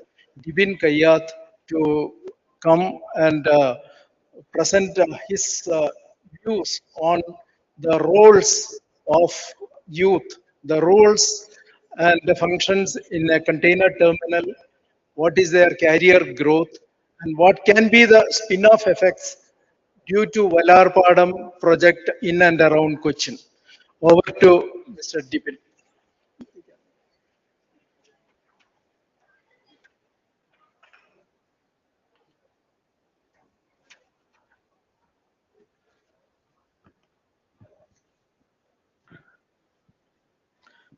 Good afternoon, all. I'm Dipin. I represent DP World. I'm the CEO for the container terminal in Cochin.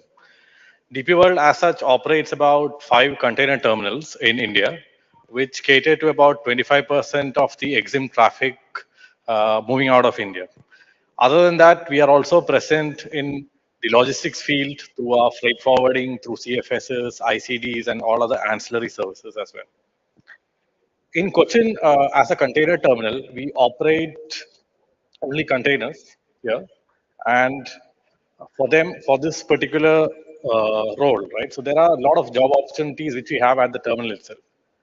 At one of our terminals, which can handle about 1 million TEUs capacity, we have about an employment of opportunities of about 500 between skilled and unskilled labor. So a single terminal operates, let's say, employs about 500 people. And other than the 500 direct employment it creates, there are a lot of opportunities and other ancillary services around the container terminal, wherein the number of jobs is more than tenfold of what a single container terminal actually directly employs.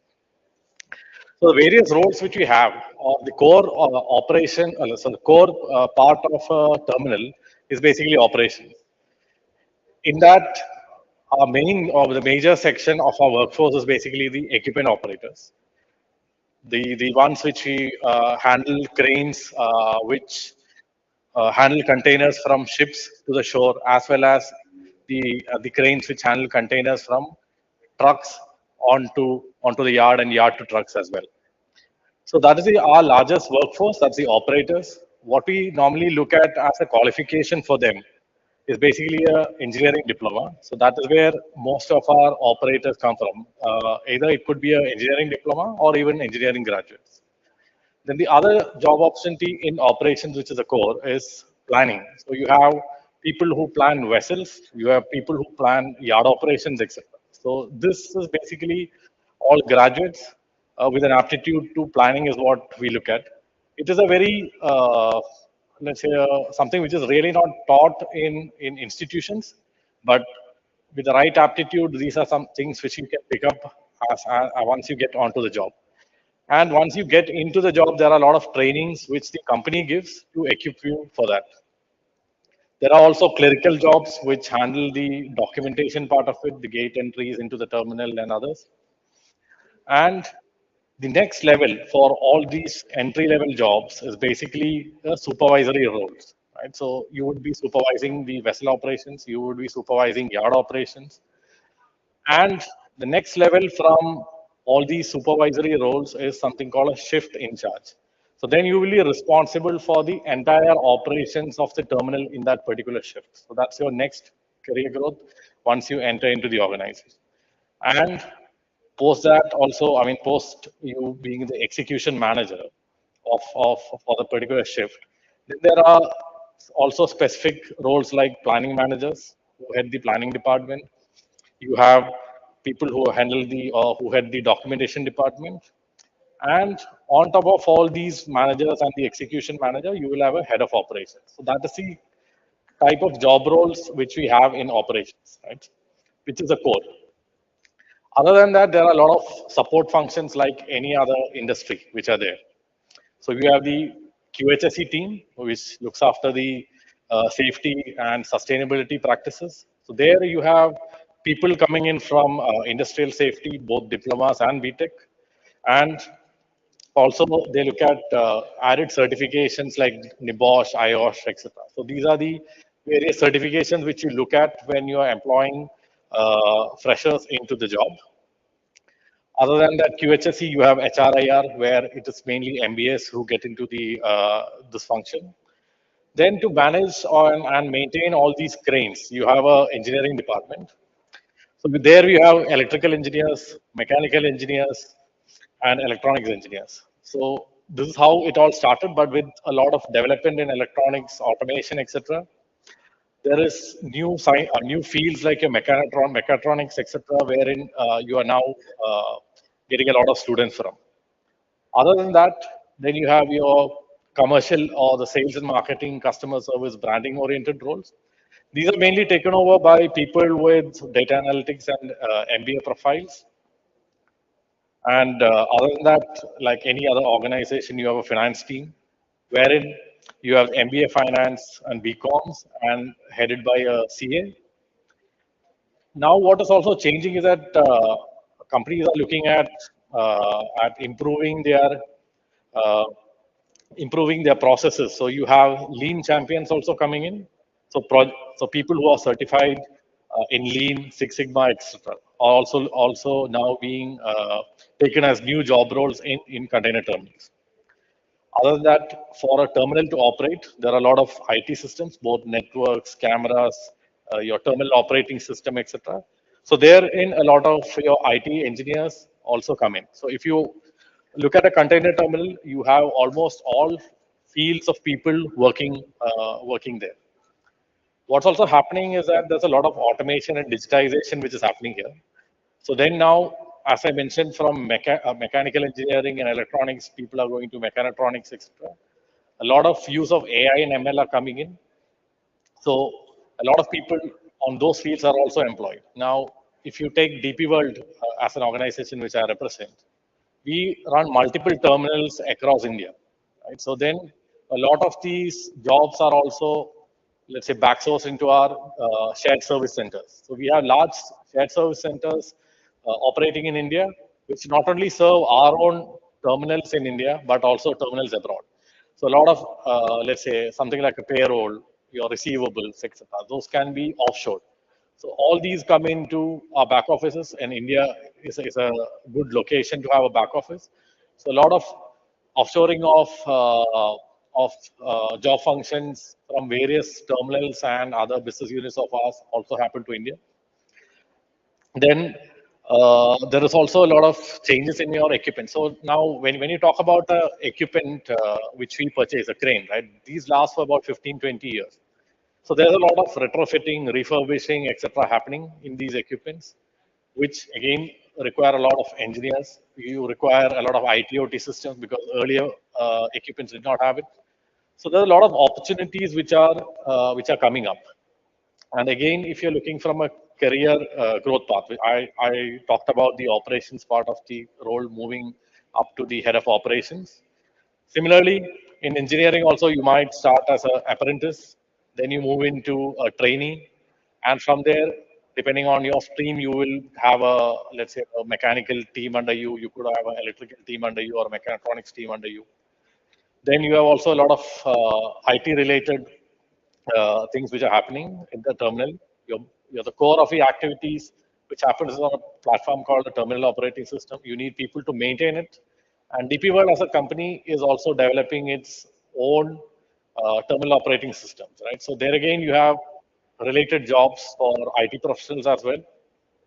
So we, other than the container terminals, related infrastructure like ICDs, where the job roles are similar, CFSs, etc. We also today offer a lot of opportunities in IT and the BPO and the KPOs, etc., as well as an organization in India. So that is how things are moving in the logistics field. Uh, so then, what are the allied industries which can come in and around Vallarpadam, right? So you already have a lot of CFSs which are coming.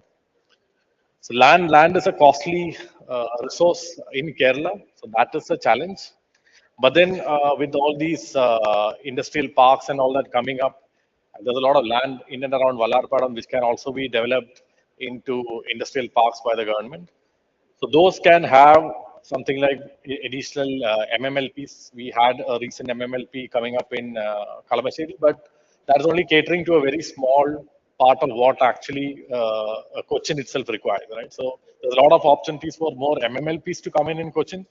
Just to give you an example, Hyderabad has about 10 of them, while we today have only one. And we have a large consumption population here. So the opportunities for MLP are there. There could be cold chain and food processing. Maybe, as I mentioned, I mean, maybe the heavy manufacturing is not there, but maybe the light manufacturing assembly can come in here. There could also be opportunities for e-commerce and fulfillment. I mean, we have a panelist from Flipkart and Walmart here who can talk about it. And there can also be a lot of opportunities in the marine repair, ancillary services, etc. I mean, we also see a lot of repair facilities coming in. DP World itself has also signed an MOU with Cochin Shipyard to develop a repair facility here. So we see a lot of opportunities for Cochin as far as DP World is concerned, as well as across India to a terminal. So I mean, somebody who joins us here has the opportunity to move across any of our terminals or other ancillary facilities across the world. There are job opportunities which are available for internal candidates who will have. I mean, the first preference will be given to an internal candidate. They can see it when they can see it first when an opportunity comes up across globally.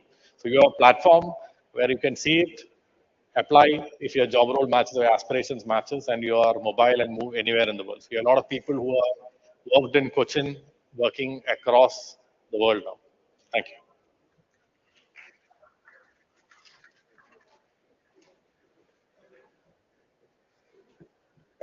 Mr. Dipin Kayat is seasoned, in spite of his young age, is a veteran in the port industry in Cochin with excellent exposure. He has analyzed the opportunities here. He has pointed strongly on the AI systems. During the manual systems, we had so many issues. I remember when the the river mining of sand was abolished in Kerala, and we had very big scarcity of construction sand in Kerala. Cochin port imported through Cochin port, we imported huge amount of sand from Cambodia. And when the sand came here, one person, a manual mistake, put a paper to the customs. Instead of writing sand, sand is a very dry material where organisms doesn't grow. But he wrote soil. Soil is a biologically active wet medium where organizations can grow and it can be communicated from another, in this case from Cambodia to our land. So this manual mistake, it created such a big ruckus because then in the present situation, the material had to be taken to Pune for testing. And remember, the importer paying all the storage charges here. So that is the accuracy with which the logistics has to be performed. So his point that the aptitude that should result in the accuracy and the technology that comes in is a big value addition. We now come to the Vizhinjam port. The CEO of Vizhinjam Seaport International Limited, Mr. Srikumar K. Nair, is a veteran in this field. He has had exposure to many ports and port ecosystems pan India. He has been a major senior consultant across India. And we look forward to him not to speak about the employment opportunities within the four walls of Vizhinjam, which is a semi-automated port. We look forward to him to speak, enlighten us about the employment opportunities, the the economic activities that can come due to the proximity of Vizhinjam seaport. Sir, the floor is yours.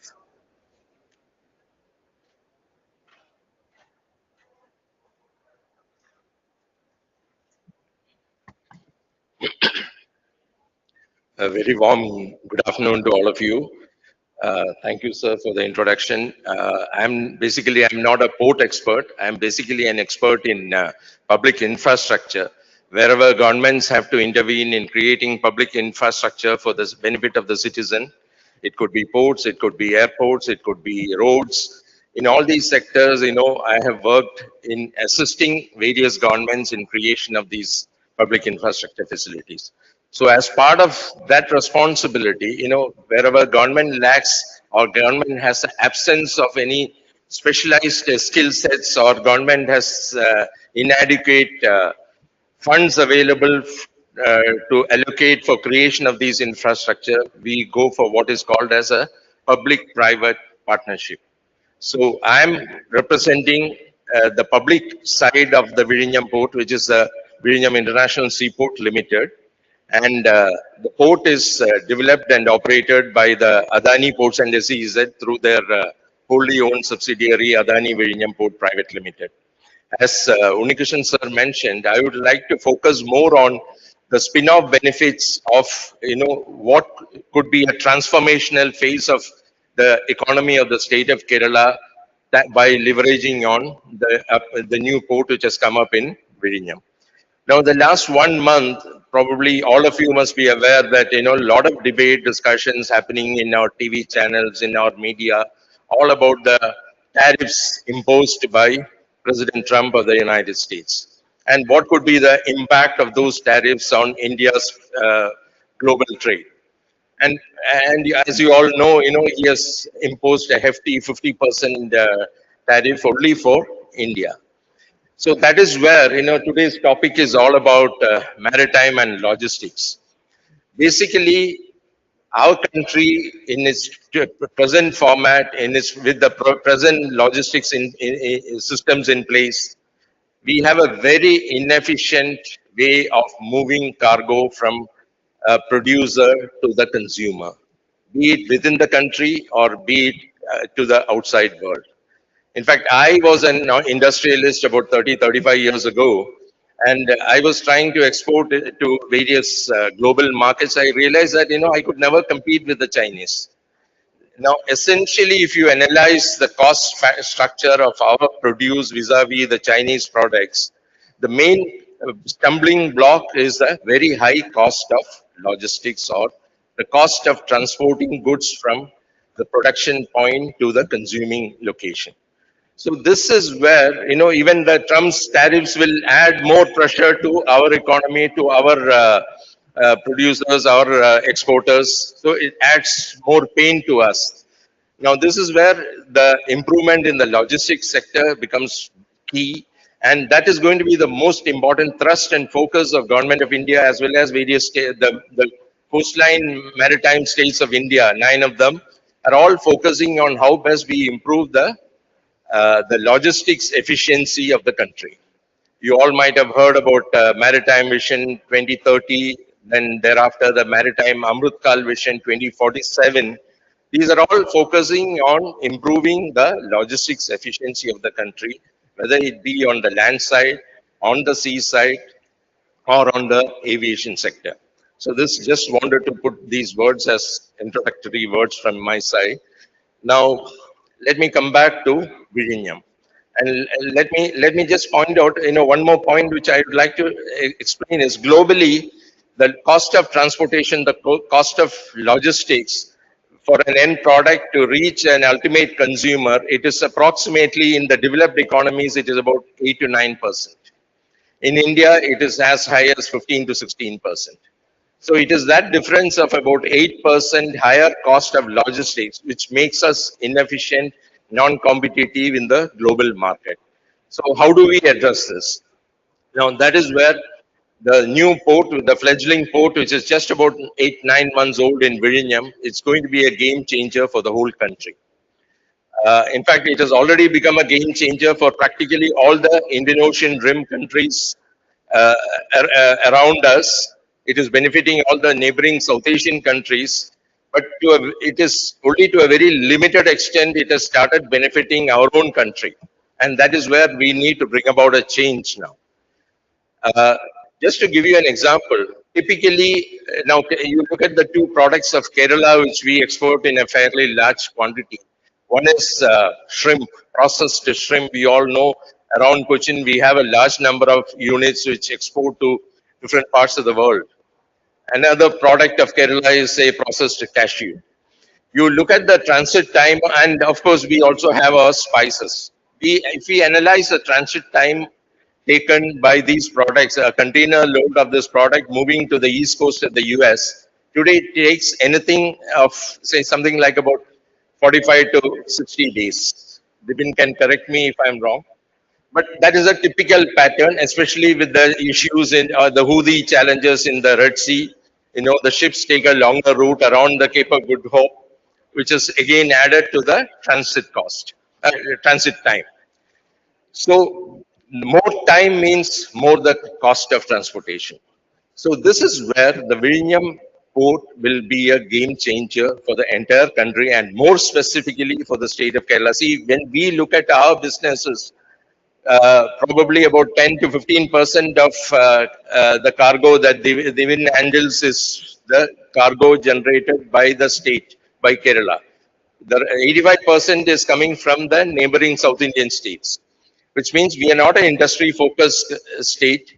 And there are very few industries which are either requiring import cargo or export cargo. Now, Vizhinjam gives us an opportunity to transform, to reposition us from a traditional thought process of focusing more on the services sector. We can now think in terms of a shift towards industrial sector, discrete manufacturing, any assembling activities, all these open up in large scale, the opportunities open up in large scale thanks to Vizhinjam. Now, how?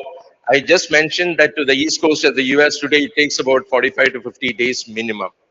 Now, from Vizhinjam, with direct vessels sailing, it comes down to about 30 days.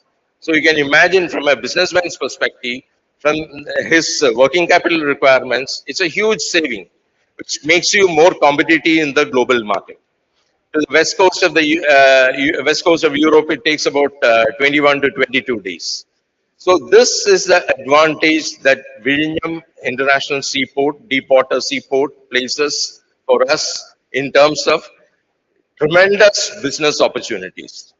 Now, I will put these now, of course, I need not go into the reasons as to why Vizhinjam brings this quality change. Probably you'd all read in the media, but I'll just briefly say the two USPs of the port.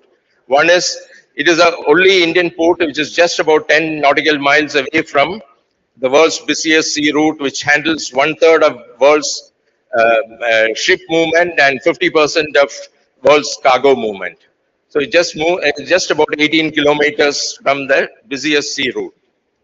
The second advantage is you all know Cochin Portus is struggling to maintain the required draft at the berth in Vallarpadam by continuous maintenance dredging. Here it's a God's gift to the state of Kerala that right at the coast itself we have a natural draft of almost about 20-25 meters in the southern in the southern parts of Trivandrum district.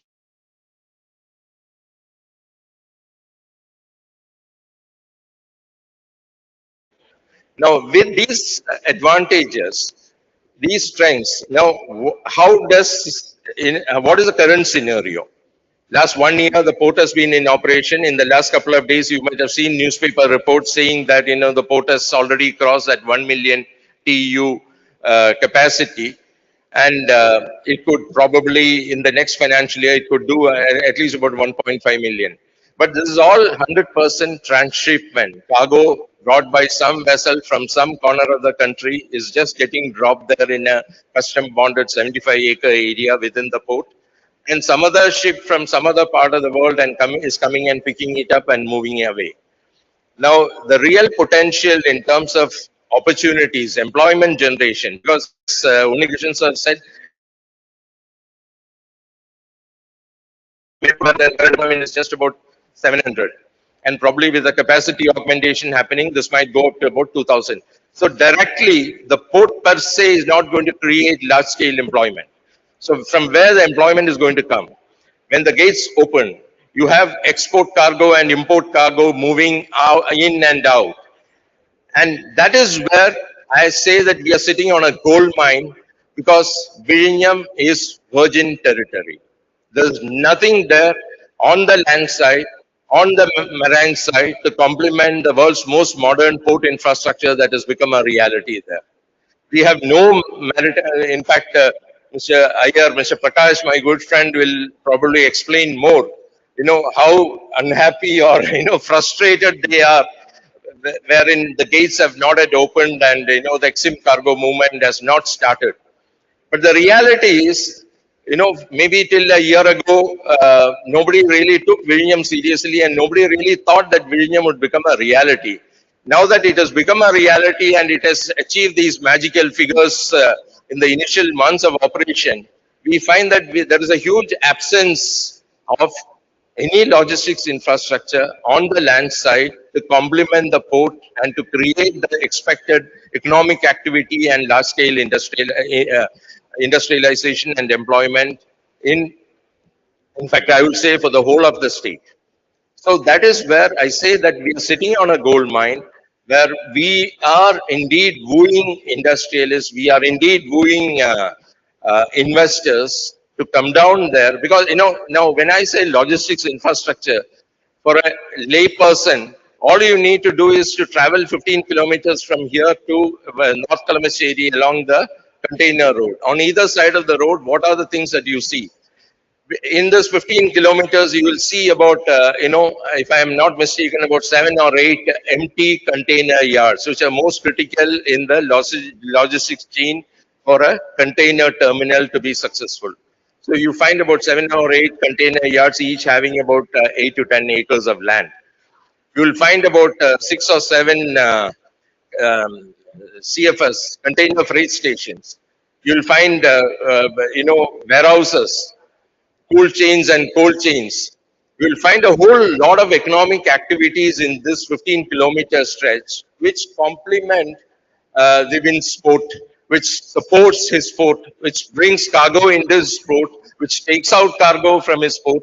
So that ecosystem is what is missing in Vizhinjam. We don't even have a single container, empty container yard. We don't have a single CFS. We don't have any warehouses, any, reefer plugs outside the port. And the port is now choker block with containers which are being transshipped. So this is a huge opportunity where all these could be created. And naturally, with the creation of these facilities, the employment would naturally develop. Now, as my previous speaker mentioned, land is at a premium in Kerala. So land cost is fairly high. So we are trying to convince the government to make a substantial investment, having committed almost 6,000, the small state of Kerala has committed more than 6,000 crores investment for this port project. So having done that, we are also trying to convince the government to go for land acquisition to facilitate, to play a facilitating role to create the necessary logistic infrastructure. In fact, very specifically, all the details of what are the opportunities Ibn had mentioned in his previous speech. So there is a total absence of, ship repair, during that Indo-Pak conflict. We had a vessel which was drifting just outside the port and everyone pressed the panic buttons, not knowing what is happening. When the Coast Guard went and checked, it was a ship which was sailing from Chennai to Abu Dhabi. She had an engine problem and she was totally out of control and she was just drifting along the coastline. Now, to repair her, some spare part had to be imported from Singapore or from Europe. It took about 10 days. Then it had to be replaced. The whole process took 2 weeks. Now, the same whole process, had it been happening in Singapore, it would have been completed in maybe 4 to 5 hours time. So that is what is, we are not talking in terms of large, shipbuilding activities, elementary facilities like ship repair facilities, container repair yards, empty container yards. These are all not even bonded areas. These are, just we want open grounds where all these facilities could come up, and the shipping lines would naturally come and drop these containers. So these are the huge opportunity. And as a spin-off of all this, once this ecosystem, the logistics ecosystem comes up there, naturally what will follow is the creation of an industrial ecosystem. Because as I told you, typically Kerala cannot compete in a global market. But today with Virinyam, the whole world is your market. I keep telling in all my presentations, on the 3rd of December 2024, the gateway of India has shifted 1600 kilometers south from Mumbai to Trivandrum. Because you have, any produce you make here can reach a global market at the least cost, in the least time, and that is what an exporter would require. So with this, I think I've overshot my time. Thank you very much.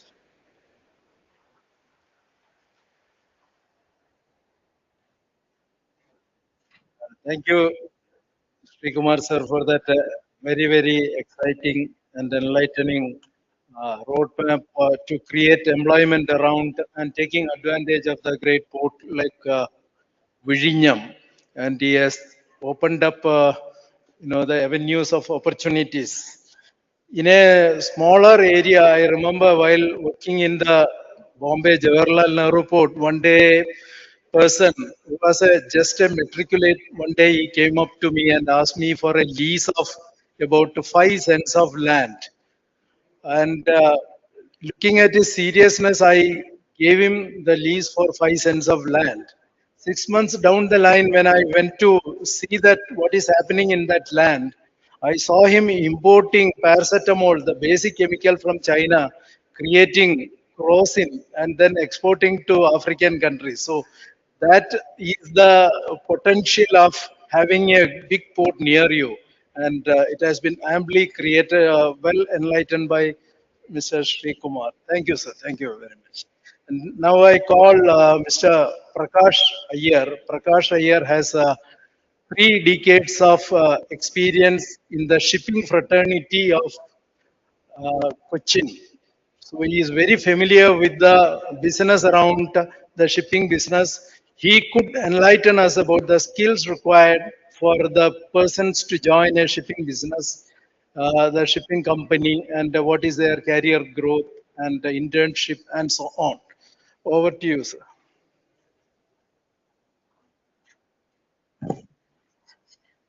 Very good afternoon. Most of my job has been taken over by both the CEOs, Vidinyam and Cochin DP World. Because we work in tandem, a shipping line need a terminal, a shipping line need an exporter, a shipping line need a transporter, a shipping line need a customs broker, where Mr. Savio was heading earlier. And like that, it's a joint effort of everyone so that the shipping and logistics will pass through or survive. And there is no boundary for a shipping professional. As such, what we are looking into is a graduate with a MBA in shipping and logistics or a PG in shipping and logistics. Our primary requirement is language because we interact with the international organizations. Even Walmart, was one of my customer when I was with the Japanese line. So the language proficiency is very important for a shipping professional to become a shipping person. And a knowledge on geography. A geographical knowledge is also important for us. So we have different departments like we have a sales and marketing, we have an operations department, we have a customer service department, we have documentation and finance. A finance person need to know about the income expenditure on not only that, but how to remit fund from India to abroad and how to bring in from abroad to India. So these are the primary requirements of finance person. Whereas a salesperson need to be having knowledge in all aspects because we don't have a product to showcase. It's a service. So how do I tell a customer what is my service, how do I make them experience over my service? So for that, I should be, having knowledge on export, import, and all the other activities, including I should be knowing about the terminal operation. I should be knowing and the working culture of a customs broker, a transporter, and everybody. So that, it is like a shipping line is like a semi-industrial organization. Like we have a ship, we have containers, but we don't have, we don't export our own product. Whereas we need to find an exporter, we need to serve them. So it is entirely a skill which can be, which can be learned through experience. And any graduate, any discipline, can become a shipping professional. Need not be a commercial graduate or an economic or a science graduate. Also can become a shipping professional, and the growth will be tremendous. Like when I have started, just a correction, I was not only worked in Cochin, I worked in Bombay, I worked in Chennai, I worked in Vizag, Bangalore, Hyderabad, and all the South Indian locations. So when we move around the ports, when we move around other locations, we learn about how the working style is there. The mainly what we learn is the product what we have at that locations. In whatever export available in Cochin may not be available in other ports. Like an onion will not be exported through Cochin. Spices will not be going through Vizag. But whereas other products like a seafood, primarily Cochin was number one in seafood exports.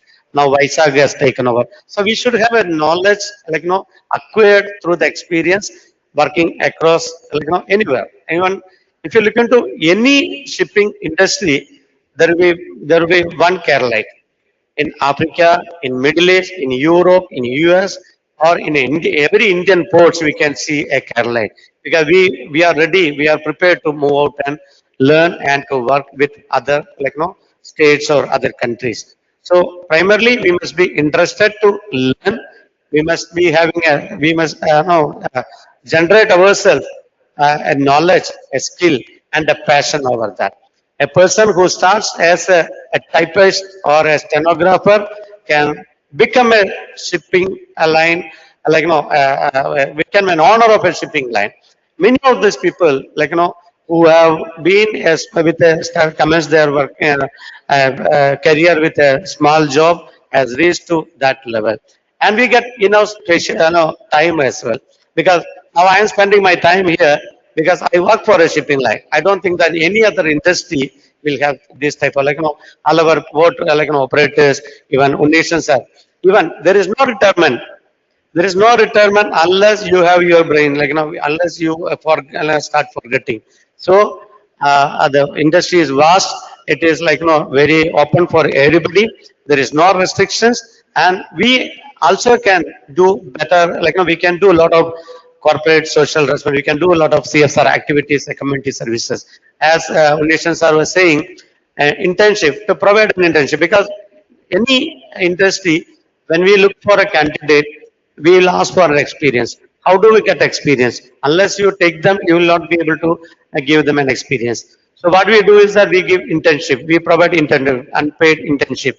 We provide unpaid training. And if students start demanding for that, demanding for a payment, then it will be difficult. Otherwise, if a graduate comes ready, prepared to work with a company for some time, for 2 or 3 months or 4 months, by the time it is sure that he will get a job if he has a passion in that. That is what I have to say. And rest, no, when the moderator asks me, I'll answer. Thank you.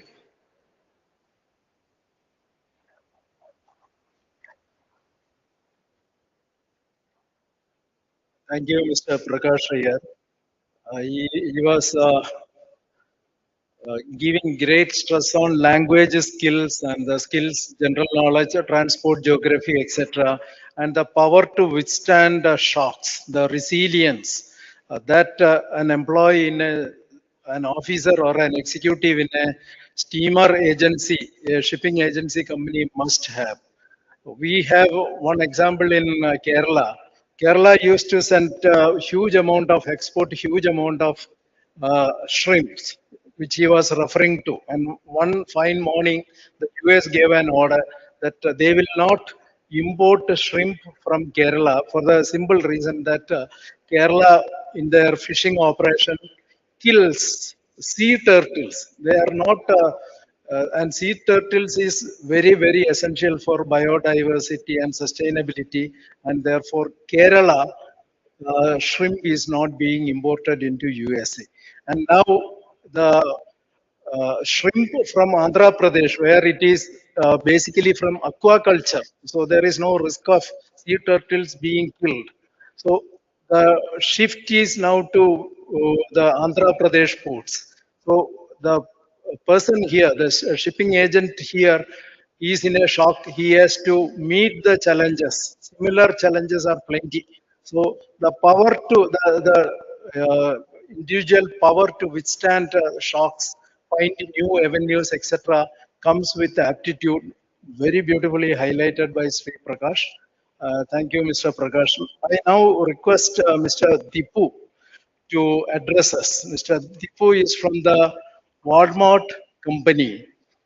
I request him to, highlight about the spin-off effects, how enterprise is coming up in the land, how his company and their network is encouraging the youngsters to come up with how they support new industries, how employment and creativity is generated in this ecosystem. Over to you.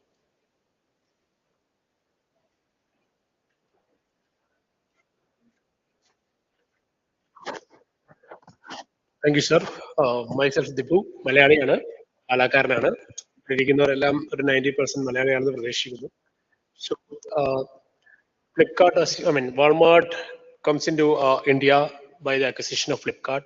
So if you look at Flipkart, we have multiple companies. Flipkart is one. Second is Mindra, which is the largest fashion wala one. Third one is ClearTrip. ClearTrip, we deal with all the what you call travel bookings. And fourth one is Yatra.com. We also deal with Yatra. So all these companies, and also we have a UPI, which is called PhonePe. So all these companies presently comes under Flipkart Group in India. So Sir's question was not about how Flipkart recruit people, but about the opportunities Flipkart can bring in different sectors. So rather than the job which you will get in Flipkart, PhonePe, ClearTrip, or Mindra, I'll speak about what people can do, or I'll give a couple of examples which presently what people in Kerala and especially South are looking at. So, I mean, our CEO DP World is from Kannur, so I'll give you an example of Kannur. കണ്ണൂരിൽ തന്നെ പറയാം. കണ്ണൂരില് ഒരാളുണ്ട്, ഒരു ചെറുപ്പക്കാരനാണ്. പുള്ളി college കഴിഞ്ഞിട്ട് ഉടനെ so he was started selling in multiple items in Flipkart, but was not successful. So he went for multiple journey across Southeast Asia, and they found out it is very difficult to, ഈ യാഗത്തിന് തീ കൊടുക്കാൻ ഭയങ്കര പാടാണ്. So യാഗത്തിന് ആൾക്കാർ തീ കൊടുക്കുന്ന either കർപ്പൂരം വെച്ചിട്ടായിരിക്കും, അല്ലെങ്കിൽ വേറെ എന്തെങ്കിലും വെച്ചിട്ടായിരിക്കും. So back home he used to see his mom lighting using what he called ചാണകം. ചാണകം വെച്ചിട്ടാണ് തീ കത്തിക്കുന്നത് കണ്ടിട്ടുള്ളത്. So he got this idea, so he started taking small what he called cow dung, roll it into small pieces. So ചാണകം എടുത്തിട്ട് കുഞ്ഞു പീസായിട്ട് പുള്ളി 12 കുഞ്ഞ് ബോൾസ് ചാണകം പാക്കറ്റിലാക്കി 45 റുപ്പീസിന് സെൽ ചെയ്യാൻ വേണ്ടി തുടങ്ങി. So first few months it was not doing good, but ഇപ്പം he is selling around 1200 per month. Packet cell ചെയ്യുന്നത് ഒരു സ്മോൾ ഐഡിയ തുടങ്ങിയതാണ്. UP, ഗുജറാത്ത് അങ്ങനെയുള്ള സ്ഥലത്ത് they find it very convenient. They just need to buy this, take a small bowl, put a karpuram on top, and just start the fire. So it was very good, and he is selling like hot cake right now in Flipkart, and he is also selling in other platforms. One more example which most of the people are knowing. So I am not sure whether നിങ്ങളൊരു Fool എന്നൊരു company, Fool എന്ന് പറഞ്ഞാൽ flower എന്നൊരു company കേട്ടിട്ടുണ്ടോ എന്ന് അറിയത്തില്ല. It is based out on south and east. So his father was a pujari, so എല്ലാ ദിവസവും he went to temple And he find out that father is offering flowers to almost all gods for from morning till evening. Then he find out that these flowers are being wasted. So ഒരു idea തോന്നി, he started purchasing, convincing the priest of different temple, including Tirumala, etc. And he purchased this flower. ഈ ഫ്ലവറെ purchase ചെയ്തിട്ട് ആള് അതിൻ്റെതായ process ഒക്കെ ചെയ്തിട്ട് he started making it as agarbattis, സാമ്പ്രാണി ഉണ്ടാക്കാൻ തുടങ്ങി. And he started marketing it such a way, ദൈവത്തിന് അല്ലെങ്കിൽ ദേവന് അർപ്പിച്ച പൂ വെച്ചുണ്ടാക്കിയ അഗർബത്തിയാണ്. ഒരു അമ്പലത്തിൽ പോകുന്ന അല്ലെങ്കിൽ ഒരു പള്ളിയിൽ പോകുമ്പം എത്ര ആൾക്കാരുടെ പ്രാർത്ഥന, എത്ര ആൾക്കാരുടെ ഇതെല്ലാം കേട്ടിട്ട് ദൈവത്തിന് കൊടുത്തേക്കുന്ന പൂ വെച്ചുണ്ടാക്കി സാമ്പ്രാണി വീട്ടിൽ കത്തിച്ചാൽ ഒരു അമ്പലത്തിൽ അല്ലെങ്കിൽ ഒരു പള്ളിയിൽ പോകുന്നതിന്റെ ആ സെയിം മഹത്വം നിങ്ങൾക്ക് കിട്ടും. ആ ഒരു മാർക്കറ്റിംഗിൽ ആള് ചെയ്തു. ഒരു 2 മാസം അദ്ദേഹത്തിന്റെ product cycle agarbatti which is selling number 1 in India അതിനെ കവർ ചെയ്തു. So it is not about എന്താ പറയാ ഒരു കമ്പനി കയറി ജോലി ചെയ്യുക, വർക്ക് ചെയ്യുക എന്നല്ല. There are lot many opportunities. So ഈ രണ്ടെണ്ണം ഞാൻ പറഞ്ഞു, ഒന്ന് at a high scale, one at a low scale. People are doing it. Find out these opportunities around you. Start practicing it. Ultimately, it's not about what you call you being getting a job. It's about you giving jobs to others and also earning money for yourself. So I mean, I'll stop my examples here. I'll continue in my other questions which comes in because I know it's short of time. So once again, thank you so much, and especially for Savio for inviting me. Thank you.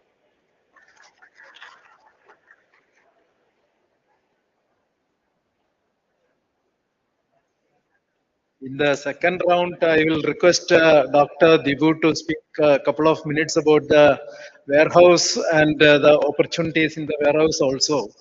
Uh, his company, spearheaded by him, is into various initiatives like I think there is a business school competition called Wired, which is doing, which is promoting the talents of the business school students. So great initiatives from his side. Thank you, Dr. Dipu. We now go to Dr. Jayan from the Indian Maritime University. He's a professor with the Indian Maritime University, Kochi campus.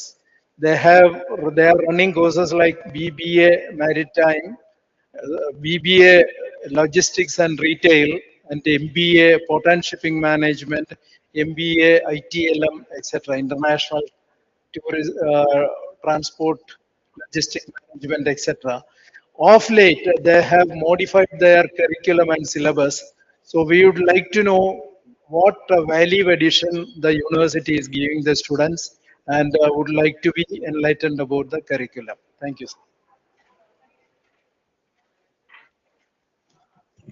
Thank you, sir. I'm Dr. J. Nachudan. I'm Indian Maritime University, Kochi. Indian Maritime University started in 2009. Then onwards, port and shipping management, that is the first MBA program we launched. Apart from that, after 2 years, the establishment of IMU, we also launched the Indian International Transportation and Logistics Management, ITLM course. These are the two important specialized programs Indian Maritime University offers. We have campuses in, mainly we are located in Chennai. Chennai is the headquarters. Chennai also having campus. Most of the Malayali students are also there. In 80% students are also in Chennai. Here also, this time we got a very good admission. Vaishak campus is also there. Mumbai we have 2 campuses. Mumbai we have 2 campuses. Vaishak campus is also. Kolkata campus is also there. Kolkata campus we have one program, that is ITLM program. Apart from that, recently we launched Maritime Logistics Embedded Apprenticeships. That is also in Vaishak campus. Apart in Palakkad, there is a ship technology. They are also affiliated to that course. Also newly they are starting maritime logistics, that course. Just like another any MBA program, we have a 2 years MBA and a 3 years BBA program. As Unikrishna sir mentioned, BBA logistics, e-commerce, and retail. These are the course which is highly focused in industry. Here, if you look at port and shipping management, this program imparts specialized expertise in port and shipping sector, comprehensive understanding of key industry dynamics. When it comes to international transportation, that is to meet evolving demands of domestic and international transport management, the program equips students with cutting-edge logistics knowledge to excel in dynamic business environment. If you look at the program objectives, apply management theories and practice to solve problems, a business complex business problem that is also very much relevant in this modern time. Demonstrate critical thinking, leadership, ethical decision making. That is also you can see in the revised curriculum. That is also industry is looking for. Apart from that, when we interacted with many times with the maritime industry experts, they exactly looking forward soft skill training. Soft skill training is very important for the industry. For that purpose, many students coming from different parts of the country, they are very weak in English. In the first semester itself, we are just running English speaking and writing skills program. That is, English teacher is there. Once they are migrating to semester one, second semester, all these people are well equipped in speaking English. And third semester, they are going internship in the different industry, logistics company, many ports around the country, and they have to submit the internship report. In the final semester, they have to make a project and the revised syllabus looking into the industry needs. We made the capstone project that also focusing on the real life world examples and kind of simulation games type of things, and they have to make that practical exposure to their project. That is also making them very important decision maker at the end of the day. Apart from that, problem solving skill also they develop. And we also added elective courses in the third semester onwards. That is also highly specialized areas which focusing on port operations and dangerous cargo, IMDG, all these things are providing dangerous cargo. That is quite relevant in modern times. That is also specialized course. When it comes to skill, all these soft skill areas we have mentioned, the most important skill is IT skills. That a student should equip with that IT skills. For that purpose, they should, even industry also just looking forward, that is Excel skill, Excel sheet knowledge is also very important. For that purpose, we have some maritime analytics, that is business analytics course is also providing at the end of the semester. And the Excel sheet is also very important in the sense that here supply chain visibility really matters. On time, real time tracking of data in modern times is very important. That's why IT skills really matters in the maritime sector. There is no doubt about it. Even smart sports are also very much there is this even warehousing also focusing on highly advanced IT skills. They are also, this is a technical area, maritime, that's why chartering is also very important area. Then we have this, already I mentioned about English speaking. Geography also plays an important role. As industry people also focusing on geography. Okay. This is the things just I want to highlight. The most important thing is at the end of the day, students will be able to equip with a decision maker and a problem solver. Thank you, sir.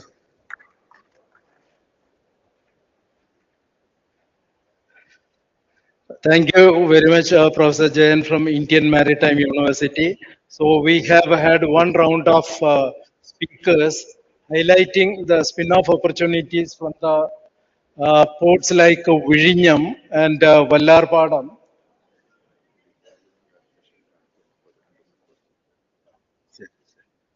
Basically, we were highlighting on the innovation, the room for innovation, the room for building up industries, taking advantage of the proximity of the port, and the students' career growth into the sector. One small example is like the Airbus manufacturing unit in France, Toulouse. They are importing 45 items, sub-assemblies from various countries, out of which just two, just two items go from India. And the main reason is not the manufacturing cost, but the logistic cost. So if we are able to take advantage of our port infrastructure, take advantage of Vizhinjam and the ancillary industries around, bring up ancillary industries around, the employment potential, the regional economic activity that can happen is highly it's a big amount. It's a large scale canvas that is before us. Before we go further, would throw this subject to the house, would you have any questions to ask the panelist on Vizhinjam potential, on Vallarpadam potential, on the warehousing potential, on the potential of innovation around the port, on the academic aspects? If any member of the house would like to ask a question, please do. Yes, please.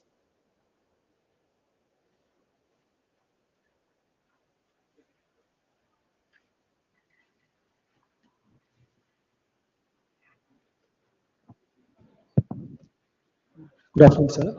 Good afternoon, the respected speakers, Minister of Kerala and former Finance Minister Thomas sir. So myself, Ismail K. Bashir. I'm working as Associate Director in ASAP Kerala, Additional Skill Exchange Program Kerala.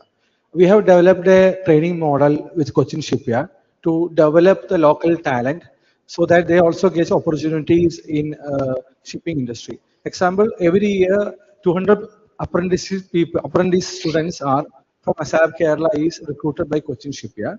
These students, after the initial 6 months training, will be given ASAP Kerala. After that, they will be given a 2-month training by Cochin Shipyard, and they are directly inducted into Cochin Shipyard apprenticeship 1-year training. If their performance is satisfactory, they are further hired on contract basis. So usually, the job trend is that after 2 years, they get much more better opportunities in other shipbuilding industries in other parts of the country and also abroad. So like that, have you developed any kind of model that gives access to local talent pool opportunities in related to logistics and shipping maritime? A similar model like we have done with Cochin Shipyard, how industries or companies develop any kind of model that gives access to a local talent pool in Kerala, local youth in Kerala to get a participation, to get an opportunity in the shipping maritime industries. The question is to Dubai Port World, then to the Flipkart. So what we do is that we have apprentices coming through the NATS and NAP schemes. So whoever's registered over there, when we have opportunities for apprenticeships, we call them, we interview, and then we take them on board. If they are found to be good post apprenticeship of a year, they move into trainees and then into our employees. This is for the operators, engineering, etc. Other than that, we have lateral entries for all other categories of work which we have. So that's one. We also have MOUs signed with certain universities. So we have something with XIME in Cochin. So we have programs like that also. Other than that, we also, like I mentioned, that we have 500 employees overall, right? Skilled plus unskilled. Every year, we get about 200 to 250 apprentices, internships, right? So if you look at it, there's a large amount of people which we are exposing to the trade. This is for the port alone, but then if you look at DP World as a group, there are various other entities as well where we have similar programs. Thanks. Thank you. And to Walmart, Dr. Thank you. So Flipkart got something called SCOA, which is called the Supply Chain Operations Academy. It's a 45 days program, out of which 3 days is theoretical, and rest 42 days is OJT, on-the-job training.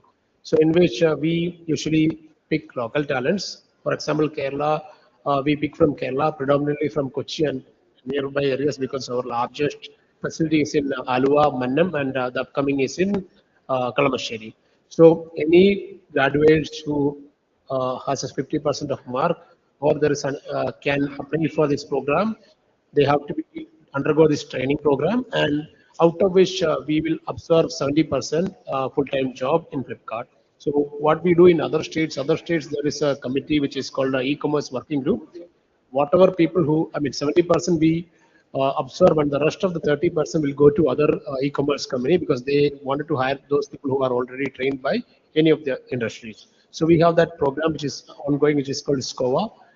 Maybe we can connect and probably work together how ASAP or CASE can work together for a joint certification, and we can do that. Thank you. Thank you. Forgot to mention, Sriman sir, already Vizhinjam Seaport is aligned with ASAP Kerala in our community skill park. to offer two programs for the local community in ASAP Community Skill Park in Virinam, sir. Just forgot to mention that contribution of Virinam Port. Thanks, sir. Thank you. Thank you. We have a professor from the Nilambur College. That's the last question that we take because the next program should begin in, yeah. Thank you, sir. Thank you for mentioning me. I'm Sarnam. I'm from Nilambur. Nilambur, it's located in the valley of Western Ghats, a rural village. It's not a village, it's a small town.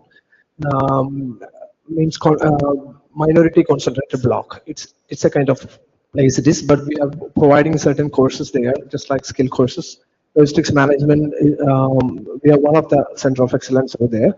But one of the biggest trouble that we are facing is connecting companies. So my question was this. You were telling that you are giving apprenticeships and trainings in your company, but I'm damn sure that companies can't accommodate these much number of students because now logistics is one of the booming means academy. So definitely many numbers will be coming. So you can't accommodate everyone there for giving apprenticeship and training. But we have got a training center over there. We got funding from central government, 9.5 crore, and we have a facility there. Thank you, Professor Sarnam. Your point is very well taken because at Nilambu they find it very difficult to place students on internship. But that's an excellent infrastructure, excellent college. The matter is placed before DP Worlds. My question is very simple. Can you give all such trainings to our students by bringing your experts to our campus?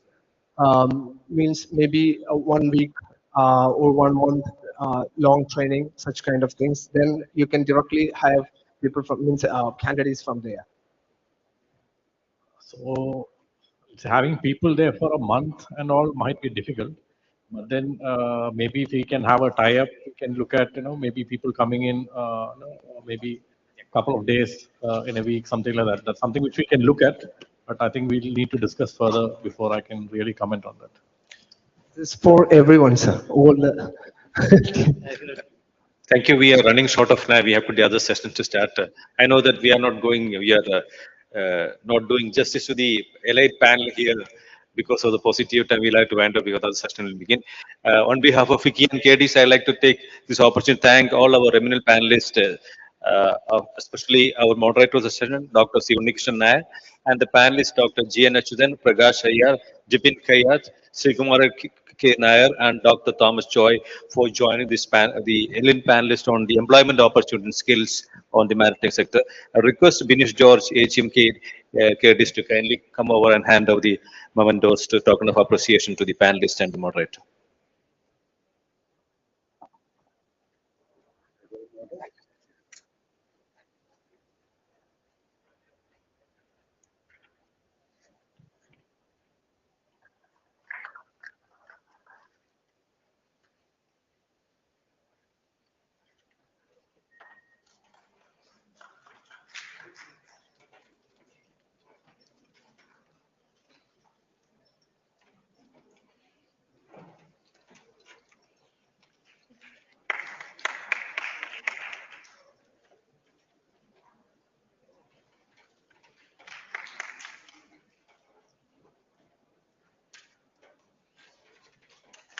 Thank you. That completes the panel. And I would request all the panelists to please come over and for a group photo.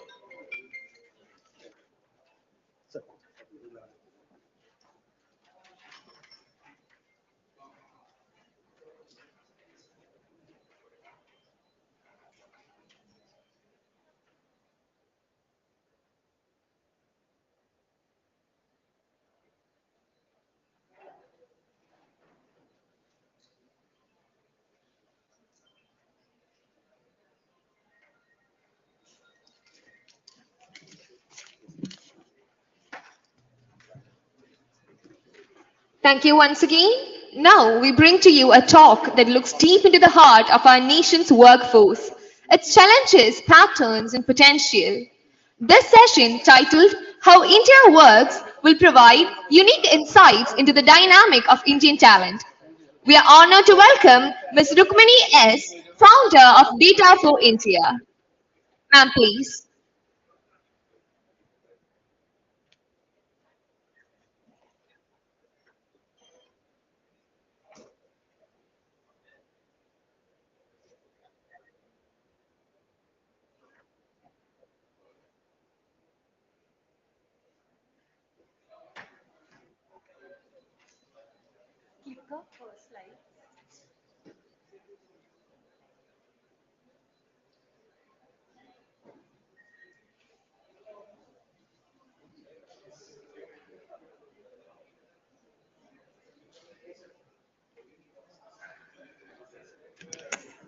Thank you. If there's anyone who'd been waiting for some time, I apologize for the delay. Um, I know I don't have a lot of time, so I'm going to have to really rush through this, but I'm happy to talk afterwards if anyone has any questions. Just to talk, let me talk briefly about who I am and what I do. My name is Rukmini. I run a public platform called Data for India, which communicates data about India to a lay audience.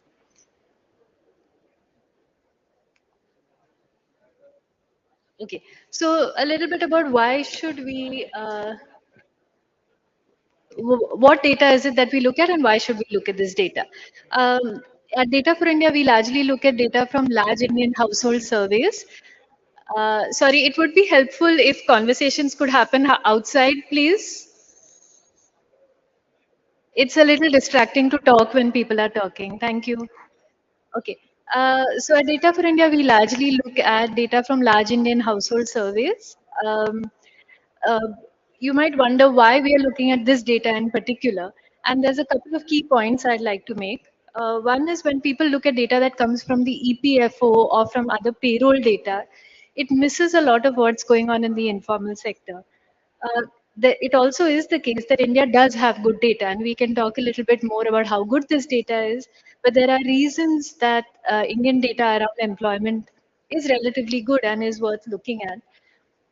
A lot of conversation around workers and the workforce happens using very unrealistic picture of Indian workers. And what we're hoping to do is to really bring back, center this conversation with a sense of who Indian workers really are. So that's all I intend to do over the next 10, 12 minutes, which is talk about what does India's workforce really look like and a little bit about what Kerala's workforce looks like.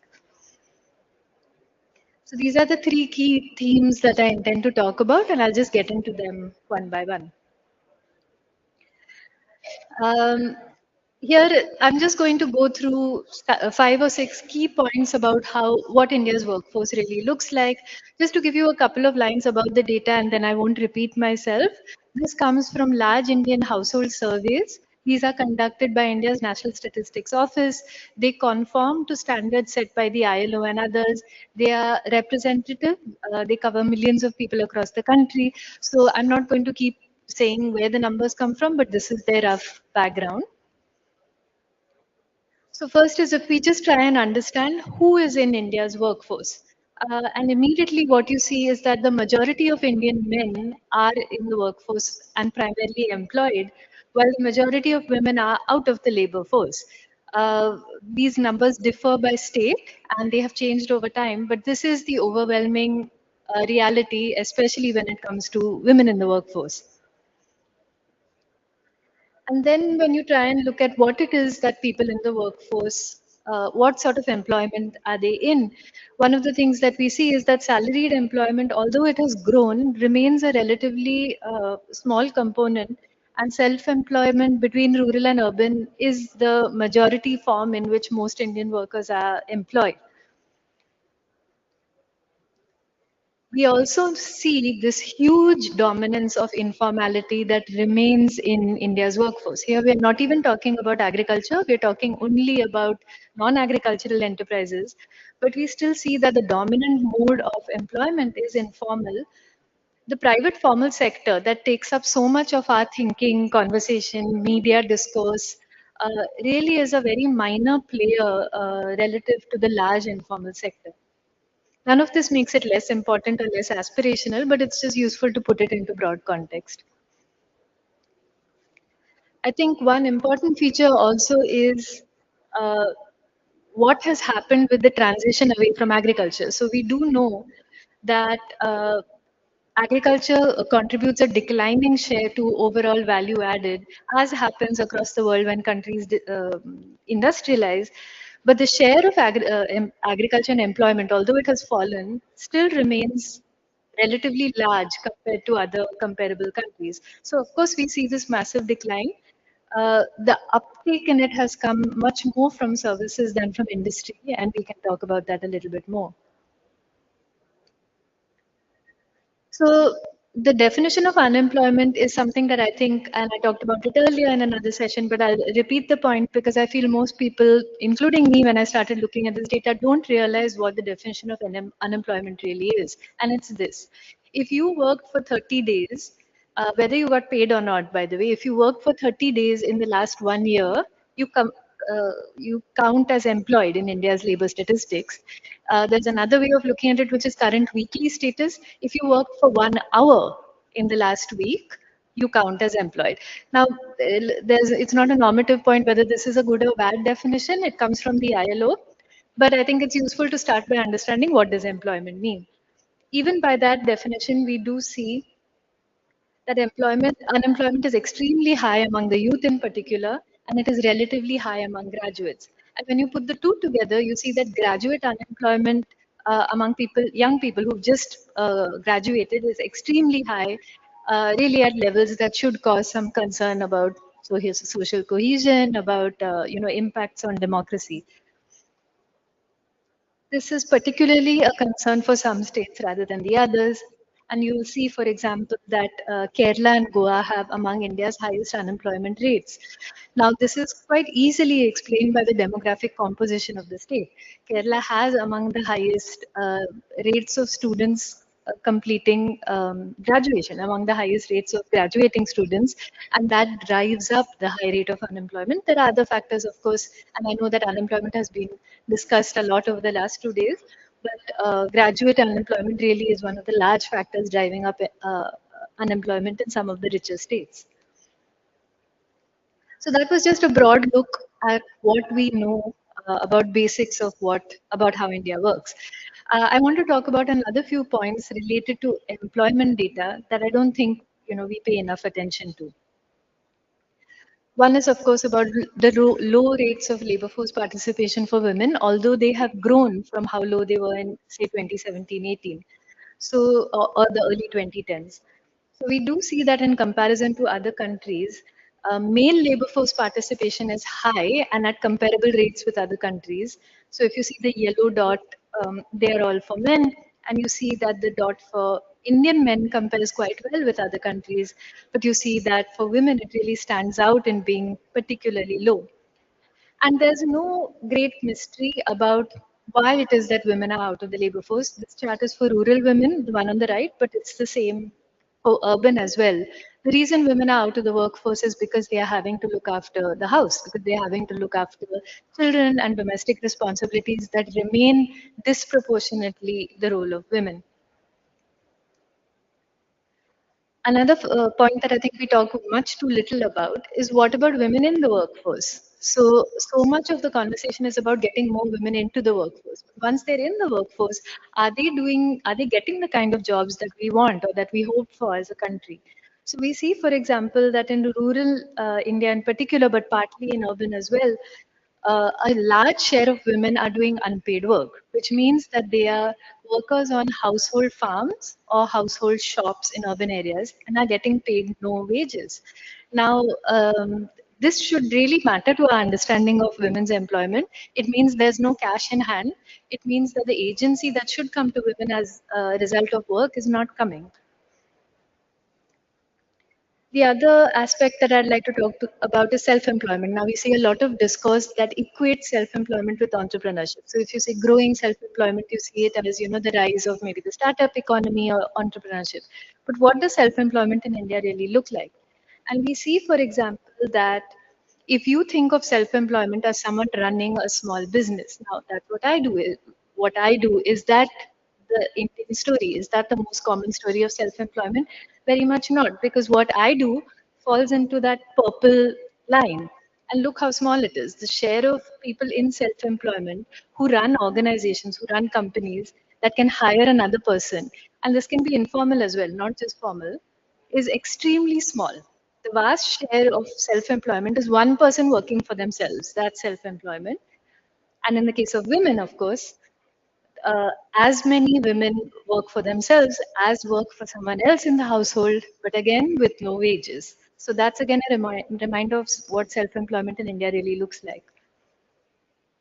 It's also important to understand what salaried jobs look like. So I think salaried jobs for many people do not conform to our notions of what salaried jobs mean.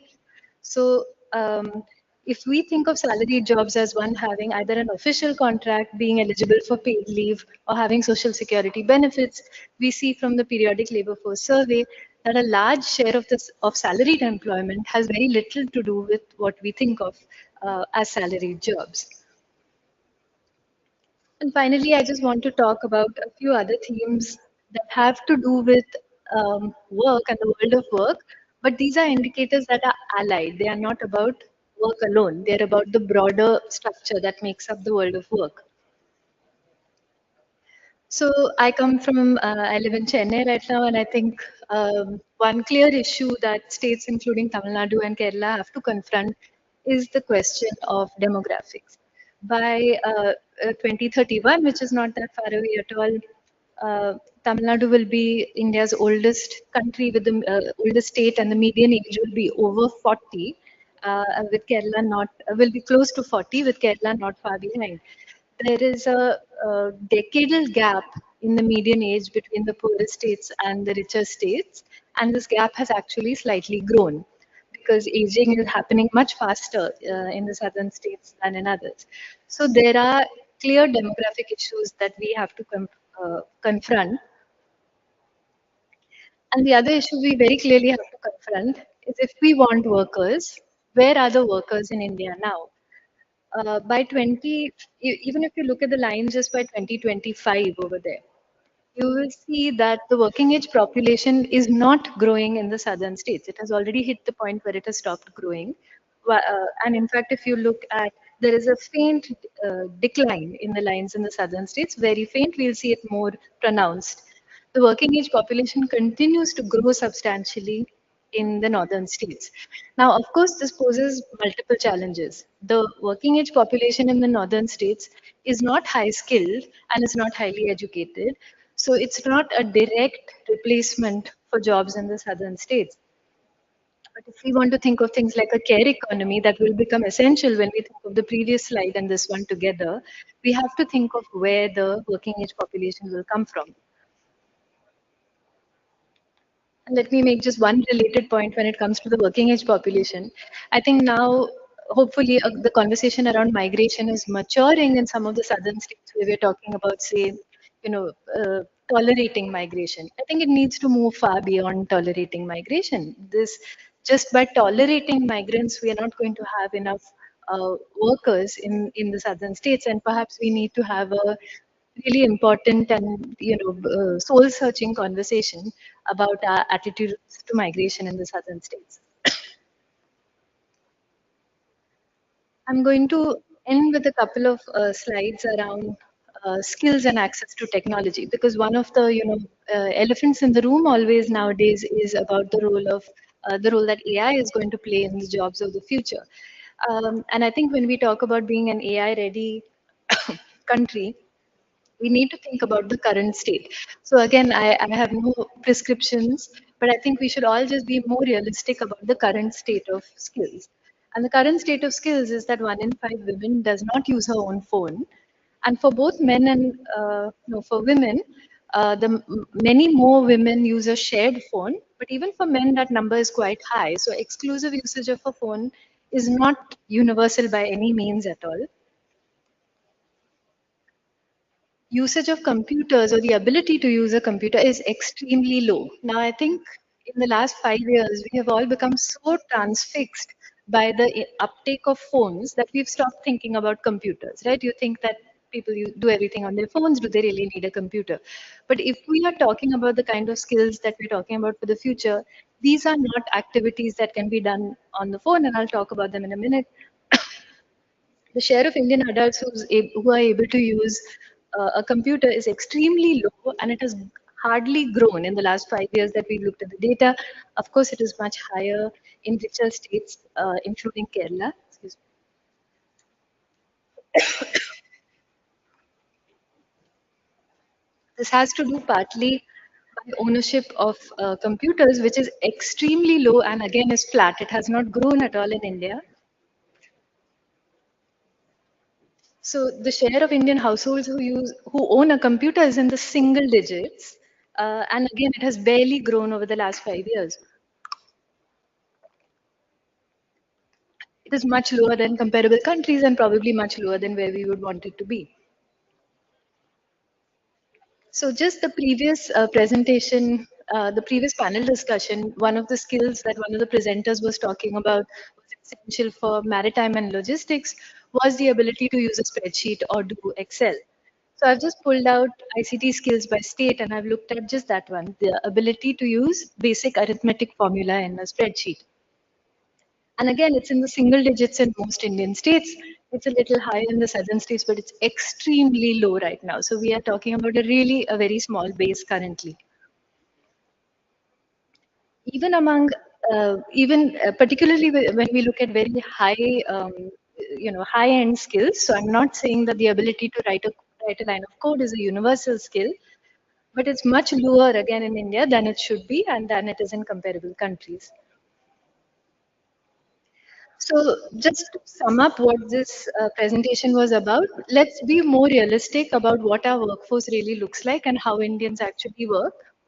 And when we think about policy or discussion, let's talk about the workforce we actually have rather than the one that we're picturing. Sure, there's a workforce we can aspire to, but let's acknowledge the huge gaps between where we are and where we'd like to get to.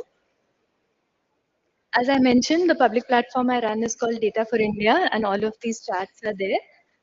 Please feel free to reach out to me if you have any questions, and including if there is data in particular that you'd like to see.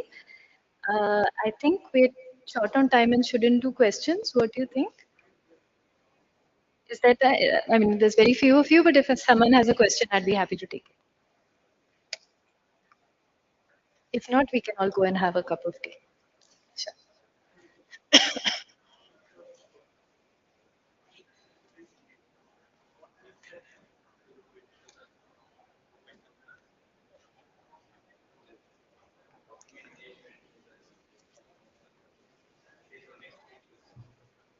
Thank you. That's a great question. The question was, we know where we are right now. What can we do to improve things? For example, with ICT skills, what could we do for the next 3 years? Now, these, of course, have to be cascading steps. You have to start by getting every child into primary school. They have to remain in secondary school. They have to get to high school.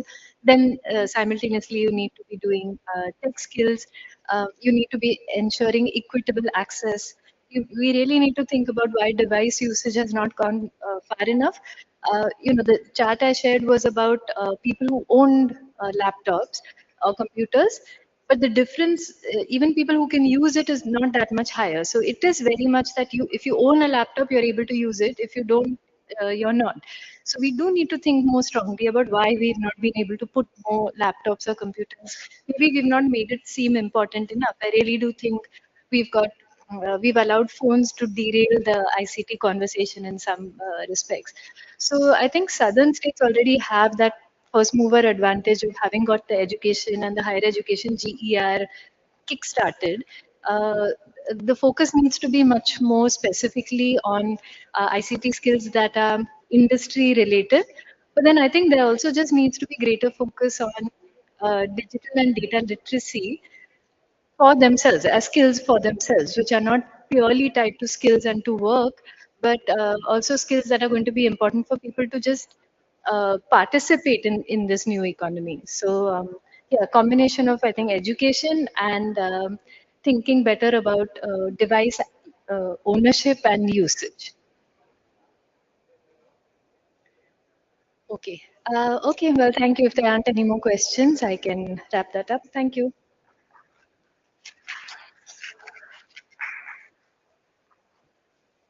So on behalf of everyone present here, thank you so much for the wonderful section, ma'am. Then thank you so much.